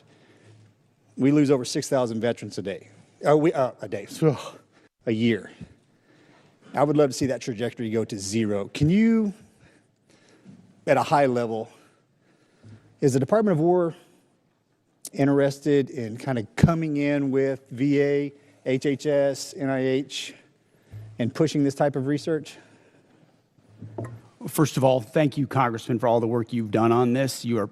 There's no more passionate advocate for them, and it was great to see you in the Oval Office with your brother and with so many other SEALs who are saying, hey, this option saved my life or gave me a new lease on life. And I've heard that time and time again based on that particular approach that the President has approved through the EO. And I think our department has shown a willingness to be flexible and look at new options and new alternatives. And I think if you talk to Secretary Collins at the VA, the partnership we've had is as deep as any partnership between the Department of War and the VA has ever existed. So we've got regular meetings between us as secretaries, but also our chiefs, and then down into the committees to ensure the flow is consistent. But if there's something that the VA is doing that we should be looking at that enables our service members to be better at their job, we're going to entertain it. So thank you for your advocacy on it, and we'll take a look at it. Thank you very much. And it excites me that the two entities, one couldn't exist without the other. Our veteran. I've had the opportunity to not only travel the country, but travel the world and visit our troops, either OCONUS or CONUS. And I have to say, sir, the morale, the well-being, just the sheer excitement our service members see and how they're acting today, it kind of takes me back to our generation, if you will. Just to see that kind of that forward momentum, that intestinal fortitude kind of glows on them. And I think that's a direct correlation to your leadership, sir, as well as the President. Can you, from your perspective, I'm assuming you're seeing the same thing. And I think that blue line that needed to be popped got popped, and our service members are absolutely leading from the front, and the world has noticed. Tell me I'm not seeing that just from my own eyes.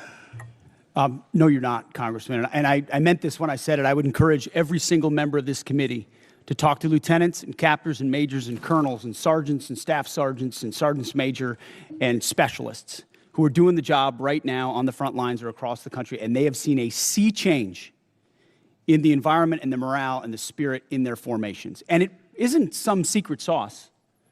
It's don't treat us as a petri dish in your social justice exercise or your social engineering approach. Just let us do our job. Let us get back to basics.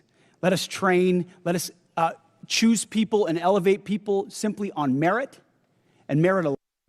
That's motivating for people. That's why they join. That's why they do really difficult things like you did.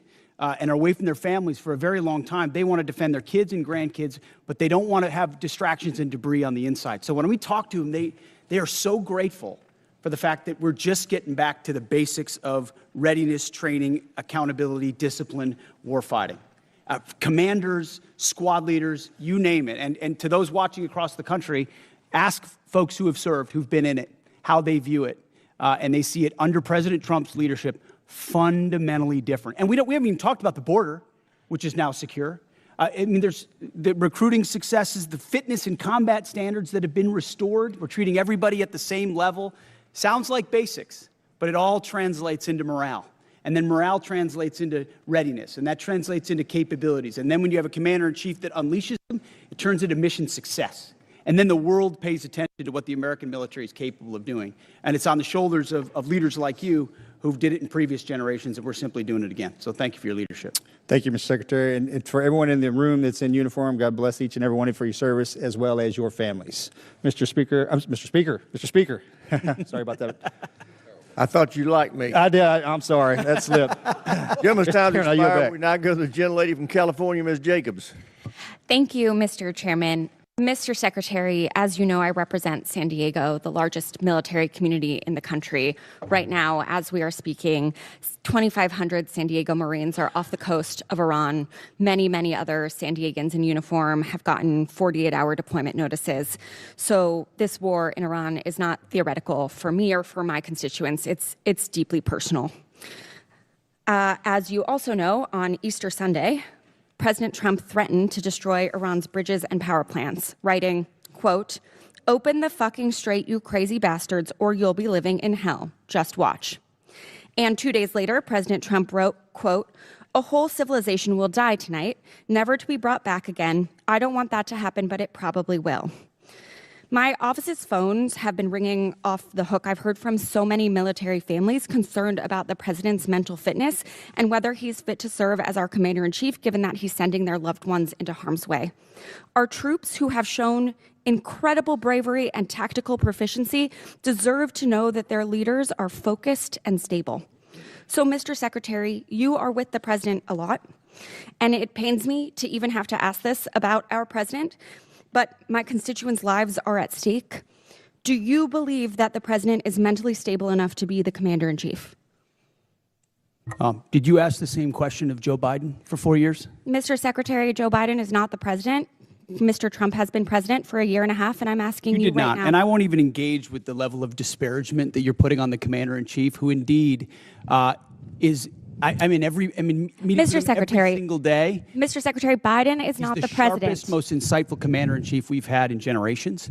And you want to compare, you want to ask that question after you and your fellow Democrats defended Joe Biden, who could barely speak and didn't know what day of the week it was? As you know, he governed through an auto pen. You got a Secretary of Defense who went AWOL for a week. I can't be gone for 10 days, for 10 minutes. I will reclaim my time. Gentlelady's time. She's reclaimed it. So, as Mr. Jimenez said, we should be taking leaders at their word. So is there a reason that we should not be taking our leader at his word? Iran should not underestimate the will of President Trump and the United States military to achieve our mission. Okay, well, I want you to know this is not a partisan thing. In fact, many Democrats have had, many Republicans have had these same questions. Marjorie Taylor Greene said he's out of control and he's gone insane. Candace Owens said the 25th Amendment needs to be invoked. Megyn Kelly, Tucker Carlson, who you used to work with, Alex Jones, Stephanie Grisham, the list could go on. So how do I explain to my constituents that while they are in harm's way, their commander-in-chief is posting these unhinged posts? How did you explain to your constituents what happened on October 7th, or what happened in Afghanistan, or what happened with the debacle and the withdrawal in Afghanistan, where the troops were left? How did you explain that with Joe Biden's leadership? Mr. Secretary, how did you explain that to the Marines that didn't get medals, that we restored their medals because of that disastrous withdrawal in Afghanistan? Did you explain that to your constituents when Joe Biden was asleep at the wheel and he had an AWOL Secretary of Defense? How about this next post? How can I explain this next post to my constituents? I'm Jewish, so this doesn't really bother me, but my understanding is that this is quite offensive to many Christians. So how do you explain this post? I'm not here to explain posts. We have an incredible commander-in-chief who puts our troops first. I'm here for a budget hearing about our troops. It's a historic budget that's giving us a chance to defeat Mr. Secretary, our adversaries, Mr. and President Trump is doing that in world-class fashion. This is about Gentlelady our has troops. reclaimed her time, Mr. Secretary. This is about our troops. This is about who is commanding our troops and if our troops can trust that they are being sent into harm's way under good strategy. The mental stability of our commander-in-chief is deeply important to our troops. It's deeply important to this country. It wasn't important to you during Joe Biden. Stake. I'll remind you that when there were concerns, Democrats came together, and he was not our nominee for president. So I encourage you to have the same courage that Democrats had. Mr. Secretary, you keep saying that he is the best commander-in-chief we've ever had, the best negotiator. Talk to the troops. 13 American troops have died. More than 380 have been wounded. The Strait of Hormuz, which was wide open, is now closed. Less than 90% of traffic through the strait is still not going despite the ceasefire. The Iranian regime is still in power. It still has nuclear material. The war is costing Americans billions of dollars. And Mr. Secretary, if you think that this is what winning looks like, then maybe we should be questioning your mental stability. Maybe you are the one responsible for this failure, and the president should think about replacing you. Mr. Chairman, I yield back. Gentlelady yields back. Chair, I recognize the gentlelady from Virginia, Ms. Kiggins. Thank you, Mr. Chair, and thank you to our witnesses for being with us. I have the privilege of representing Virginia's 2nd Congressional District, so Hampton Roads, home to a lot of our East Coast Navy. And I had the privilege of attending the VFA 106 Change of Command on Friday, which is our fleet replacement squadron for the F-8 for the aging F-18s. But what an awesome event. And to talk to some of the Navy leadership that was there and to listen to them say firsthand just about the morale of the squadrons that are currently deployed on on the USS Ford, specifically talking to leadership. A lot of our children serve. It's a family business for those of us in naval aviation. And they're like, don't believe the media. The morale's amazing. Those guys are doing tip of the spear mission work. I live with a retired F-18 pilot husband who also is begging to find a way to get back in the cockpit because he's jealous of what he sees. So just that type of mentality. Thank you for that. I know that they're doing a mission, and keeping them engaged is an important part of the fight. Along those same lines about naval aviation, I would love to hear, Mr. Secretary, your thoughts about the future of naval aviation. I know that this is a budget hearing, so last year's budget we had $900 million that we were looking forward to using in the FAXX program, and then the fiscal year 27 request was reduced to $140 million. And of course, keeping tabs on the Air Force, $5 billion for their F-47 program. So we love aircraft carriers. We love that mobile air superiority piece. What are your plans for the future of naval aviation? I kick and scream every day of the week here in this committee about the F-35s and getting them at our East Coast Master Jet Base. I know the FAXX is our next generation strike fighter, but just would love to hear your plans and timelines for the future of naval aviation. Well, I appreciate your comments, and then I would defer to the chairman, too, on it, on the remaining utility of the F-18s, which are still flying critical missions right now off our carriers and do a fantastic job. 30-plus years old, but yes. Yes, correct, which is why the issue of the FAXX is important. It's not a matter of if, it's a matter of when. It's a matter of trade-offs in industry and design and capabilities, ensuring we're not slowing other things down at the behest of others. So I think in August, the August timeframe is, I'm sure you're familiar with that, is what we're looking at. It's a critical capability that we need to fund for the future of naval aviation.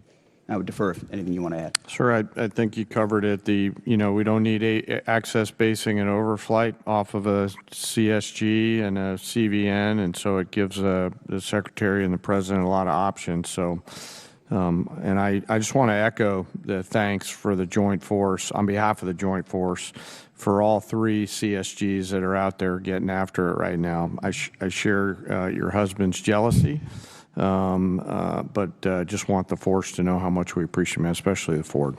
Thank you. Thanks very much, General. And then, Mr. Secretary, just again representing a big Navy district and having just a concern for the Navy, could you shed any light on why the Secretary of the Navy was relieved and what that timeline to replace him looks like for permanent leadership? I think that's one of the reasons why we struggle with even, I think, about the basing decisions and, again, naval aviation. And I wish we would talk more about just the contributions of our aviators. But could you shed any light on that issue? Well, as the President stated, we thank the previous Secretary for his service. Appreciate a lot of the initiatives that he undertook. Ultimately, it was time for a new leadership and a new direction as far as running fast toward those objectives, and so we made a change. We think it's hard personnel is policy, and the sooner you identify, especially, we talked about general officers, as you're evaluating whether they're running with the mission they've been given, you got to make a change if they're not. The same with civilians, and in this case, we made that change. And any timeline to replace or have a new Secretary of the Navy appointed? Well, right now we have an acting in Hung Kao who's did a fantastic job as the number 2, and he'll be acting for now. And I would imagine we'll know in due time. Thank you. And then General Kane, I know you're a VMI graduate, and I know you're watching some of the partisan attacks that have been going on with some of our senior military academies, specifically in Virginia. And I was wondering if you had any thoughts or have had any discussions about how we can remove some of our senior military academies from these partisan state politics. I think it requires a further discussion. We had 170 Army ROTC officers that we commissioned out of that school specifically, but we've seen pushes to shut down, defund, replace their board of visitors. Any thoughts on how we can be more protective of those great schools? Well, ma'am, you sort of started where I'm going to land on the importance of staying politics as the chairman and not unintentionally or inadvertently stepping into a political matter where I should not. As the Secretary said, people are policy, and policies are things that we don't do in the Joint Force. I appreciate all of the commissioning sources that are out there. Gentlelady's time's expired. Chair now recognizes the gentlelady from Washington, Ms. Strickland. Thank you, Chairman Rogers and Member Smith, and thank you to the witnesses for being here today. This committee is being asked to consider a $1.5 trillion DoD budget request that funds not only weapons and system programs, but the people, leadership, readiness, and trust required to make them effective. When senior leaders are removed abruptly or merit-based promotions are disrupted without clear explanation, Congress does have the responsibility to understand the rationale and operational consequences. So I'm going to focus on Secretary Hegseth. And to start, no one is disputing that senior officers serve at the pleasure of civilian leadership. The issue in front of this is whether the decision to remove General Randy George strengthened the Army or created an avoidable disruption during an active operational period. General George, who also served as commanding general at First Corps at JBLM, has been serving for 4 decades, including multiple command and operational leadership roles, culminating as Chief of Staff of the Army, responsible for readiness, force modernization, and the welfare of over 1 million soldiers and civilians. He was removed in the middle of an active conflict involving U.S. operations against Iran, when leadership continuity is most critical. Public reporting indicates that General George's removal may have followed disagreements over Army personnel matters, including concerns regarding withheld promotions. So my question, Secretary, is this: what specific national security risk, mission risk, or leadership concern did General George present that justified removing him in the middle of a conflict, or was he removed because he challenged some decisions being made? As I stated earlier, out of respect to these officers, I don't discuss the nature of the removal, but I would ask an earnest question of you: where does General George fall in the operational chain of command? So I'm asking you, why did you fire him? No, but don't change you the talked subject, about sir. you talked about an Please operational answer my moment. question. Where does General Please George answer fall my in question. No, it's a simple National question. Risk, You're on the House Armed mission Services risk, Committee. Leadership concern. What did he present that justified removing him in the middle of a conflict? Do you know where General George serves in the operational chain of command? So I'm asking you my question one more time, sir. Don't try to flip it on me. Why was he removed? Was he a national security risk, mission risk, or leadership concern? We don't. Yes or no? We don't talk about the nature of removals, don't answer but the question. you It's also all good. won't answer where So he to is be in the clear, operational chain of you command because removed he the isn't Army's- in it. He isn't in the operational chain of Gentlelady command. reclaims her time. We're going to You want to tie it to the war, but you don't even know where he is in the chain of command. some It's respect, the okay? gentlelady from Washington's time. Under Doty 1320.04, the Secretary of Defense may withhold or disapprove forwarding nomination after service recommendations in limited circumstances, including newly identified adverse information, pending investigations, reportable information, and questions regarding mental, physical, moral, or professional qualification, incomplete or non-compliant nomination packages, missing certifications, or the need for additional clarification from the military department. Several colonels reportedly selected for brigadier general were removed or withheld after board selection and service certification. Which of these specific grounds applied to each withheld officer, and what objective evidence supported these decisions? Congressman, that was just one of many boards across the services where we will perform similar reviews, and I anticipate other officers will be removed also. Okay, but what were the grounds for those? Again, we don't talk about, out of respect for those officers, we don't talk about the nature of that, and we all serve at the pleasure of the President. We're solving for an institution that needs to be based on merit and professional execution, and there's been a lot of gender and demographic engineering that's been going on for reasons other than the focus of exactly what we should be doing on the battlefield. So whether it's that or I did not raise execution, gender. that's implied in every statement that everybody makes. And I so did not ultimately, as raise we that. review all these boards, it has nothing to do with anything other than their performance on the battlefield or their performance in their career. And these people are thoroughly vetted, thoroughly researched. And I guess my question is this about loyalty to Trump, or is it about what's good for the mission? I understand what you're implying, but it's about the Constitution and our military and its ability to execute. And I'm going to make sure the President has the finest officers across the force prepared to deliver. So this committee funds weapons, readiness, recruiting, professional development, and leadership pipelines. But no amount of money can compensate for a force that may lose trust in the fairness of advancement. And this is fairness. We believe in merit. We have always had a merit-based system. That's not the argument. No, we have not. Not under the Biden administration, we did not. It became social engineering, not merit, and we're fixing it quick. No, it did not. It did not. And when we consider this budget request, we must ensure that taxpayer dollars are matched by sound judgment, credible leadership, and a personnel system worthy of those who serve. I yield back, Mr. Chair. Gentlelady yields back. Chair, and I recognize the gentleman from Georgia, Mr. Scott. Thank you, Mr. Chairman. Gentlemen, thank you for being here today. I'm sorry I was late. I was on the floor of the House of Representatives with a FISA rule vote.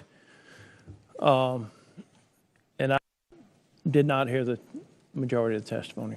But Secretary Hegseth, I respect you. I do want you to know I disagree with the firing of General George. I've sent you a letter. I hope you'll, I look forward to seeing the responses on that.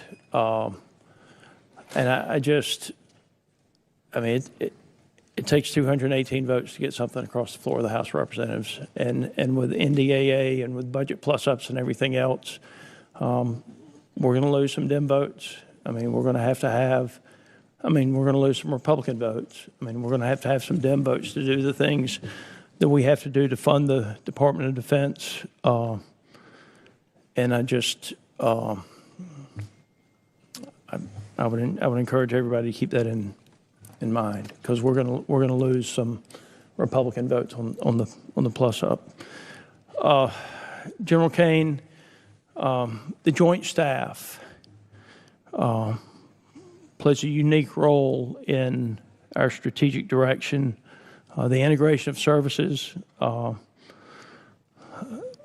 is what gives us a coherent joint force. I have seen where disputes in the Air Force and the Army led to the elimination of systems that we needed. As the Department has made attempts to right-size various components, could you talk about the importance of the Joint Staff and the value to the joint force? You bet, sir, and I'm incredibly proud of the Joint Staff. You know, our job is to integrate options, to deliver those options to our National Command Authority, work with all the services, and the one area of exclusivity we have pursuant to the 2017 NDAA is as a global integrator, and our J2, J3, J5, J7 team, J8 all do a fantastic job along with the 1 and the 6 every day and the 4 to really bring the totality of American combat capability together into a range of options and risks that we can then bring to the Secretary and the President. So they are extraordinary in everything they do, and I appreciate the chance to brag on them a little bit. Well, I have watched as the Air Force was paying for a system that was predominantly used by the Army in the past. I'm talking about JSTAR specifically. It was the ground moving target indicator that the Army used, but it was coming out of the Air Force budget. And then I think that dispute led to the stand down of a system before another system was ready to go. And that's a dangerous. It's a dangerous thing. I spent a fair amount of time in Africa from this committee's work and from HPSC's work. We lost Air Base 101 and 201. All of you at that table know what happened there. I blame that on State Department and the way the State Department handled that. How do you intend to handle, one is, are we looking at Niger and the potential to get 101 and 201 back? And I do believe that an apology would go a long way with that country. As someone who's met with the ministers over there, and interestingly enough, Minister Toomba wanted tractors. He wanted John Deere tractors is what he asked for. But where will we base out of if we can't get Niger back? And are we looking at getting 101 and 201 back? Yes, sir. Well, we all want tractors. So I echo his thoughts there. You know, I know General Anderson is doing a lot of work right now, leaning forward, doing a fantastic job, along with his Deputy Commander, General Brennan, on looking at the total requirements across the western flank for access, basing, and overflight. 101 and 201 are one of many things that they're considering. I think the key is what are they going to be able to do with the resources that they have, and we're always in a resource-constrained environment, Congressman, to put sufficient pressure on the CT adversaries there in order to hold them at bay. Well, the mill-to-mill relationships are still good. Yes, sir. I've been out with some of the ODA teams over there as a civilian, as a member of Congress. Yes, sir. Yes, sir. It does bother me that our footprint has gotten so much smaller over there, but I do know with drones and other things, it makes it much more difficult to have those outposts. But I appreciate all of you being here. Sorry that I have not been here. No, sir. Appreciate the other work. Gentleman yields back. Chair, and I recognize the gentleman from New York, Mr. Ryan. Thank you, Mr. Chairman. Head wounds, heavy bleeding, and then just shrapnel all over. So folks are bleeding from their abdomen, bleeding from arms, bleeding from legs. Secretary Hegseth, do you know who said that? I'm not sure I do. It was one of our soldiers describing the devastating Iranian drone strike at Port Shuaibah, March 1st in Kuwait. As you know, 6 of our soldiers killed, over 30 wounded. Secretary, do you know the range of the Shahed 136 one-way attack drone, approximately? It depends on the variant, but it's got serious distance. Several hundred miles. Do you know how far Port Shuaibah is from Iran? There's a reason why we took extreme measures of force protection, because we understood the proximity challenges. Mr. Chair, I'm going to reclaim my time. It's well under 100 miles. Before the war started, there was clear intelligence that Shuaibah was high on Iran's target list. Internal analysis had said the site was indefensible from aerial attack and should not be used. Yet you sent our soldiers from the 103rd Sustainment Command there anyway. Is that true or false? True or false? Straightforward question. Are you going to give me a chance to answer or just play gotcha? Did you send them there or not? We took proactive measures from the beginning to ensure force protection and defensive posture were maximized across the theater. Let's talk about what defenses they had. Prior to the attack, officers on the ground knew our troops were vulnerable. In fact, they requested additional force protection. Did they receive it? Wherever humanly possible, force protection and counter UAS was always made available. They did not. In fact, when asked to describe the base's defense, one survivor who's come forward from the unit said, quote, I mean, I would put it in the none category. None. So let's be clear, no counter-drone capabilities, no counter-rocket systems, no counter-mortar or counter-artillery, not even the basic overhead protection that you and I had 20 years ago in Iraq, and now 6 of our soldiers are dead. The next day, you downplayed the attack. You said it was a squirter that squeaked through fortified defenses.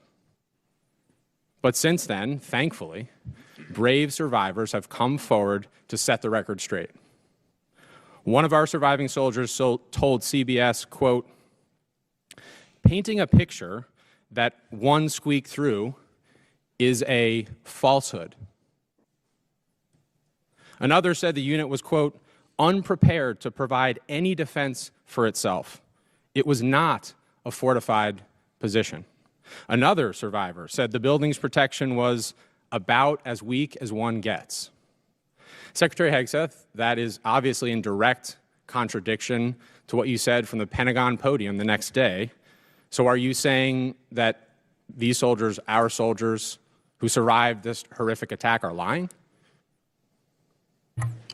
What I'm saying is before the commencement of the conflict, we put in maximum defensive posture we could. That's a direct contradiction we moved to 70, what they said. in this directing, can I speak, or are you just going to monologue falsehoods all over the place? It's not a falsehood. We moved 7,500 troops off of the X based on the intel. Stop. Based on the intel. Stop. Reclaiming my time. Because you yell doesn't make you right. Just because you yell doesn't make you right. I'm reclaiming my time on behalf of these survivors. You just said what they said is a falsehood. There's a much larger picture. True? There's a much larger picture at play here that included integrated air defenses, bunkers, moving people off the X why, Mr. Secretary, to ensure that they were dead? not part of the target. We moved those troops and all across the theater, thousands of troops off the X, off of their bases, because we knew what Iran was going to try to strike, and we knew there could be a tragic moment. There could be a tragic moment where something could get through. Of course, that's the consequence of conflict, and we remember those 6 every single day. I want to finish. But don't play games with. I'm not playing games. I want to finish with one more quote from a survivor of the attack, and I put this on the record. Telling the truth is important, and we're not going to learn from these mistakes if we pretend these mistakes didn't. Secretary Hegseth, those soldiers told the truth. Those soldiers are braver than you are. I commend them. They are asking for accountability. They deserve accountability, and I'm asking for the same, starting with you. And as I said a year ago, you need to resign immediately. I commend those soldiers. I yield back.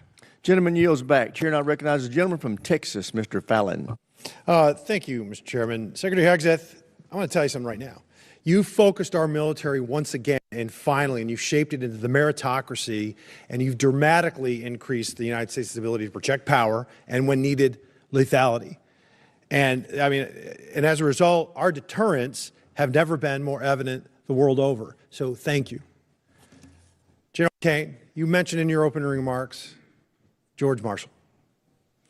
Unfortunately, some of your immediate predecessors were clearly one type of a general. They were Democratic generals. One of them, even in this committee, used politically charged rhetoric of the left. And I don't want Democratic generals. And for that matter, I don't want Republican generals either. I want American generals.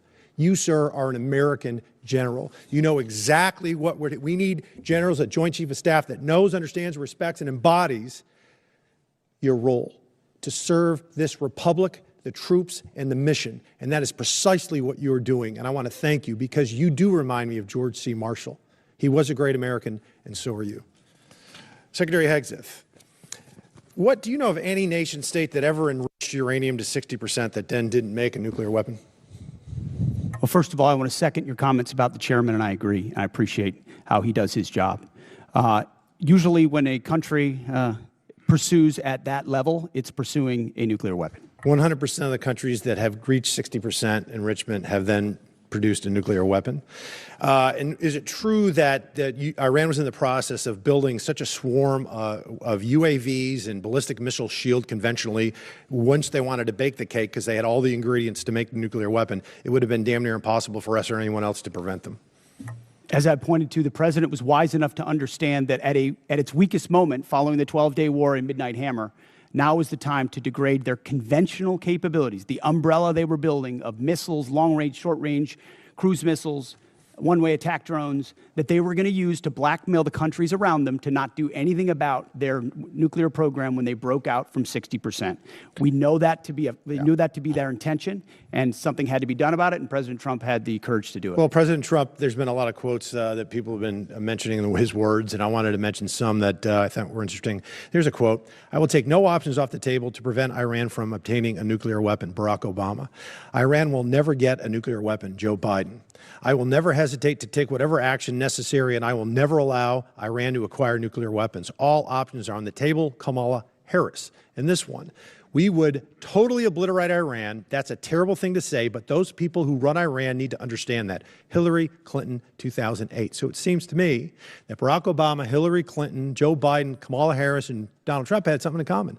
They weren't going to allow Iran to get a nuclear weapon. And some of them, 4 of them, were all words, and one of them took action. There's 93 million. We're involved in a land war in Asia. I get it. It's complicated. 93 million people, much larger than Iraq, but 80% of their country hates their guts. This is a regime that murdered 40,000 of them and gunned them down in the streets. They're responsible for over 600 American deaths. How long was World War II? You have any idea? In days? I have it right here. In days, exactly. I got to multiply by 365, but yeah, it's 1,347 days. Korea was 1,129, and our involvement in World War I, which was rather quick, was 585. How long we've been involved in Iran? Just shy of 60 days. 60 days, 2 months. And what is the degradation of their Navy right now, Secretary? Their conventional Navy is destroyed. They had 3 drone aircraft carriers. They have none. They had 11 submarines. They had none. They had different frigate classes. They have none. They may have small speedboats at this point, Coast Guard type vessels, but their conventional Navy is gone. Air Force? Likewise, functionally destroyed. Command and control? It's hard for them. There's a reason why there's a challenge in communicating around a deal, is because their command and control is fundamentally broken as far as who's in control and how they communicate. We could make very good arguments that the serious nature of any action in a country like Iran, there were good things to consider before doing it. There were also very good reasons to do it. The fact of the matter is, ladies and gentlemen, Republicans and Democrats, we're here now. This is an evil regime. We can fundamentally reshape not only the region, but the world. They were the largest exporter of terror and ballistic missile technologies. We need, gentlemen, to win. Secretary, General Kane, win. I yield back. Gentleman yields back. Chair, and I recognize the gentleman from Pennsylvania, Mr. DeLuzio. Thank you, Mr. Chairman. We all just heard pretty powerful reporting courtesy of Mr. Ryan, from many of our wounded troops who were injured in the attack in Kuwait. Mr. Secretary, you heard direct quotes from some of them via CBS's reporting. They were willing to talk to the press. Things like they were unprepared to provide any defense for themselves in the unit. Things like we were moved closer to Iran, to a deeply unsafe area that was a known target. Your spokesperson, Sean Parnell, in response to that reporting, said it was not true. Do you agree with that? He was calling these guys liars? I'm not calling our troops liars, and I don't know if what you're representing is correct or not. I'll take you at your word on that. But all I know is that we took every effort possible at the commencement of this campaign to ensure the defense of our troops, to include moving them off of known bases to places that were not known, and we had intel. Understood, intel Secretary. were not known, and then those were fortified with bunkers and other fortifications with theater air defenses. Was our concern that something could I'm going to pause you there. I'm going to give you a chance. Absolutely. Secretary, But I'm going to you're give you a chance. disparaging me that I don't care. I'm about asking the you whether you passing think they're of- liars or not. You That's what I asked you you. are disparaging me that I don't care about the passing of our troops. Nope. That I asked think if you our thought troops they're are- liars, Secretary. That's disparaging and smearing in every way. Nobody cares more about the fate of our troops. Nobody cares about the health of our troops. Mr. Secretary, Nobody wants to bring them all hope Mr. more than I do. Secretary, I understand, but he controls the time. He controls the time. You get to control your answer. And the gentleman's recognized. If we're allowed to answer. Mr. Chairman, thank you. Secretary, my question was clear, whether you thought they were liars or not. You don't seem to want to answer it. We can move on. The other part of what your spokesman said, and you just reiterated here, was that, and I'm quoting your spokesman, every possible measure has been taken to safeguard our troops, end quote. You mean to tell us, and I'll give you a chance to clarify, there is not a single additional thing you could have done to protect those troops who are now wounded, 6 of whom are dead? I'm telling you that as a department, we did every conceivable thing at my level and every echelon down to ensure the maximum force protection for our troops. We live in a dangerous world, in a dangerous place against a determined enemy that can't have a nuclear weapon, and that requires sacrifice and risk. And it tragically, in this case, it meant 6 Americans lost their lives and others were wounded. And we all know that, and that's part of the cost. But it does not mean we didn't care. It doesn't mean we didn't commit. I didn't ask you that, It doesn't mean we Secretary, didn't I'm not do saying that. everything What- possible, which we did. But let's be clear about what was done. There were T-walls there, essentially. There was no overhead protection. The known threat in that environment, and I think we all here understand it, is overhead drone strike. There was no protection for overhead drone strike. So I'm struggling to understand how your answer and your spokesman's answer is that every possible measure was taken. We can move on. Mr. Chairman and Chairman Kaine, I want to ask you something on a different topic.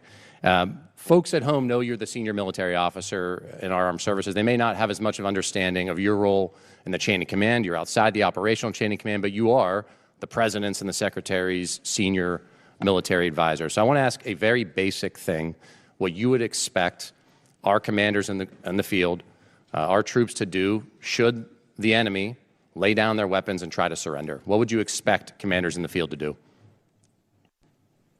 Well, sir, I think I'll go back to something I said earlier with deep respect for your question, but I think you're trying to take me to a partisan place here, and I can't let you do that. General, as always, I respect your no, sir, desire I just, to avoid it. I'm not yes, trying sir. to put you in a partisan place.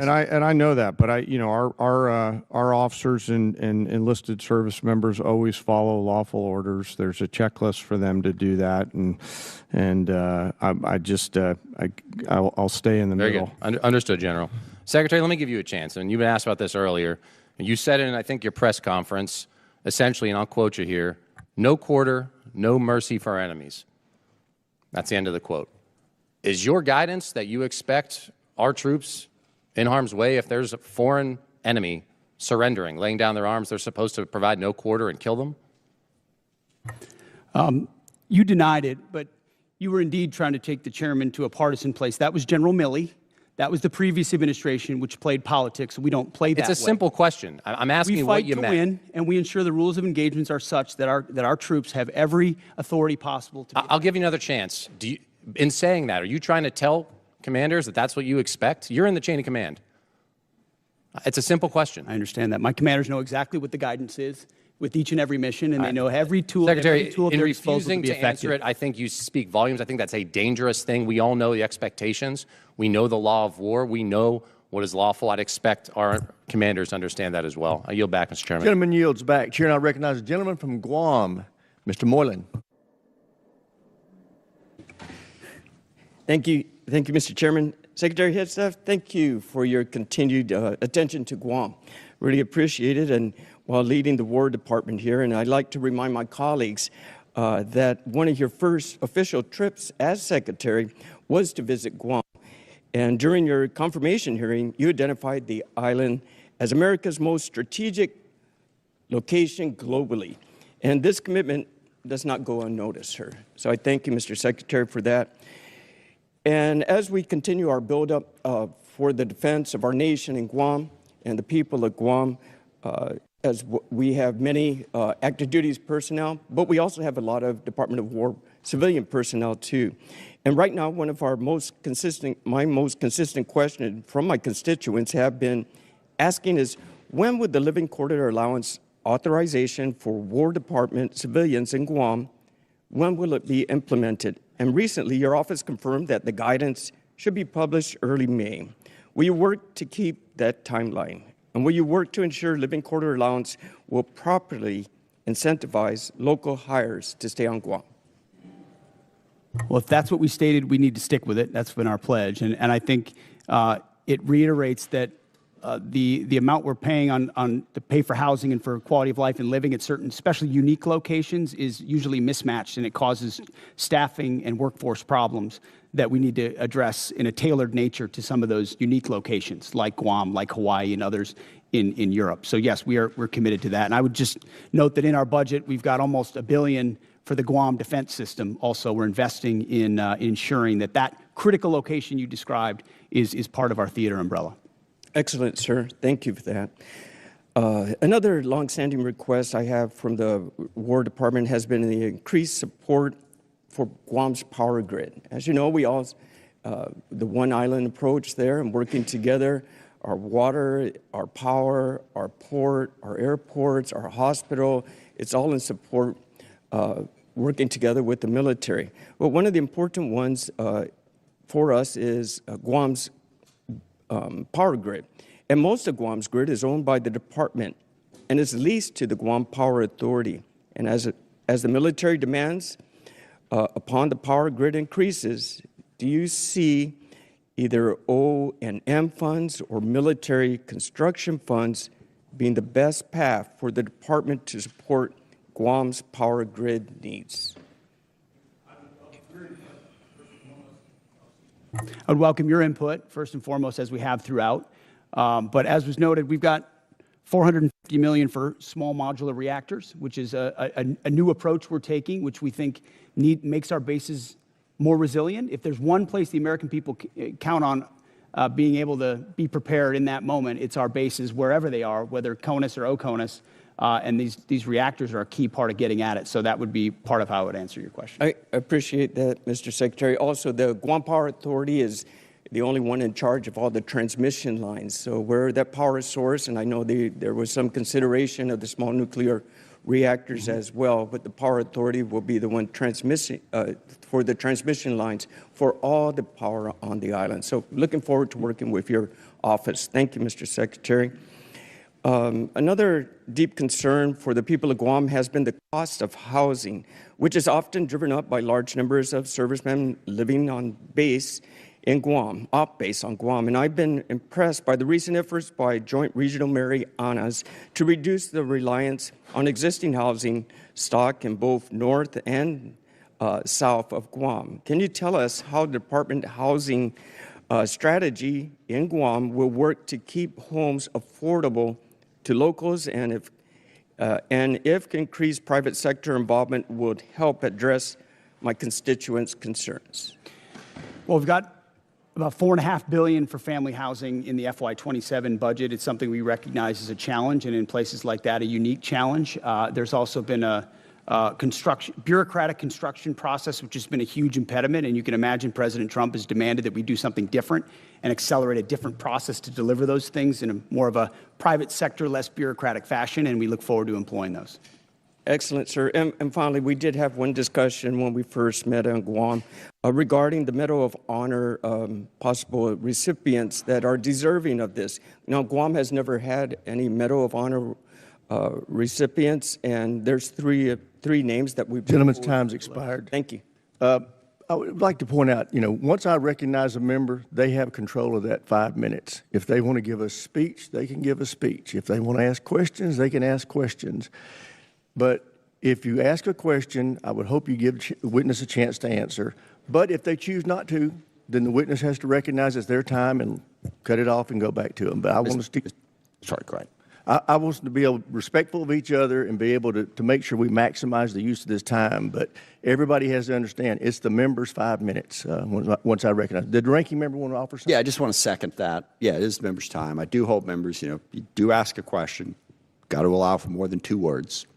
Yes, if they filibuster or don't answer the question, feel free to interrupt. But I hope we can keep this respectful and it's more productive for us and for the witnesses and for those watching. Great. So thank you, Mr. Chairman. And with that, we will recognize the gentlelady from Hawaii, Mr. Kuda. Thank you, Mr. Chair. On February 2nd, President Trump said we should take over the voting in at least 15 places. The Republicans ought to nationalize the voting, despite the Constitution assigning primary responsibility for elections to the states. Federal law also draws very clear limits. Under 18 U.S. Code Section 592, military officers are prohibited from deploying troops or armed personnel to polling places unless necessary to repel armed enemies of the United States. That is this exception, not politics, not suspicion, not conspiracy theories, armed enemies. Secretary Hegseth, do you think American voters are enemies of the United States? A simple yes and no or suffice. I think legal voters, I think everybody who's legal should vote, yes. So American voters are not enemies of the United States? Yes. You're agreeing with me? I think America's legal citizens should vote, yes. How many armed enemies of the United States have attempted to interfere in the last election? Can you recall any time when armed enemies of the United States attempted to interfere in the last election or the 2020 election? Well, we just had the King of England here a while ago, but so 250 years ago. Okay, very good. All right. Well, Secretary Hegseth, if President Trump ordered you to deploy troops to polling places during the midterm elections this fall, which would violate the law I just cited, would you implement his order? Yes or no? What you're trying to insinuate is that the president would give unlawful orders and we would somehow deploy troops as a result. And the evidence of our department is that we've worked alongside law enforcement very effectively for 15 months. Los Angeles would have been on fire for the summer had we not come across I humbly disagree with that, but this is not a hypothetical situation that I'm inferring on. Your president in January of this year told the New York Times that he regretted not ordering the National Guard to seize voting machines in key states after the 2020 election. Last I heard from you, the last time we had any kind of armed enemies at any type of voting places was 250 years ago. We're talking 2020. So if the president, again I'm asking you, orders you to break election law, violate the Constitution and the law, would you follow the orders of the president, yes or no? The president, you like to insinuate that the president issues it's illegal orders. It's a simple question. And does not. Who would you follow, the president or the Constitution? I will note that in 2024, troops were, that was Joe Biden, by the way. Joe Biden were deployed to polling locations in 15 states. 2024, Joe Biden, troops deployed to polling locations in 15 states. Explain that one to me. I am asking you a question now. You seem to really like Joe Biden. You've brought his name up more than many other topics today. Answer the question. Who are you beholden to, Mr. Secretary, the president or the Constitution? Well, if you can't answer that question, very proudly served as president. When I asked very you, proudly swear an oath to defend the Constitution in Los Angeles. So you couldn't answer that either. So I think our answer is very clear. Obviously, you have taken a oath of loyalty only to the president and not the people of this country. Let's move on now, and let's talk about AI. The Marvin Smart System, which appears to be the program on record being used in Iran, does the targeting work we know of about 2,000 people. It's called the Maven system, not the Marvin system. Excuse me. Thank you so much for that correction. It does it in a fraction of the time. The intention was to compress the kill chain, and the result was an attack that killed almost 200 children. Would you agree that tragic actions like this prove that when we trade time and humans for safety, people die? The Maven system is a very effective tool, and inside that we have very prescriptive processes by which we ensure as much precision as humanly possible in very complex battlefield environments. So you think we took every absolute effort to make sure that innocent civilians did not die in this attack? I know that there is no country on planet Earth that takes more measures to ensure that civilian harm or civilian casualties are minimized than the United States of America and this War Department, and that is a fact. Okay, and yet, Mr. Secretary, you eliminated the department's civilian harm reduction staff. You eliminated for a country that makes great efforts to make sure human casualties are reduced or eliminated. Don't you think that that goes actually counter to what you just said? Would these children not still be alive if you had not eliminated all of these staff working within CENTCOM? We didn't eliminate them. We made sure that those things that they normally accomplish are at the field level, which they are, and all of these processes are in place at every level. Would you not agree that something clearly has failed, whether it's our implementation of AI, whether it's understanding our human dependence on AI? Would you not agree something failed because almost 200 children died in Iran as a result of our bombing? You're insinuating something where an investigation is not complete. Gentlelady's time's expired. Chair now recognizes the gentleman from Georgia, Dr. McCormick. Thank you, Mr. Chair. Gentlemen, I'm happy to have you here today and really excited about the things you've been able to accomplish. I'm going to summarize just sitting here for a few minutes, listening to everybody politicize what we've done. I'm just going to break it down as best as I can, and then I'm going to let you answer a couple questions. First of all, just since the short period of time that the Trump administration has taken over, we've handed over control of Ukraine's destiny to Europe, where it belongs, a conglomerate that has a $20 trillion economy versus a $2 trillion Russian economy, to actually take care of their own country in a very good way, their own continent. We've kept Iran, who has literally talked about raining down fire from heaven and talked about us being the great Satan, from becoming a nuclear power. We've reshaped the geopolitical space in the Persian Gulf. We've reestablished the Monroe Doctrine in the Western Hemisphere. We've basically executed two of the most amazing raids in history, almost flawlessly, that will be studied for a generation at least. We reduced senior administrative billets, thank you. We've defeated Iran with under $30 billion spent, with minimal civilian casualties compared to any other war. People forget that in World War II, in one night, we lost 100,000 civilians, totally innocent, in firebombings. That's before we dropped the nuclear bombs. War is a horrible thing, but I think we've executed it as best as possible in a very hard and consequential environment. That's just to sum up a few things, not to mention the recruiting that went from dismal and really something that could have crippled our military to now a surplus just by a change in administration. That's pretty impressive for a short period of time. Thank you, and I commend you for your hardship, overcoming those hardships. A couple things that I wanted to get through. One thing is we talked about the Incentivized Savings Act, which is something I wanted to apply to all bureaucracies. But when I was in the military, as both an operational officer and a logistics officer for my squadrons and my jump places, we got to the end of the fiscal year. If we didn't spend it, what happens? We lose it, we get our budget shrink. Everybody knows that in the military. Everybody knows that in every bureaucracy in America. One of the things I came up with is, at the end of the fiscal year, if you don't spend it, you don't have anything. You know, we save 10% of our budget for emergencies like we're facing right now. If you don't spend it, instead of spending it, you actually can save half of it. 49% rolls over to the next year.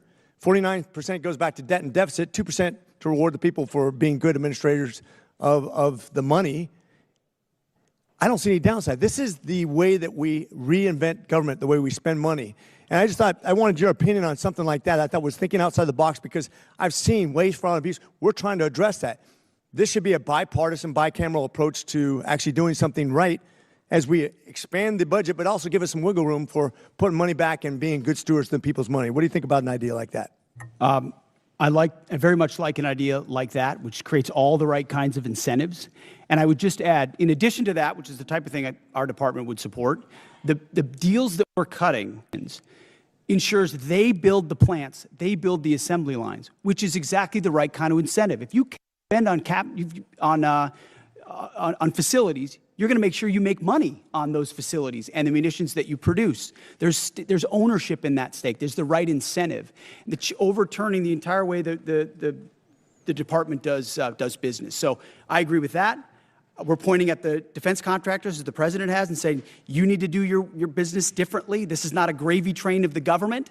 You need to be, beholden to us, actually. So I think the spirit of that is infused into everything we're doing at the department. And I think it's right in line with what you're talking about, running it more like a business where we have accountability and we're pointing in the right direction. We do have a lot of old programs that we need to update. One of the things you talked about is a 5 to 7 year period of time of updating. I think almost year by year now, it's going to be how we're going to have to look at how we budget things and contract because the technologies are so dramatic, as General Kane pointed out. I know I'm running out of time real quickly, but I want to also revisit the fact that you are still invited down to University of North Georgia, one of the elite 8 schools. We're looking forward to PTing with you. Appreciate you guys being here today. God bless you, and God bless our military service members. With that, I yield. Sir, I got to say, this guy over my left shoulder is a University of North Georgia graduate. He doesn't want me to tell you that, but he is. The president would be very happy. The president of the university, he's great. President Shannon would be very happy to hear that. Gentleman's time has expired. Chair, I recognize the gentleman from North Carolina, Mr. Davis. Thank you, Mr. Chair. Also, thank you, Mr. Secretary, Chairman Kane, and Mr. Hurst. Shout out to Winterville. 13 U.S. service members killed, 13 families forever changed, 13 heroes who put the uniform on, paid the ultimate sacrifice. We owe remembrance, those families. I just want you to know we see you, we stand with you, we'll never forget. There are Gold Star families who are here today sitting in the room carrying the honor and remember flags. Remember the sacrifice. And when we do so, words can't fully capture it. April the 3rd, F-15E Strike Eagle pilots were rescued because we live by a simple promise: we do not leave anyone behind. The same spirit must be extended to those who are killed in action. That's why I arise again today and raise this question of the importance of passing H.R. 1363, Honor and Remember Flag Recognition. Mr. Secretary, I raised this with you before, and actually I come today to thank you for the response from your office and actually engaging with us in this. I rise again today and bring this up because we must never lose sight of the true cost of war. As we commemorate 250 years in this country, the first call for independence, Halifax County delegates moved forward with the first official action in my district. Our service members are the reason we are here today. They've delivered freedom, and I believe it would be amazing if we could deliver for their families, those who've sacrificed this flag, something to help them, ideally by Memorial Day, or at least commemorate their families. I was simply asked, do you have any thoughts whatsoever how we continue to lift and honor those who have been killed serving our country? Well, thank you for what you do on that topic. I think first and foremost, we do it by doing right by the legacy of those that we lose, whether it's those 13 from this conflict or any other conflict. I've been at Dover every single time, as is the chairman, as is the president, the vice president, when they can, to greet that and respect and honor that.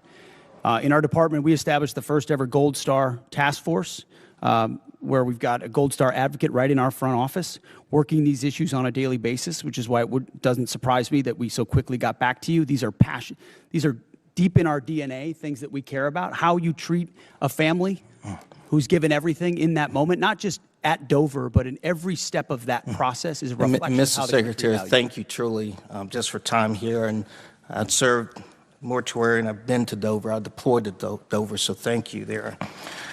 I want to shift to Army Cadet Command. The Senior ROTC Programs Rebalance Optimization Plan, North Carolina Central University in particular, there are real access and logistical challenges that are before the cadets. And when we think about building the next generation of leaders, I would just ask us to think about how we're putting barriers in front of some. And I would just ask if you could please take a closer look at the impact on the cadets. I want to shift to another topic and really spend the last moment here as I'm running short. Your memo, April memo, the non-official personal protection arm in the Department of War property. My son is at Fort Benning right now, infantry. He's training, ideally, he wants to be 11 Bravo.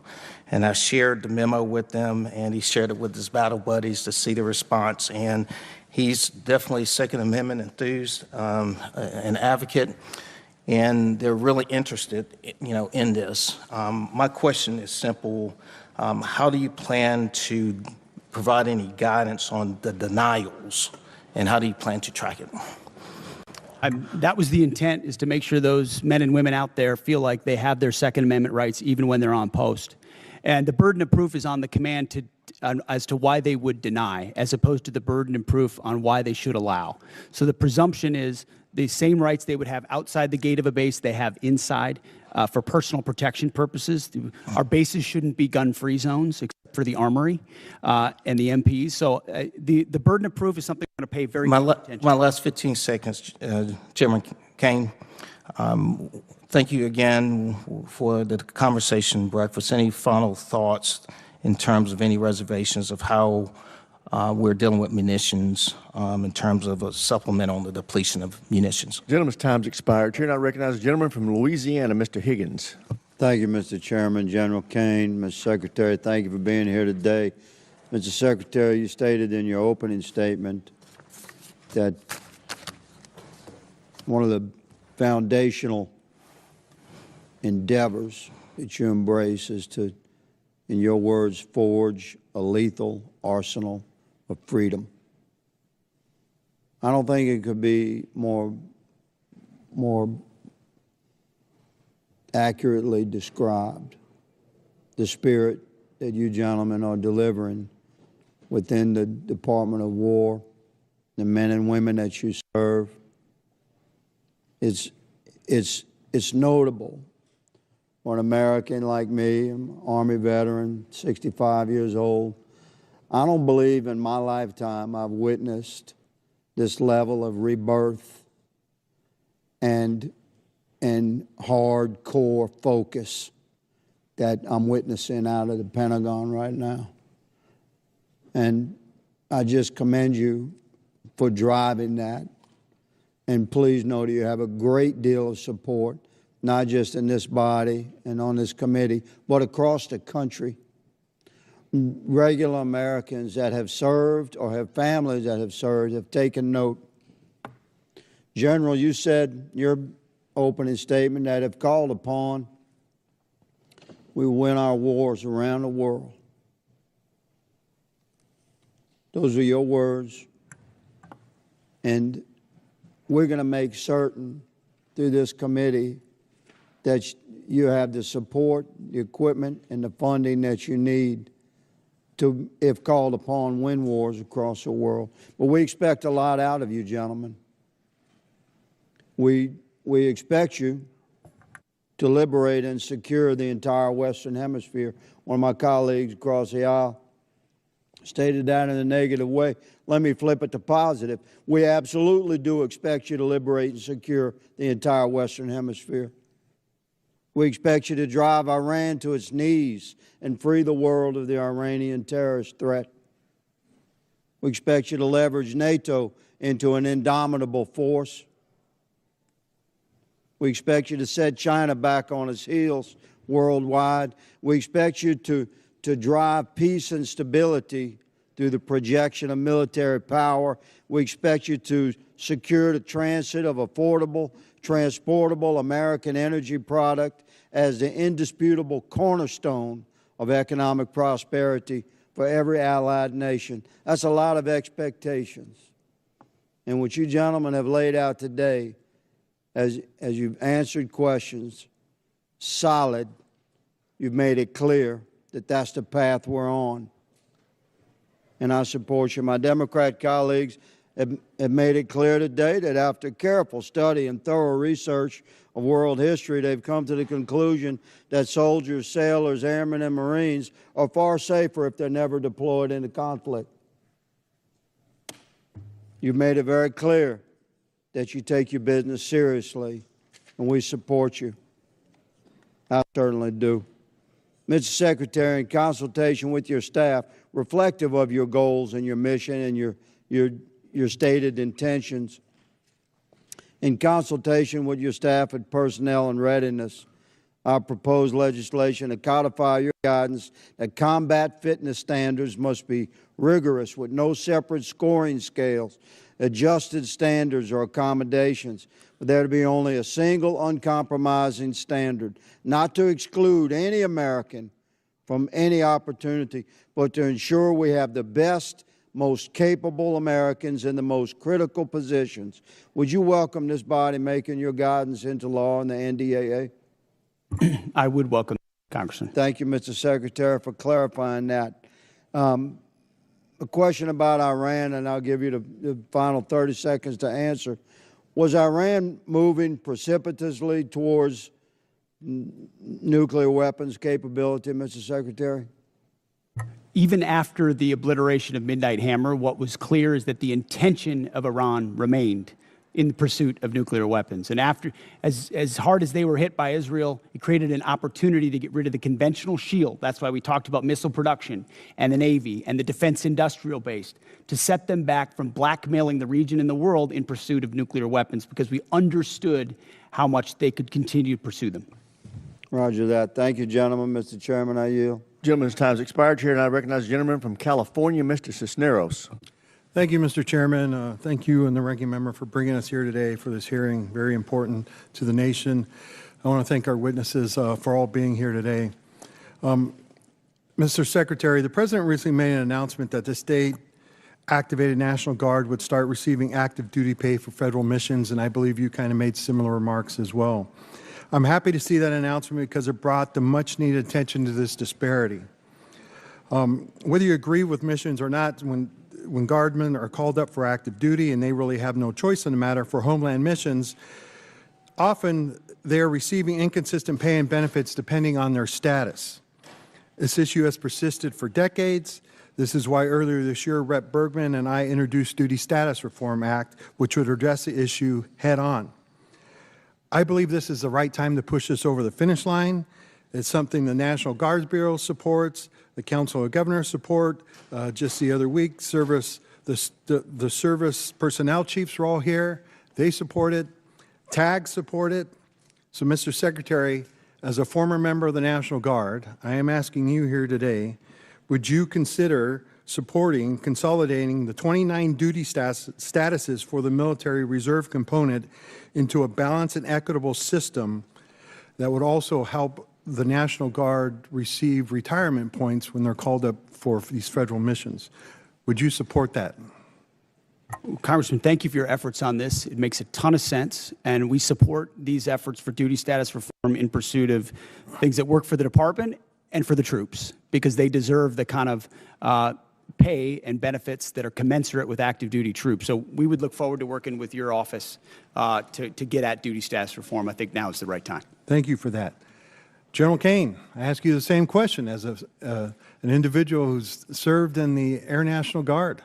Would you consider supporting duty status reform that's going to simplify this and help our National Guard troops? Sure, I'll be careful to stay in my lane. My personal, not the chairman's opinion, as somebody who's lived the house of pain of 30 different duty statuses, would support it. As the chairman, I'll leave personnel, and you know this from your prior life, to our civilian leaders who do that. But I do think we owe a better set of options for our guardsmen and our reservists across the forces. Well, thank you both for that. This is something that I think needs to get done and something I've been working on for years now. The National Guard Bureau supports it. And so I hope you will, like you said, work with us to get that done. OMB seems to be our roadblock, so I'm hoping you can kind of push that roadblock down so that we can finally get this done. Next question, Mr. Secretary.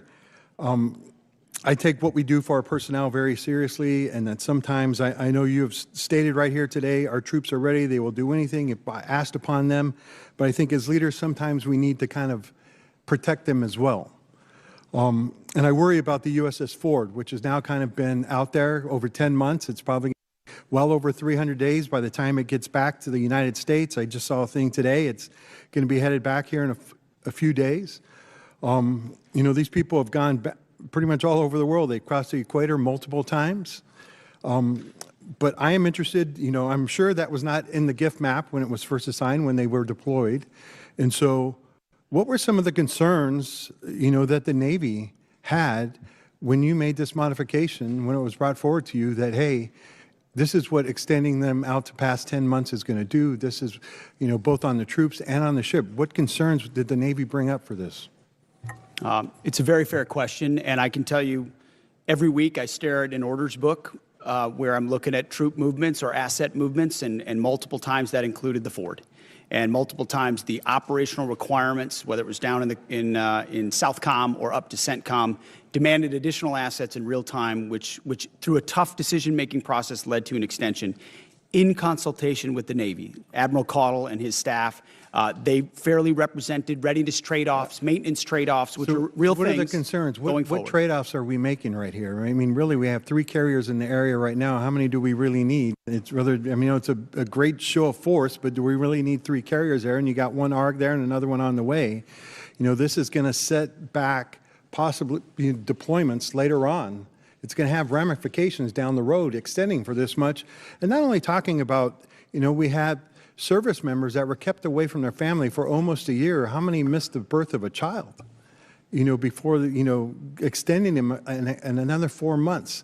We need to keep this in consideration when we kind of make these modifications. And I hope these issues are being raised when you do these SDOB books, right? And people are actually making these decisions. Gentleman's time's expired. Chair, I recognize the gentleman from Virginia, Mr. McGuire. Thank you, Mr. Chairman. Thank you to our witnesses today. Secretary Hegseth, I really appreciate your return to warrior ethos and the priorities of our military. Merit over performance is how you win, and it's how you save lives. And your love of our military comes out in everything you say. So we really support you and your team and what you're doing. General Kane, your comments about being in the middle and being apolitical also saves lives. I think all of the fellow veterans in this room, military guys, would agree that if somebody saved your life on the battlefield, you wouldn't care if they were male or female, black or white, Democrat, Republican, independent, whatever. We're all Americans, and we're all on the same team. And we put our differences aside and work as a team, we can turn the impossible to a possible. We can be outnumbered and still win. So I want to commend you guys for supporting our troops so they can best survive. Let's see, the border. Nobody talks about the border, Mr. Secretary, as you say, but it's incredible what you guys did in just a matter of weeks. The missions in Ukraine, Honduras, I don't know any other military in history who has been able to successfully do something so complicated, but it talks to the unity and the teamwork of all the joint force and how well they work together. I got a lot of questions. I'll try to go fast. $1.5 trillion budget. In that budget, I want to echo what Rep. Jackson said about U.S. SOCOM. We are often deploy, and we seem to be doing more with less, and we don't complain. And they won't be that voice. So for us in Congress, we want to be that voice. Is just take a look at the budget and see if we can help them with that. Also, I want to talk to you guys about solid rocket motors. I know that the Secretary of War, I know that in this budget we've picked one particular company that we put a lot of money in, and I think it's a great company, and they do a great job. But what is your plan to also have other companies come to the table to help us with a shortfall with solid rocket motors? You're right on SOCOM, and we will absolutely work with you and look at that. On solid rocket motors, it's such a critical component. You got to go with your fastest runner to get caught up as quickly as you can and giving them incentives. But we've also learned on multiple domains that just one option means 0 options when you're stuck. 1 is 0, 2 is 1, 1 is none. So we need multiple avenues on that approach, and we look forward to finding other companies that can do it as well. Thank you. General Kane, National Guard, I'm thinking about counter-drone with FIFA coming up, Super Bowls and all these things going on. Have you considered, and if you haven't, will you consider training National Guardsmen, send them to counter-drone schools so they can come back and train law enforcement so we can increase our ability to protect critical infrastructure? Sir, for sure. They may already be doing that. Please let me take that one and come back to you. I know the Title 32 force, in advance of all the domestic things that are on the horizon here with America's 250, are looking at a range of capabilities. So if you'd be okay, we'll get back to that. Thank you. On Ukraine, whoever could answer this is, they have 60% enriched uranium. They say they have enough to build 11 bombs. And even at 60%, is that enough to make a dirty bomb? Is that a yes or no? Does anybody have an answer for that? I mean, I wouldn't want to state anything that might be classified, so I wouldn't talk about that in this setting. And by the way, in World War II, a congressman was in a closed briefing and learned that the reason the Japanese hadn't sunk any U.S. submarines is they didn't know our submarines could go below 250 feet. So he went out to the media and told them that, and we started losing submarines and losing American sailors. So a lesson for all of us in Congress, be careful how we, so thank you for considering that. I would say this, if they had a nuclear bomb, would that kill hundreds of people potentially, thousands of people potentially, or millions of people potentially? The history shows us what the lethal potential is of a nuclear weapon, and so you'd have to assume the higher end of that range, and given the radical nature of this regime and the likelihood of them to use it, it gives you a sense of the threat.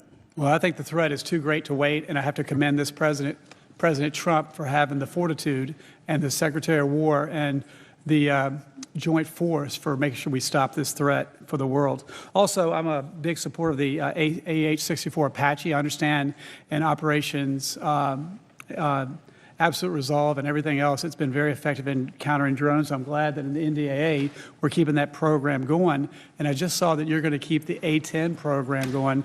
And a good friend of mine said, long live the Warthog. But if there's ways that we could bring some of the Warthogs back, and or are there any other capabilities that can replace the Warthog? I don't think so. Is there anything that can do what the Warthog does? Gentleman's time's expired. Chair, and I recognize the gentleman from Illinois, Mr. Sorensen. Thank you, Mr. Chairman. To General Kane, on behalf of myself and my constituents, we thank you for your service and your leadership. To our military men and women, to our service members and the veterans that I see in our committee today, thank you for your support of our great country. Mr. Hegseth, I hear from your officials in our briefings here on the Hill, and because I live in an Army town, I now hear from neighbors at the grocery store who are worried about our munitions stockpiles that are now down to critical levels, and they sure don't want another forever war. So, Mr. Secretary, first of all, talk to us about the need to renew munition stockpiles, and tell us what happens when munition stockpiles become depleted. Well, first of all, I would note that, as you know, we give weekly briefings on munitions to this committee, so it's not something that's withheld from any of the members here. We appreciate that. But it's also a topic that isn't something that should be publicly discussed as far as any shortfalls that may exist. But I would assure you that there are not shortfalls that exist in our ability to execute the missions around the world.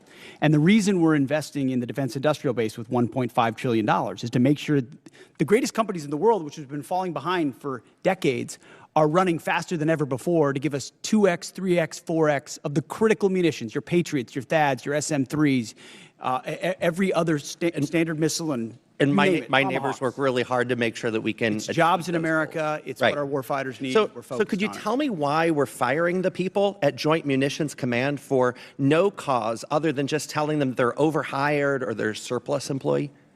Joint Munitions Command? I would have to look into the particular circumstances of that, but there have been places where we haven't been moving fast enough with munitions, and when people don't move fast enough in the Department of War, we find someone else that will run fast. This is Joint Munitions Command. I mean, your department says that you're prioritizing munitions, yet you cut 58% of Joint Munitions Command at Rock Island. But let me move on. My district is also munitions are not built by commands. Munitions are built by businesses. They're the ones that are and we're going very to good get at it done. building commands and bureaucracies and slapping 3- and 4-star generals in charge of things that don't move things any faster. So our job is to unleash the private sector to provide these things. How are we going to get it done if we don't have Joint Munitions Command? But let me move on. We also have Army Sustainment Command in my district. Could you tell me why we're firing folks at Army Sustainment Command when now is the time that we should be giving our soldiers every piece of sustainment that we can give them? Because, as I've stated, the status quo at this department before the Trump administration was unacceptable, and changes had to be made. Do you think it's acceptable to fire veterans from jobs where they've been, you know, I talk to my neighbors at the Arsenal, and they've worked there 20, 30 years on top of their service to this country, and they're doing it exemplary. Great performers will always have a job at the Department of War, and when you reestablish merit, sometimes things happen, but we're grateful for all the vets that serve. And in fact, we've created a Patriot pipeline for service members to get into the defense industrial base manufacturing business, to consider that as a second career. So we're leaning into vets and service members as the workforce of the future in our department. And this isn't me. I mean, they tell me that, you know, they feel you're taking a wrecking ball to the civilian workforce. But, you know, I want to go and follow up on Congressman Norcross's questions about why you terminated collective bargaining earlier this month. This affects hundreds of thousands of hardworking DoD employees. So many of them are veterans who have honorably served our country. You testified that if you work hard, you do the work, you keep your job. But that's not what's happening. And you allege it is being done to maximize efficiency? Explain that. I thank you for asking that question. I'd love to clarify. I fundamentally believe the Department of War should not be subject to collective bargaining, full stop. So people shouldn't be able to fight for good wages and being treated well? I think our department does a great job evaluating and providing pay and benefits for folks across the spectrum. I would love to invite you to the Rock Island Arsenal so you can look these patriots in the eyes and tell them that. How does creating chaos for long-term civilian workers actually maximize efficiency? Do you have any comment on that? There are plenty of examples of shipyards and other manufacturing plants where there are restraints that limit the hours, limit the ability of leaders to ensure we're meeting the goals we're supposed to, and I don't think we should live to those constrictions. Okay.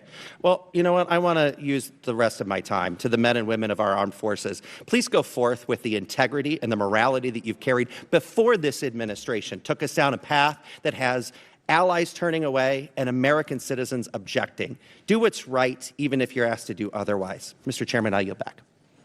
Gentleman yields back. Chair, and I recognize the gentleman from Florida, Mr. Mills. Thank you so much, Mr. Chairman, Mr. Secretary, General Kane, and the Honorable. We'd love to just thank you for this opportunity, for coming here, and for continuing to push forward the warfighter ethos, for making sure that the realities, regardless of what's said in here, are the realities on the battlefield that we're getting day in and day out.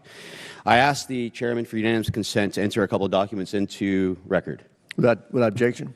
I'll be entering into record my DD-214 published in 2003 indicating my Bronze Star and other wartime medals and decorations. I'd also like to present the document provided by the Department of the Army in 2024 that also authorizes vets and verifies all medals and or awards, as well as a document by Paul Savitsky, former Special Forces member, that annotates the 2 explosions that I was involved in Baghdad. Without objection, so ordered. Mr. Secretary, as you know, you're pretty familiar with the ideas of slander, defamation, and attack on character. So I apologize for having to take that moment to be able to go ahead and correct the record, but it was necessary. I would also note that my OMPF file that was FOIA'd by the Department of the Army, or that was FOIA'd, was actually released by the Department of the Army the same day as yours was. So everything is sitting on the actual website itself if people aren't too lazy to look at it. Secretary Hegseth, thank you for your testimony and for the time that you have here today. As the chairman noted, President Trump's incredible $1.5 trillion investment into our national defense is set to reverse the years of atrophy that our defense industrial base has faced over time, especially small, innovative businesses and needs of a solid demand that signal that our War Department is ready to buy American. I witnessed myself as I was with you in Merritt Island, Florida, as we went on the Arsenal tour, and unfortunately I didn't get to do the cool things like fly in a jet really quick and buzz around while we were all actually doing hard work here. But I wanted to just say, Mr. Secretary, that can you detail for us how the Department of War has eased the path for American small businesses to contract with the department? Well, Congressman, thank you for the question. That has been core to our mission, is the recognition that we have a problem at the department, previously the Department of Defense and now the Department of War, and that problem is us. That problem is our bureaucracy, our process that is meant to block out new competitors and protect existing primes. And there are great primes that provide great products, and we continue to support them. But to build an arsenal of freedom, you need more than just 5 or more than just 6. You need an entire network of small, medium, and large companies contributing to the U.S. manufacturing and supply base, delivering weapons ahead of schedule and under budget that don't only have defense business, but also commercial business.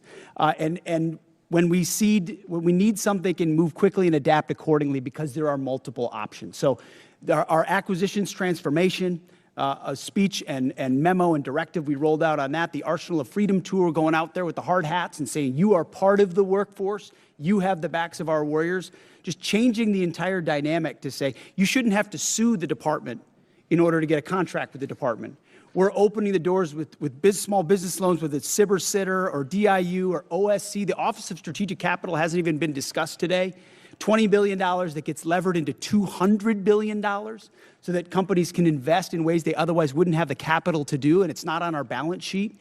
So we've got businessmen, the Deputy Secretary of War, who should be deemed a national asset for what he understands and how he works. We're opening the aperture of our department in historic ways, and I think I know our manufacturing base is going to see the benefit from it. Well, thank you so much. I also want to thank you for your due diligence in making sure that Task Force Audit will come forward, and we will see the Department of War for the first time in 2028 with a clean audit, something that the previous administration was never able to do, and many before that. I believe it was 28 years, if I'm not mistaken, Mr. Secretary, since we've had a clean audit. That is right, and this is not a thing we just announced. We've been doing it for 15 months. Jay's been integrally involved. We just launched a joint task force audit. We are going to pass an audit as a department by 2028 because the taxpayers. And this is why we're so honored to have you as our Secretary of War, and General Kane. We're honored to have you as well, leading our forces. Mr. Secretary, with the last few seconds I have, from ships to bombs to bullets, our industrial base is in dire need of support. Even as these defense markers are strengthened, as a former small business owner, I understand how bottlenecks can hold up good contracts and move from the speed at which we need for our warfighters. Mr. Secretary, can you detail how the department has moved to promote diversity in our defense industrial base? Well, if you will, can we submit for record? Sorry, every aspect is opening it up to provide as much running room for new entrants as possible. Thank you so much, Mr. Chairman. I appreciate it. With that, I yield back. Chair now recognizes the gentleman from New Mexico, Mr. Vasquez. Thank you, Mr. Chairman, and thank you to our witnesses for being here today. You're here before us requesting $1.5 trillion for the Defense Department, the largest one-year increase since World War II. While I will recognize that your budget does include increases for pay and quality of life, these increases are outweighed by the rising costs of living and the department's ongoing failures on child care, education, medical care, and other quality of life factors. Just like other families, the soaring cost of gas, groceries, housing, and child care have left military families underwater. Yet the department continues to put other priorities, like a $25 billion war of choice in Iran, and just lately, photo ops with Kid Rock, ahead of improving the lives of our troops and their families. It's deeply troubling to me that the department received a historic $1 trillion last year, including $9 billion under H.R. 1 for improving troops' quality of life, but the New Mexican service members that I have talked to are still living in barracks that are at capacity, sending their kids to run-down schools and lack access to on-base child care. Here's an example. During my most recent visit to White Sands Missile Range, I saw severely aging on-base infrastructure, specifically an elementary school that is in need of a complete rebuild. Secretary Hegseth, last fall you said that quality of life for our warriors is a critical component of reviving the warrior ethos. In a video you posted to social media last November, you said that the places where our warfighters reside need to be safe, comfortable, and clean. And in your opening statement today, you said quality of life is front and center in this budget.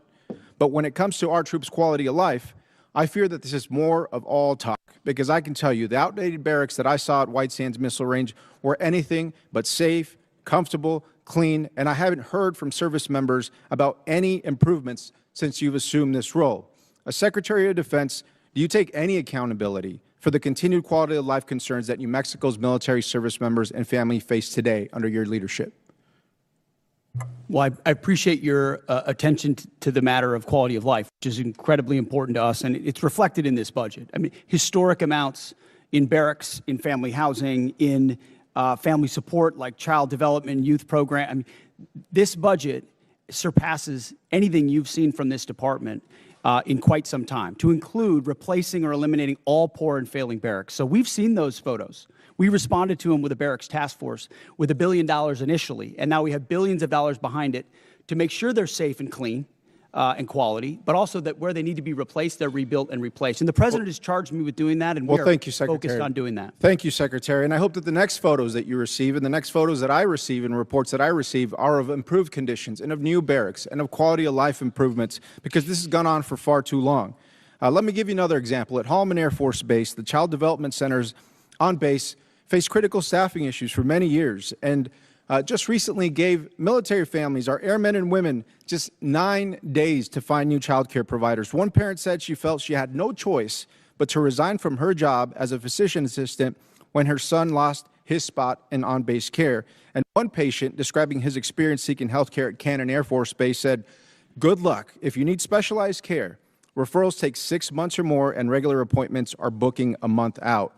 And so spending $1 billion a day on a war overseas while leaving our service members out to dry is not America first. It's a betrayal. Secretary Hegseth, I voted for $1 trillion for the defense budget in committee last year, and I've yet to see the results come home.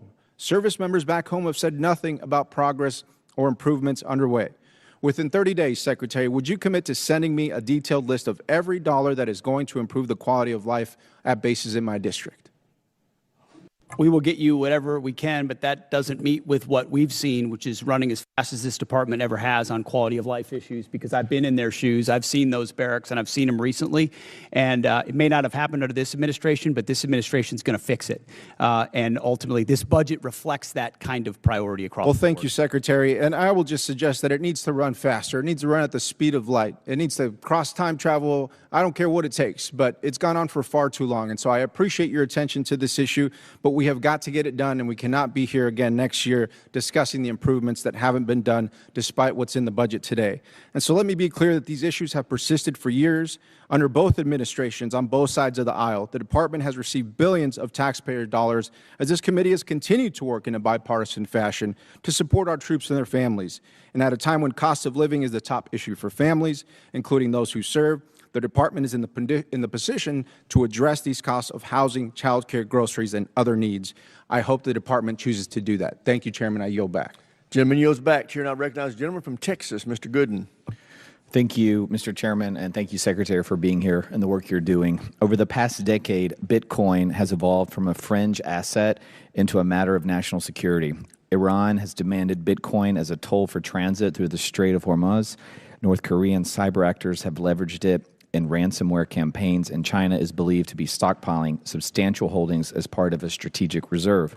Just last week, Indo-PACOM Commander Admiral Paparo stated that Bitcoin has direct implications for power projection, and he noted that Indo-PACOM is operating a node on the Bitcoin network in furtherance of that mission. Secretary, do you share the opinion that Bitcoin is a tool to project power, and are there any department-wide initiatives to ensure the U.S. secures a strategic advantage in Bitcoin and combats China's digital authoritarianism?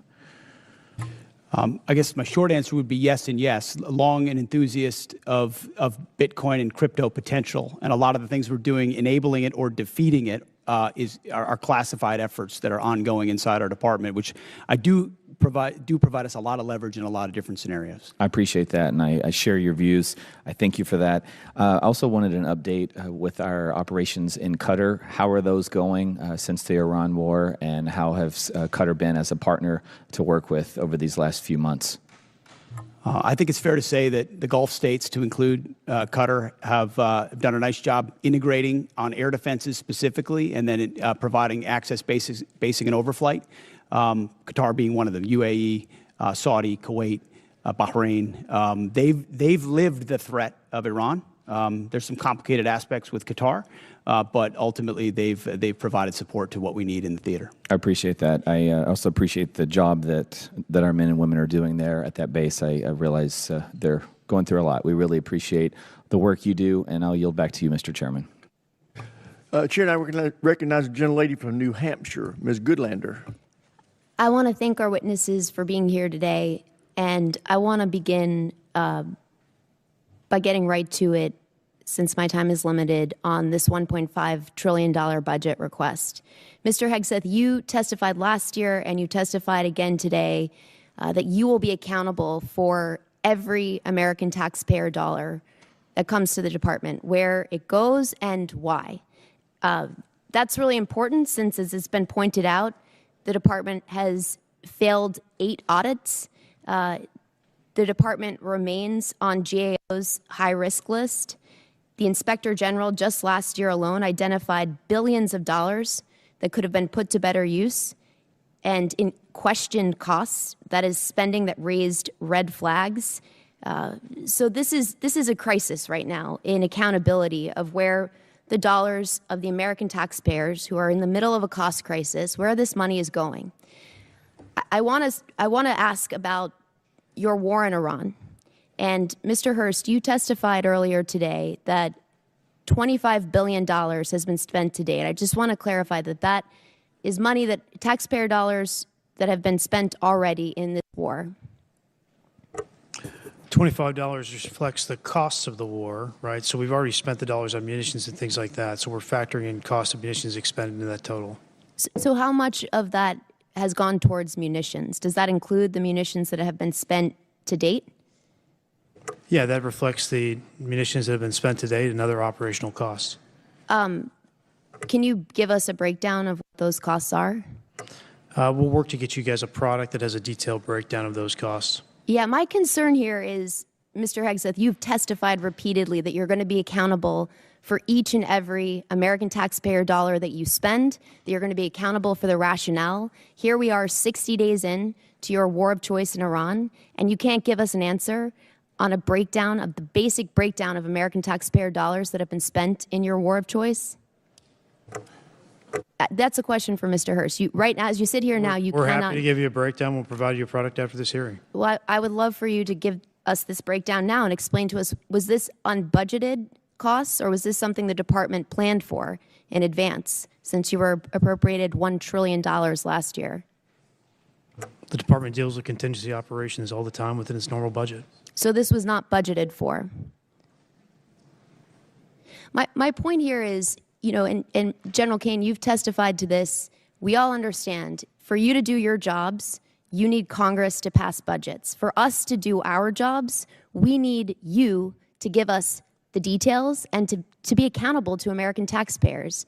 And so I got to say, it's an extraordinary dereliction that as you sit here, you cannot account for billions of dollars that have already been spent. You're in this briefed war. on munitions every week. You and your entire staff have I'm asking just so the you- American public know. It's not Mr. as if you Hegseth, don't have munitions levels. Mr. You do Hegseth. from us every single week. So Mr. you know Hegseth, exactly the numbers you're talking Mr. Hegseth, about. you have testified that American taxpayers need to know where their dollars are going. And as you sit here today, you can't provide us with a basic answer to the most simple question that you should be able to answer to each and every American You're taxpayer. asking a question to an answer with an answer you already have. No, I'm asking you for a breakdown where you said you will be accountable for every taxpayer dollar. You cannot tell us where any of the $25 billion in taxpayer funds that have gone to fund your war of choice in Iran. And I look forward to getting details from our witnesses after this hearing, because the American taxpayers need to know. Mr. Hegseth, can I ask you, do you know what the average cost of a gallon of gas was in this country on February 28th? Well, it depends on where you live. If you live in California, it's $8. $2.83. Do you know what the average cost of a gallon of gas is today? Well, much higher in California. $4.23. I got to say, Mr. Hegseth, you said you've got a crack economic team that's looking at the impacts of this war on the American taxpayer, and you can't answer this basic question. That should shock the conscience of every American. General Kane, I want to come back to something, a really important principle, and my time is limited. You testified to an important and bedrock principle of American law, that our service members follow lawful orders and lawful orders only. Is that right? Do you agree with the statement, quote, the military won't follow unlawful orders? I do. Mr. Hegseth, do you agree with that statement? Understand what you're insinuating at a partisan point? I'm not. I'm actually quoting you directly, Mr. Hegseth, from April 12th, 2016. And I appreciate that on the record, you've clarified this important principle of American Gentlelady's time's expired. Chair, I recognize the gentleman from North Carolina, Mr. Harrigan. Well, thank you, Mr. Chairman, and thank you, Mr. Secretary and Chairman Kane. It's always a pleasure to have you here. I'm going to fall in line with the chairman's earlier statements that we can do whatever we want with our 5 minutes, and I'm going to give you all a break from the conflict here, and I'm going to tell you a story, and it's a story that's important to me. And I'm going to start with a proposed citation. And it's a rare point of personal privilege for me to do this, but I have an ask of you. But I'm going to start with a proposed citation for a Medal of Honor award upgrade from a Silver Star. Sergeant First Class Thomas J. Grasso distinguished himself by acts of gallantry and intrepidity. Above and beyond the call of duty between September 29, 2015 and October 4, 2015, while serving as a senior communications sergeant, Operational Detachment Alpha 3133, Advanced Operations Base North, Special Operations Task Force Afghanistan, in support of Operation Resolute Support. Sergeant First Class Grasso was part of a small Special Forces element that seized Kunduz, a provincial capital of over 300,000 civilians, from the Taliban. Outnumbered 60-1, the U.S. Special Forces element faced an overwhelming enemy force of 2,000 confirmed Taliban fighters. On September 29th, facing a Taliban advance on Kunduz airfield, Sergeant First Class Grasso established a sniper overwatch position in the air traffic control tower. With enemy fire converging from 3 directions, Sergeant First Class Grasso risked his life to engage a hostile anti-aircraft team, successfully clearing the way for air support. On September 30th, fighting through relentless ambushes on their subsequent movement into the city, Sergeant First Class Grasso repeatedly dismounted his vehicle while exposed to intense enemy fire to engage insurgents and shield the convoy. During one encounter, while under withering enemy fire, he disregarded his own safety, maneuvered into the kill zone of a complex near ambush, saving the lives of 5 trapped Special Forces teammates, 1 Romanian partner, and their interpreter. Sergeant First Class Grasso again came under heavy machine gun fire when he dismounted to direct the element to the city compound. To enable the remaining element to safely enter the compound, he effectively returned fire and suppressed the enemy positions. From October 1st through 4th, Sergeant First Class Grasso anchored the defense of the compound, absorbing the heaviest concentration of enemy fire. He repeatedly subjected himself to heavy machine gun and rocket-propelled grenade fire from distances as close as 15 meters, repelling dozens of enemy attacks. On October 1st, a rocket-propelled grenade directly hit his position, inflicting a traumatic brain injury. Bleeding, disoriented, and going 60 hours without sleep, he checked on his teammates before returning to his exposed post. From there, he single-handedly neutralized continuous waves of attackers, attempting to detonate vehicle-borne IEDs, forcing the enemy to request a temporary ceasefire. During a subsequent rocket-propelled grenade attack near his position, he eliminated a follow-on explosive-filled rickshaw, preventing a perimeter breach. As the fight wore on, the enemy began throwing hand grenades into the compound from an adjacent building. Sergeant First Class Grasso ran through the blast to hurl grenades back, then established a clear line of sight from an exposed staircase to enable his command to call in a danger-close F-16 strafing run, bullets hitting 15 meters from his position. When partner forces were decisively engaged, without sufficient ammunition outside the perimeter, he maneuvered, without regard for his own safety, under devastating fire to resupply their position, and employed accurate sniper fire, destroying another advance. On October 4th, he unhesitatingly stepped into the enemy's line of sight to destroy the fighter, preparing to fire a rocket-propelled grenade at 2 trapped teammates. Throughout 130 hours of grueling, sleepless combat, Sergeant First Class Grasso's extraordinary heroism, unwavering dedication to his teammates, and complete disregard for his own life ensured the recapture of Kunduz with 0 friendly personnel killed in action. As these severe conditions took a toll on the element, his ability to fight through a traumatic brain injury with indomitable will and lethal precision inspired those around him. Sergeant First Class Thomas J. Grasso's heroism and selflessness are in keeping with the highest traditions of military service and reflect great credit upon himself, his unit, and the United States Army. I'm asking you to direct the board chair of HRC, Awards and Decorations Branch, to board Sergeant First Class Thomas J. Grasso's packet. I know these things to be true inside of this packet because I was there. And I'm here today only because I was one of those 5 that he rescued out of that near complex ambush. And I'm grateful for your service to our nation.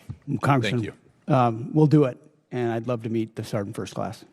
Thank you. I think the gentleman yields. The chair now recognizes the gentlelady from Maryland, Ms. Elfreth. Thank you, Mr. Chair. I want to start by thanking SEAC ISOM and General Keane for inviting a number of us to the Pentagon last week to talk about the 1.8 million enlisted service members we have, the challenges and opportunities that we can work together. Every base that I go to internationally and every single major military base in Maryland over the last year, I insist on meeting with service members and hearing what we can all do better, Mr. Secretary. I want to assure you I insist on those meetings. There's a whole lot we could talk about today, war in Iran, and I too want to thank the families of the 14 service members we have lost in this war so far, both strikes in the Caribbean and the East Pacific, firing of a number of people we all respect on this dais on both sides 61 days into this war. But I want to start with those quality of life issues, Mr. Secretary. A number of members of this committee met with survivors of sexual assault at Fort Hood, enlisted members and family members. You sat here last year and you said, quote, "I applaud Congress for the efforts that have been ongoing to address sexual assaults, which we do need to drive down to zero. That funding has not been reduced." I appreciate that, but the budget we have before us is level funded from last year, which you would agree is a realized cut year over year. So I want to give you the opportunity to talk about how you're still going to drive those sexual assault numbers down to zero via flat funding.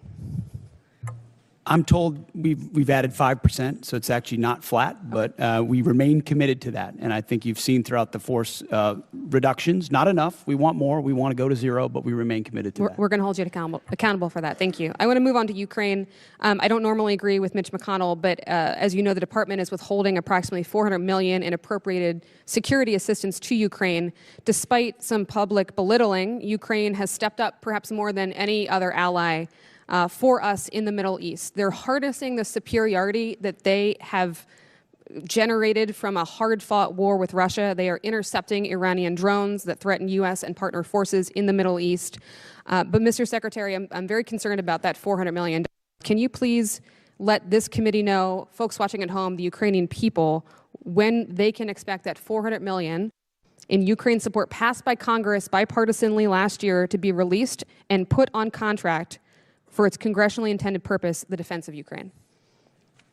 So the department recognizes that $400 million was allocated for European capacity building, and as of yesterday, it has been released. As it released, an under contract released as of yesterday. How would you describe it, Jay? Not under contract, but released to be put under contract. Let me ask you a different way, Mr. Hurst.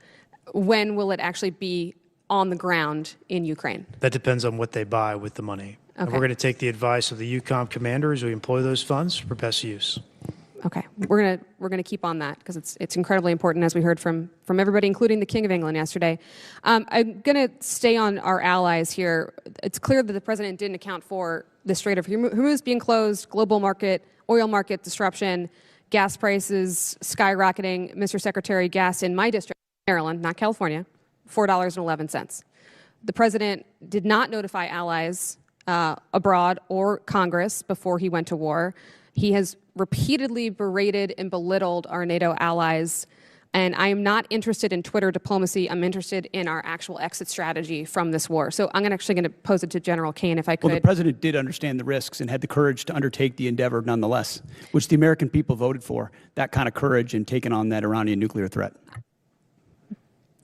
General Kane, have you or what have you formally and specifically requested of our NATO allies and European partners for operations in the Strait? Can you tell me escort duties, air defense, peace enforcement, specific requests of our NATO allies?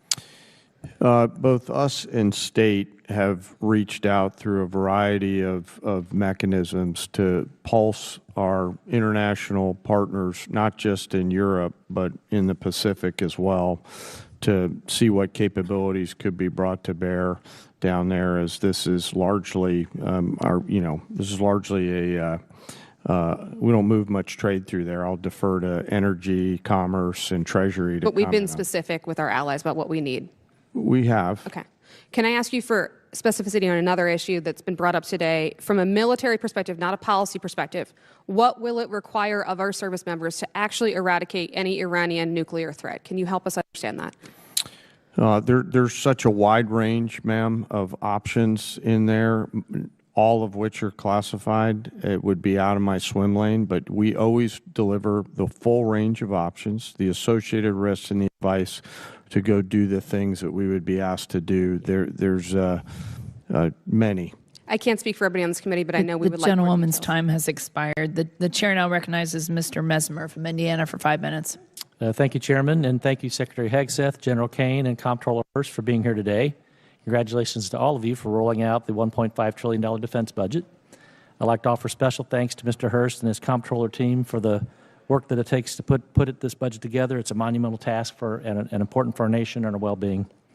Secretary Hegseth, as you know, the theme of this year's NDAA is expanding the defense industrial base, and one of the key bottlenecks to that expansion is our workforce size. We are not producing enough skilled young workers, and too many regions with strong manufacturing potential remain underutilized.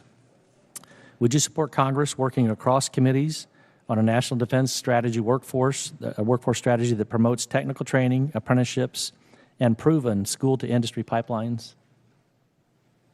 Absolutely. I think you'll find our budget fully aligned with the theme of the NDAA. And when it comes to skilled workers, whether it's DODEA schools, whether it's the Patriot Pipeline or any form of trades, we're investing in that because we need those folks invested in our industrial base. Excellent. I'd look forward to working with my team to ensure those efforts align with the Department of Defense and the industrial workforce priorities. So my office will be reaching out.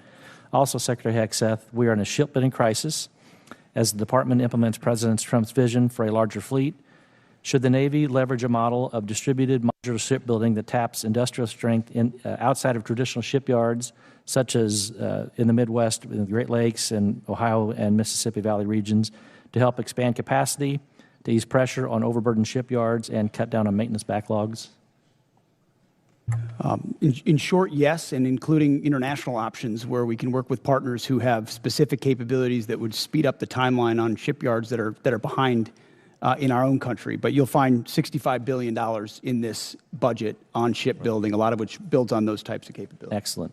Would you also agree that platforms like unmanned surface vessels, tenders, and other support ships seem well suited for production outside traditional shipyards? Absolutely. And in fact, some of those facilities were precisely the ones we visited on the Arsenal of Freedom tour, USVs, UUVs, where you don't need the same capabilities you would in a traditional shipyard, or you can invest in a new type of shipyard, specifically tailored to those more bespoke capabilities that can be scaled for the fight of the future, for sure. Perfect. Thank you. Secretary Hegseth and General Kane, many from the Department have reiterated support for the nuclear sea-launched cruise missile, and I believe President Trump needs more support options in the form of expanded theater nuclear capability. From your perspective, what specific deterrence problem does SLCM solve that current capabilities do not, and what risk do we assume if that capability is not fielded? Take it first. SLCM provides, it's part of the multiple layers of nuclear deterrent that any president has to have at their disposal that creates dilemmas for enemies who are either nuclear capable or not, and ensures the kind of leverage required and defense required, deterrence required, that the nation that sort of underwrites everything we do. So more options on that the adversary can't account for is only good for us. Only thing I'll add is, as we mentioned a little bit earlier, sir, we continue to modernize the full range of the triad. This is another tool in that regional normally, so it's something I support. Thank you. As we look beyond the current program, should the Department be thinking about a future sea-launched nuclear system with greater survivability, maneuverability, and potential hypersonic capability? Yes, and I know we are. Okay. Thank you. Secretary Hegseth and General Kane, one of the major bottlenecks in expanding the defense industrial base is test range access. Companies are waiting too long for range time, and that slows fielding at speed modern conflict demands. What is the Department doing to expand and modernize the testing architecture? $5.2 billion worth of investment, but I'll tell you, when we sit with industry, and I simply ask the question, what can we do for you? How do we empower you? Test ranges come up almost every single time, and the limits and the timeline limits they create. So we're trying to blow that open and create a lot more options for them. Okay. Thank you. Secretary Hegseth and General Kane, I'd like to extend an invitation for both of you to come and visit Naval Surface Warfare Center Crane and see what a great work is being done in Southwest Indiana to support the warfighter and ensure our military edge. And with that, I'll close and surrender the rest of my time. The chair now recognizes Mr. Whitesides from California for 5 minutes. Thank you, Chairwoman. Secretary Hegseth, General Kane, Mr. Hurst, thank you for testifying today. and for your service to the nation. Over the past few weeks, military and civilian leaders of many of the DoD components have testified about their FY27 posture. We appreciate their professionalism and their service to the country and the time that they've spent to testify before us. I want to start with Mr. Hurst. Mr. Hurst, you testified at the beginning of this that you said that the estimated cost of the war is about $25 billion. In March, you stated that the first week of the war cost $11 billion. So is it right to say that the following 7 weeks have cost about $14 billion total, or $2 billion per week? Yeah, the most intense phase of the conflict was obviously the beginning. That's when most munitions were used. Okay. And that's the base expense from the war. Right. So that you also said just now that the $25 billion includes the cost of the munitions deployed. Is that right? This question is for the CFO, sir. Yeah. That's correct. Okay. So I guess I'm confused then.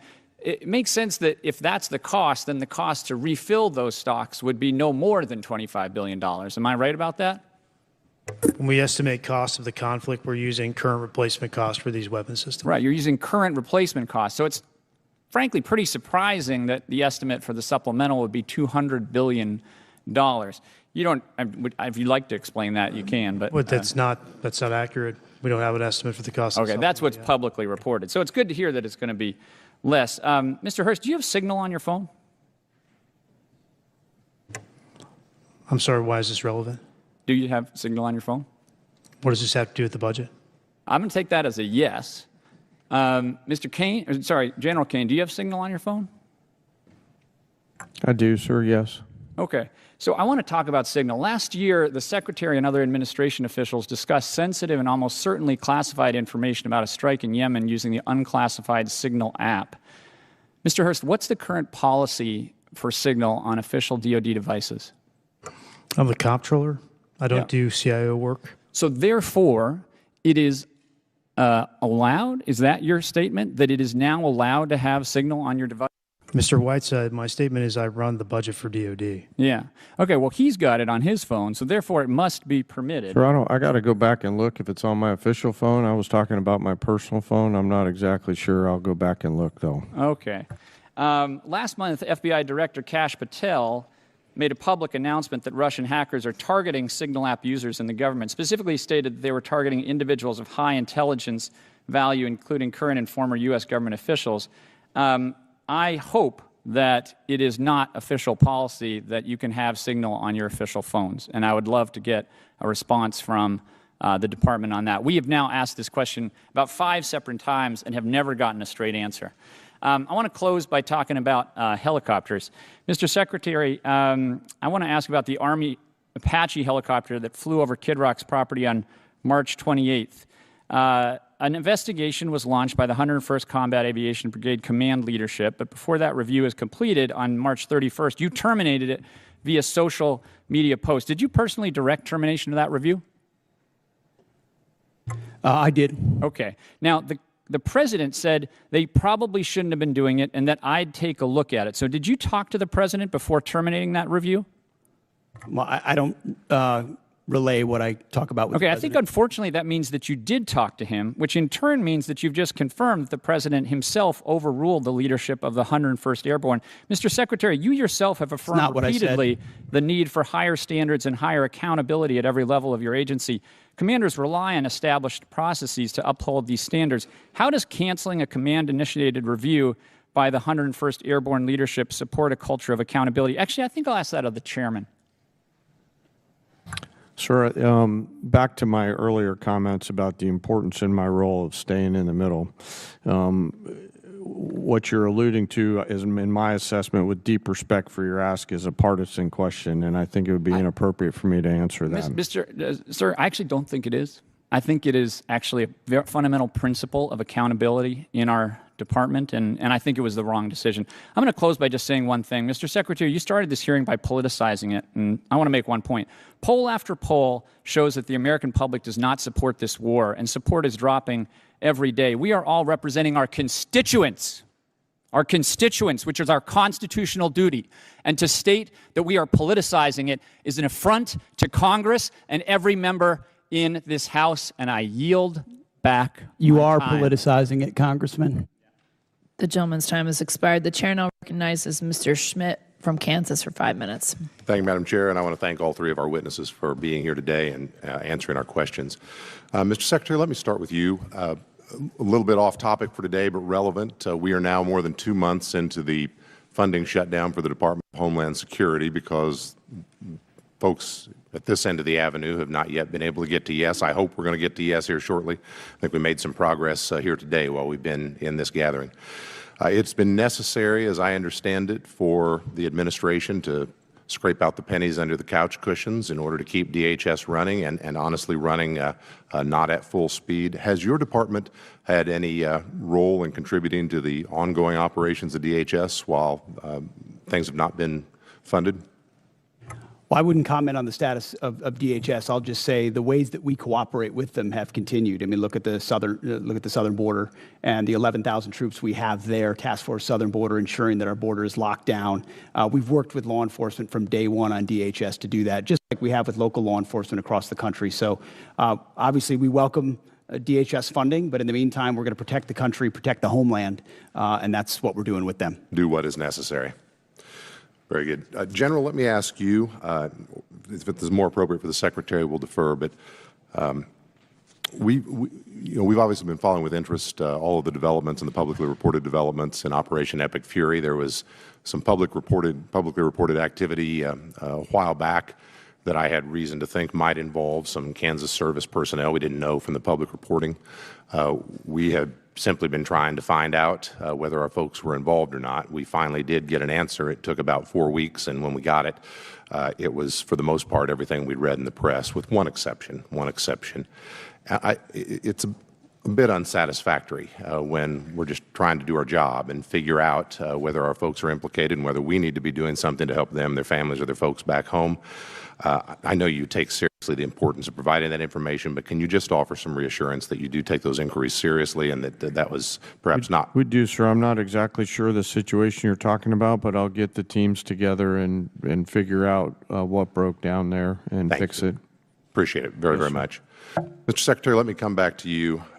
In talking with Kansans who either have been deployed or are in support of folks who have been deployed, I am under the impression that there has been a particularly high, especially early in the operation prior to the ceasefire, particularly high amount of concussive activity, and that we might be well advised to be prepared when folks come home for concussive injuries, for combat-related PTSD, perhaps at levels we aren't expecting, at least those of us watching from the outside of the operation.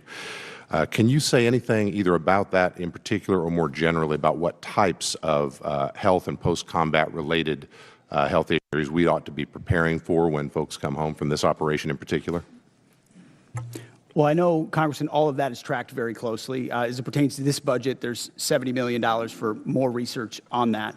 But I would note that as it's tracked and identified, also 90% of those with injuries in this conflict have returned to duty.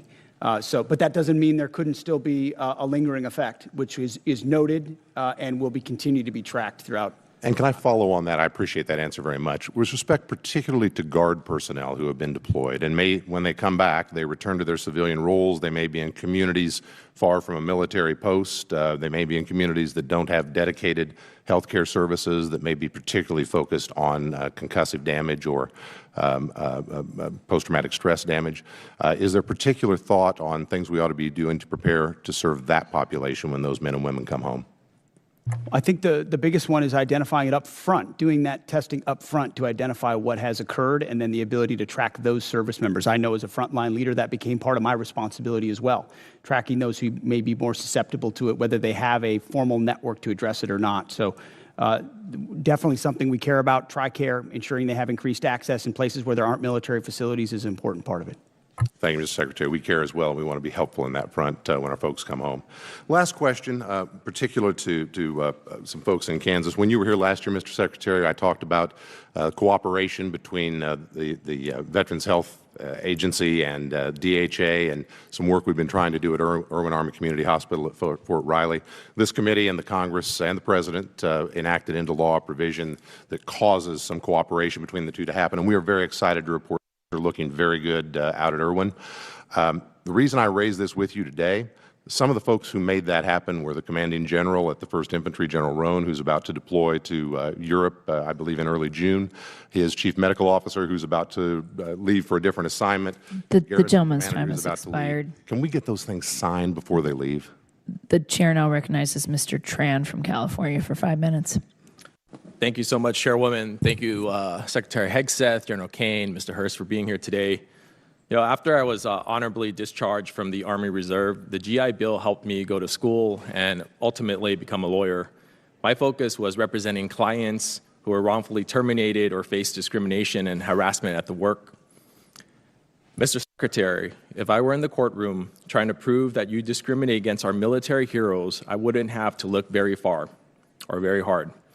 In just 16 months, you have fired more than a dozen senior military leaders. You've delayed or canceled the promotion of even more. Your chief of staff told the Secretary of the Army that President Trump would not want to stand. That's not true. That was totally false reporting. I'm not getting you to my know question yet, Mr. Secretary. Yeah, you told the President, the Secretary of the Army that the President would not want to stand next to a black female officer at the military events. But you know, despite all of this, I remain very hopeful that you can and will do better for the men and women who have dedicated their lives to protect our great country. You're here to ask for $1.5 trillion. That's a huge budget, and I want to make sure that you have the ability to manage it. Secretary Hegseth, you would agree with me when I say that we want the most qualified people in every position of our military, correct? That's a question. Yes. Thank you. General Kane, you would want the same? Yes. Thank you. You know, I share the bipartisan concern about the firing of General George. And what I and the American people want to know from you is, did you ask the President for his permission before you fired General George, Secretary Hegseth? It is my responsibility to confer with the Commander-in-Chief on especially high-level personnel matters. And ultimately, I won't relay what was discussed, but he was aware of the action that would be taken. Okay, great. Thank you for that. And when you made the decision to fire General George, did you consult Secretary Driscoll? There had been multiple consultations over a year, yes. Do you and Secretary Driscoll have a good working relationship? Yes, I appreciate the work he's doing for the Army. And for the record, would you agree that Secretary Driscoll is doing a great job as the Secretary of the Army? I appreciate the work that the Secretary is doing and made the personnel change based on the Chief of the Army. In fact, he was so good that at his job that the President sent him to Ukraine to negotiate a peace deal. Do you know why the President chose to send him over you?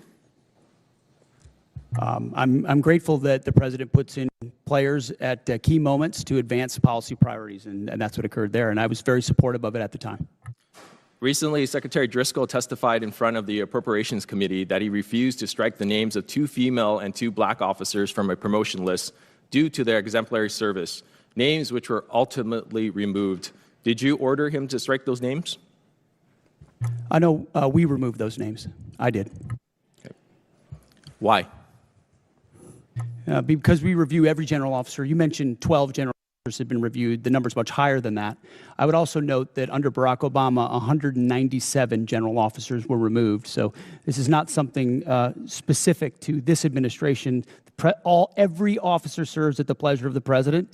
And when they need to be removed in order to ensure we have the right leadership in those services, I will make those calls regardless of what you might say from the dais. You know, about a year ago, the Army began their transformation initiative.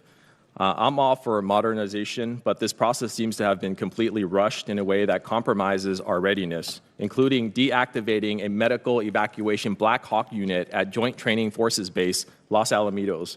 I've heard recently from senior Army officials who support slowing down the Army Transformation Initiative, specifically as it relates to aviation. Secretary Hegseth, can you commit to slowing down ATI as it relates to aviation?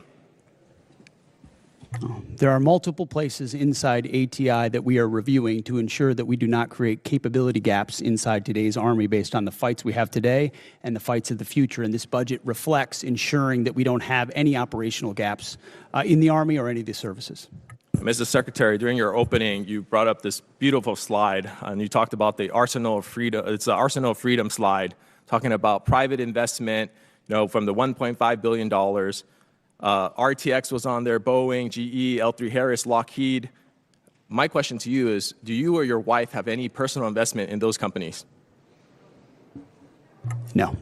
Thank you. The gentleman's time has expired. The chair now recognizes Mr. Crank from Colorado for 5 minutes. Thank you, Madam Chair. Mr. Secretary, the Department's FY27 military construction request includes plans for a new $250 million Space Force operations facility at Schriever Space Force Base. When constructed, this facility will support essential national security missions like Golden Dome, the National Reconnaissance Office, intelligence, surveillance, and reconnaissance missions, and other Space Command requirements. With a projected workforce that includes over 2,600 high-paying civilian jobs, how will the department compete with the private sector to recruit and hire the highly skilled talent needed for those positions? And how will the department work with El Paso County, which is my county, and the city of Colorado Springs, who strongly supported this administration, by the way, to meet the growing needs of the Space Force? Well, first and foremost, and I mean this, I would welcome your input. That's usually what I say when I'm on the road and in the field with commanders is, okay, you ask me, we meet with battalion and brigade commanders all the time. They ask me a really detailed question, and the first thing I say is, what do you think?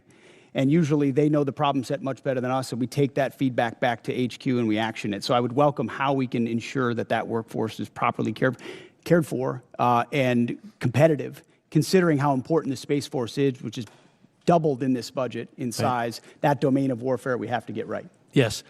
Okay. Mr. Secretary, sometimes here in Congress and on these committees, sometimes we do oversight, but sometimes we just overact. And there's been a little bit of that today. There's been some overacting. I would hope that when I look back on my congressional career, I've only been here a little while, I do know that when President Biden did some military operations, I supported him. I wasn't here, but I supported those operations because it's important to support the men and women of the military, and it's important to support our commander-in-chief when he makes the decision to deploy those troops. And I'd hope that when I look back on my career years from now, I will say the same thing, that I didn't choose what to support based on who the party was in the White House, but based on whether it was the best thing for our national security. And I hope that some of my colleagues who don't seem to hold that same standard would introspectively look at what they do. But I want to give you a minute. There's been a lot said about Iran and about the mission in Iran. And I think there's been a lot of misinformation here, and I want to give you the opportunity to correct the record. Well, I appreciate that. We are fortunate to have a president who understands the nature of the threat we face from a nuclear-armed Iran, full stop. We know what they say they would do, we know that they were pursuing, and we know that at their weakest moment, we had an opportunity to do something about it before they had a conventional shield of missiles and drones so large that they could never be contested. And then without inspections and from a bad deal, they could possibly race to a bomb. So the threat was right there in front of us. All it took was the courage to act, which no other president had done. And he gave us a clear set of objectives, which the chairman and I talked about from day one. In pursuit of ensuring that Iran never gets a nuclear weapon, you degrade their missile program, defeat their missile program, get at their conventional Navy, and ensure they don't have a defense industrial base so they can rebuild those capabilities. That's what we briefed from the podium. That's what we talked about. That's what we were focused on. And in service of that, had overwhelming military victories in pursuit of it. I mean, we've never seen an air campaign like what we did alongside the Israeli Air Force, not to mention the rescue of those two pilots and the professionalism of that joint force that went downtown twice, once in the day and once in the night, to leave no man behind. That is a call the commander-in-chief makes, and he had the guts to make it. And as a result, we're in a ceasefire, in the middle of negotiations, in a very strong place with a blockade that will ensure that when this is done, when a deal is set, it's a deal on the president's terms to ensure Iran never gets a nuclear weapon. That's a fight worth having. And if the American people remember 47 years, Americans remember 47 years of what the Iranians have done to us, targeting and killing Americans. If they had a nuclear weapon, they would use it. This president has unleashed his military to do something about it. We've had historic successes. And if we need to go at it again to ensure that success, we are prepared to, but we're hopeful over time that a deal will be compelled and compelled quickly So this talk about endless wars or forever wars, the President points out rightfully what this town tolerated in Iraq and Afghanistan and Vietnam. That is not this. This is a discrete mission to pursue U.S. objectives, and we're doing it in a historic fashion. I support this president's operation right now in Iran. I supported President Obama when he said he opposed a nuclear Iran and would do what was necessary to not to do that. And I supported President Clinton when he did the same. It's time to act, and I'm glad that this president did. Thank you. The chair now recognizes Mr. Vindman from Virginia for 5 minutes. Thank you. Earlier, Secretary Hegseth, you talked about flexible realism. So let's see if we can figure out how much of it is realistic and how much of it is just flexible. Secretary Hegseth, last year I asked you some questions about Indo-PACOM and threats in Europe, and you had a hard time answering those questions. I'm sure you prepped better this year, and I'm hoping you can answer some of these basic questions since now we are at war. Do you know what the price of oil is today? I don't know where it's gone as of this time of this hearing, but roughly $100 a barrel. It's actually closer to 120, 117. Well, it depends on the index you're looking at. I'm looking at Brent. Do you know what the price was the day before of Brent, the day before we went to war? It was certainly lower. You understand you're taking some economic risk. But I would note, a lot lower. The energy dominance this president has unleashed has put us in an incredible position. Thank you. So it's $72. And so now we have a 62% increase. By the way, the department obviously will be paying those extra fuel costs. That's going to be not insignificant, but so will the American people. Now, at its narrowest point, how wide is the Strait of Hormuz? I think it's about 12 miles, but I'd have to check. It's 24 miles, but 12 miles is actually the relevant number because that's the navigable channel. That's the international water navigable channel point. And do you know how many barrels of oil transited the Strait of Hormuz each day before the war started? I don't know the exact number, but you're looking at over 100 oil tankers usually transited a day, or 120 a day would transport the strait. Yeah, and so 20 million barrels a day, and right now they're at an 81% reduction. So it sounds like you've done your homework. You're tracking pretty well what the strategic situation is. So a couple of questions. Were you aware that if we struck Iran, that they would most likely close the Strait of Hormuz? Of course, our department was prepared and planning for every possible contingency, being front and center as something they may do in a desperate state to attempt to which is what they've done, some kind of control. And I appreciate that. And earlier you told Mr. Moulton that this department has looked at all aspects of the risk and that the president got every possible perspective. And then recently you just said that the president did understand the risks and had the courage to undertake the endeavor nonetheless, and that's leadership, or words to that effect, pretty close. And so I just want to kind of give you the state of play right now. It's been 2 months of war. We have hopes for a resolution, but the war continues, really.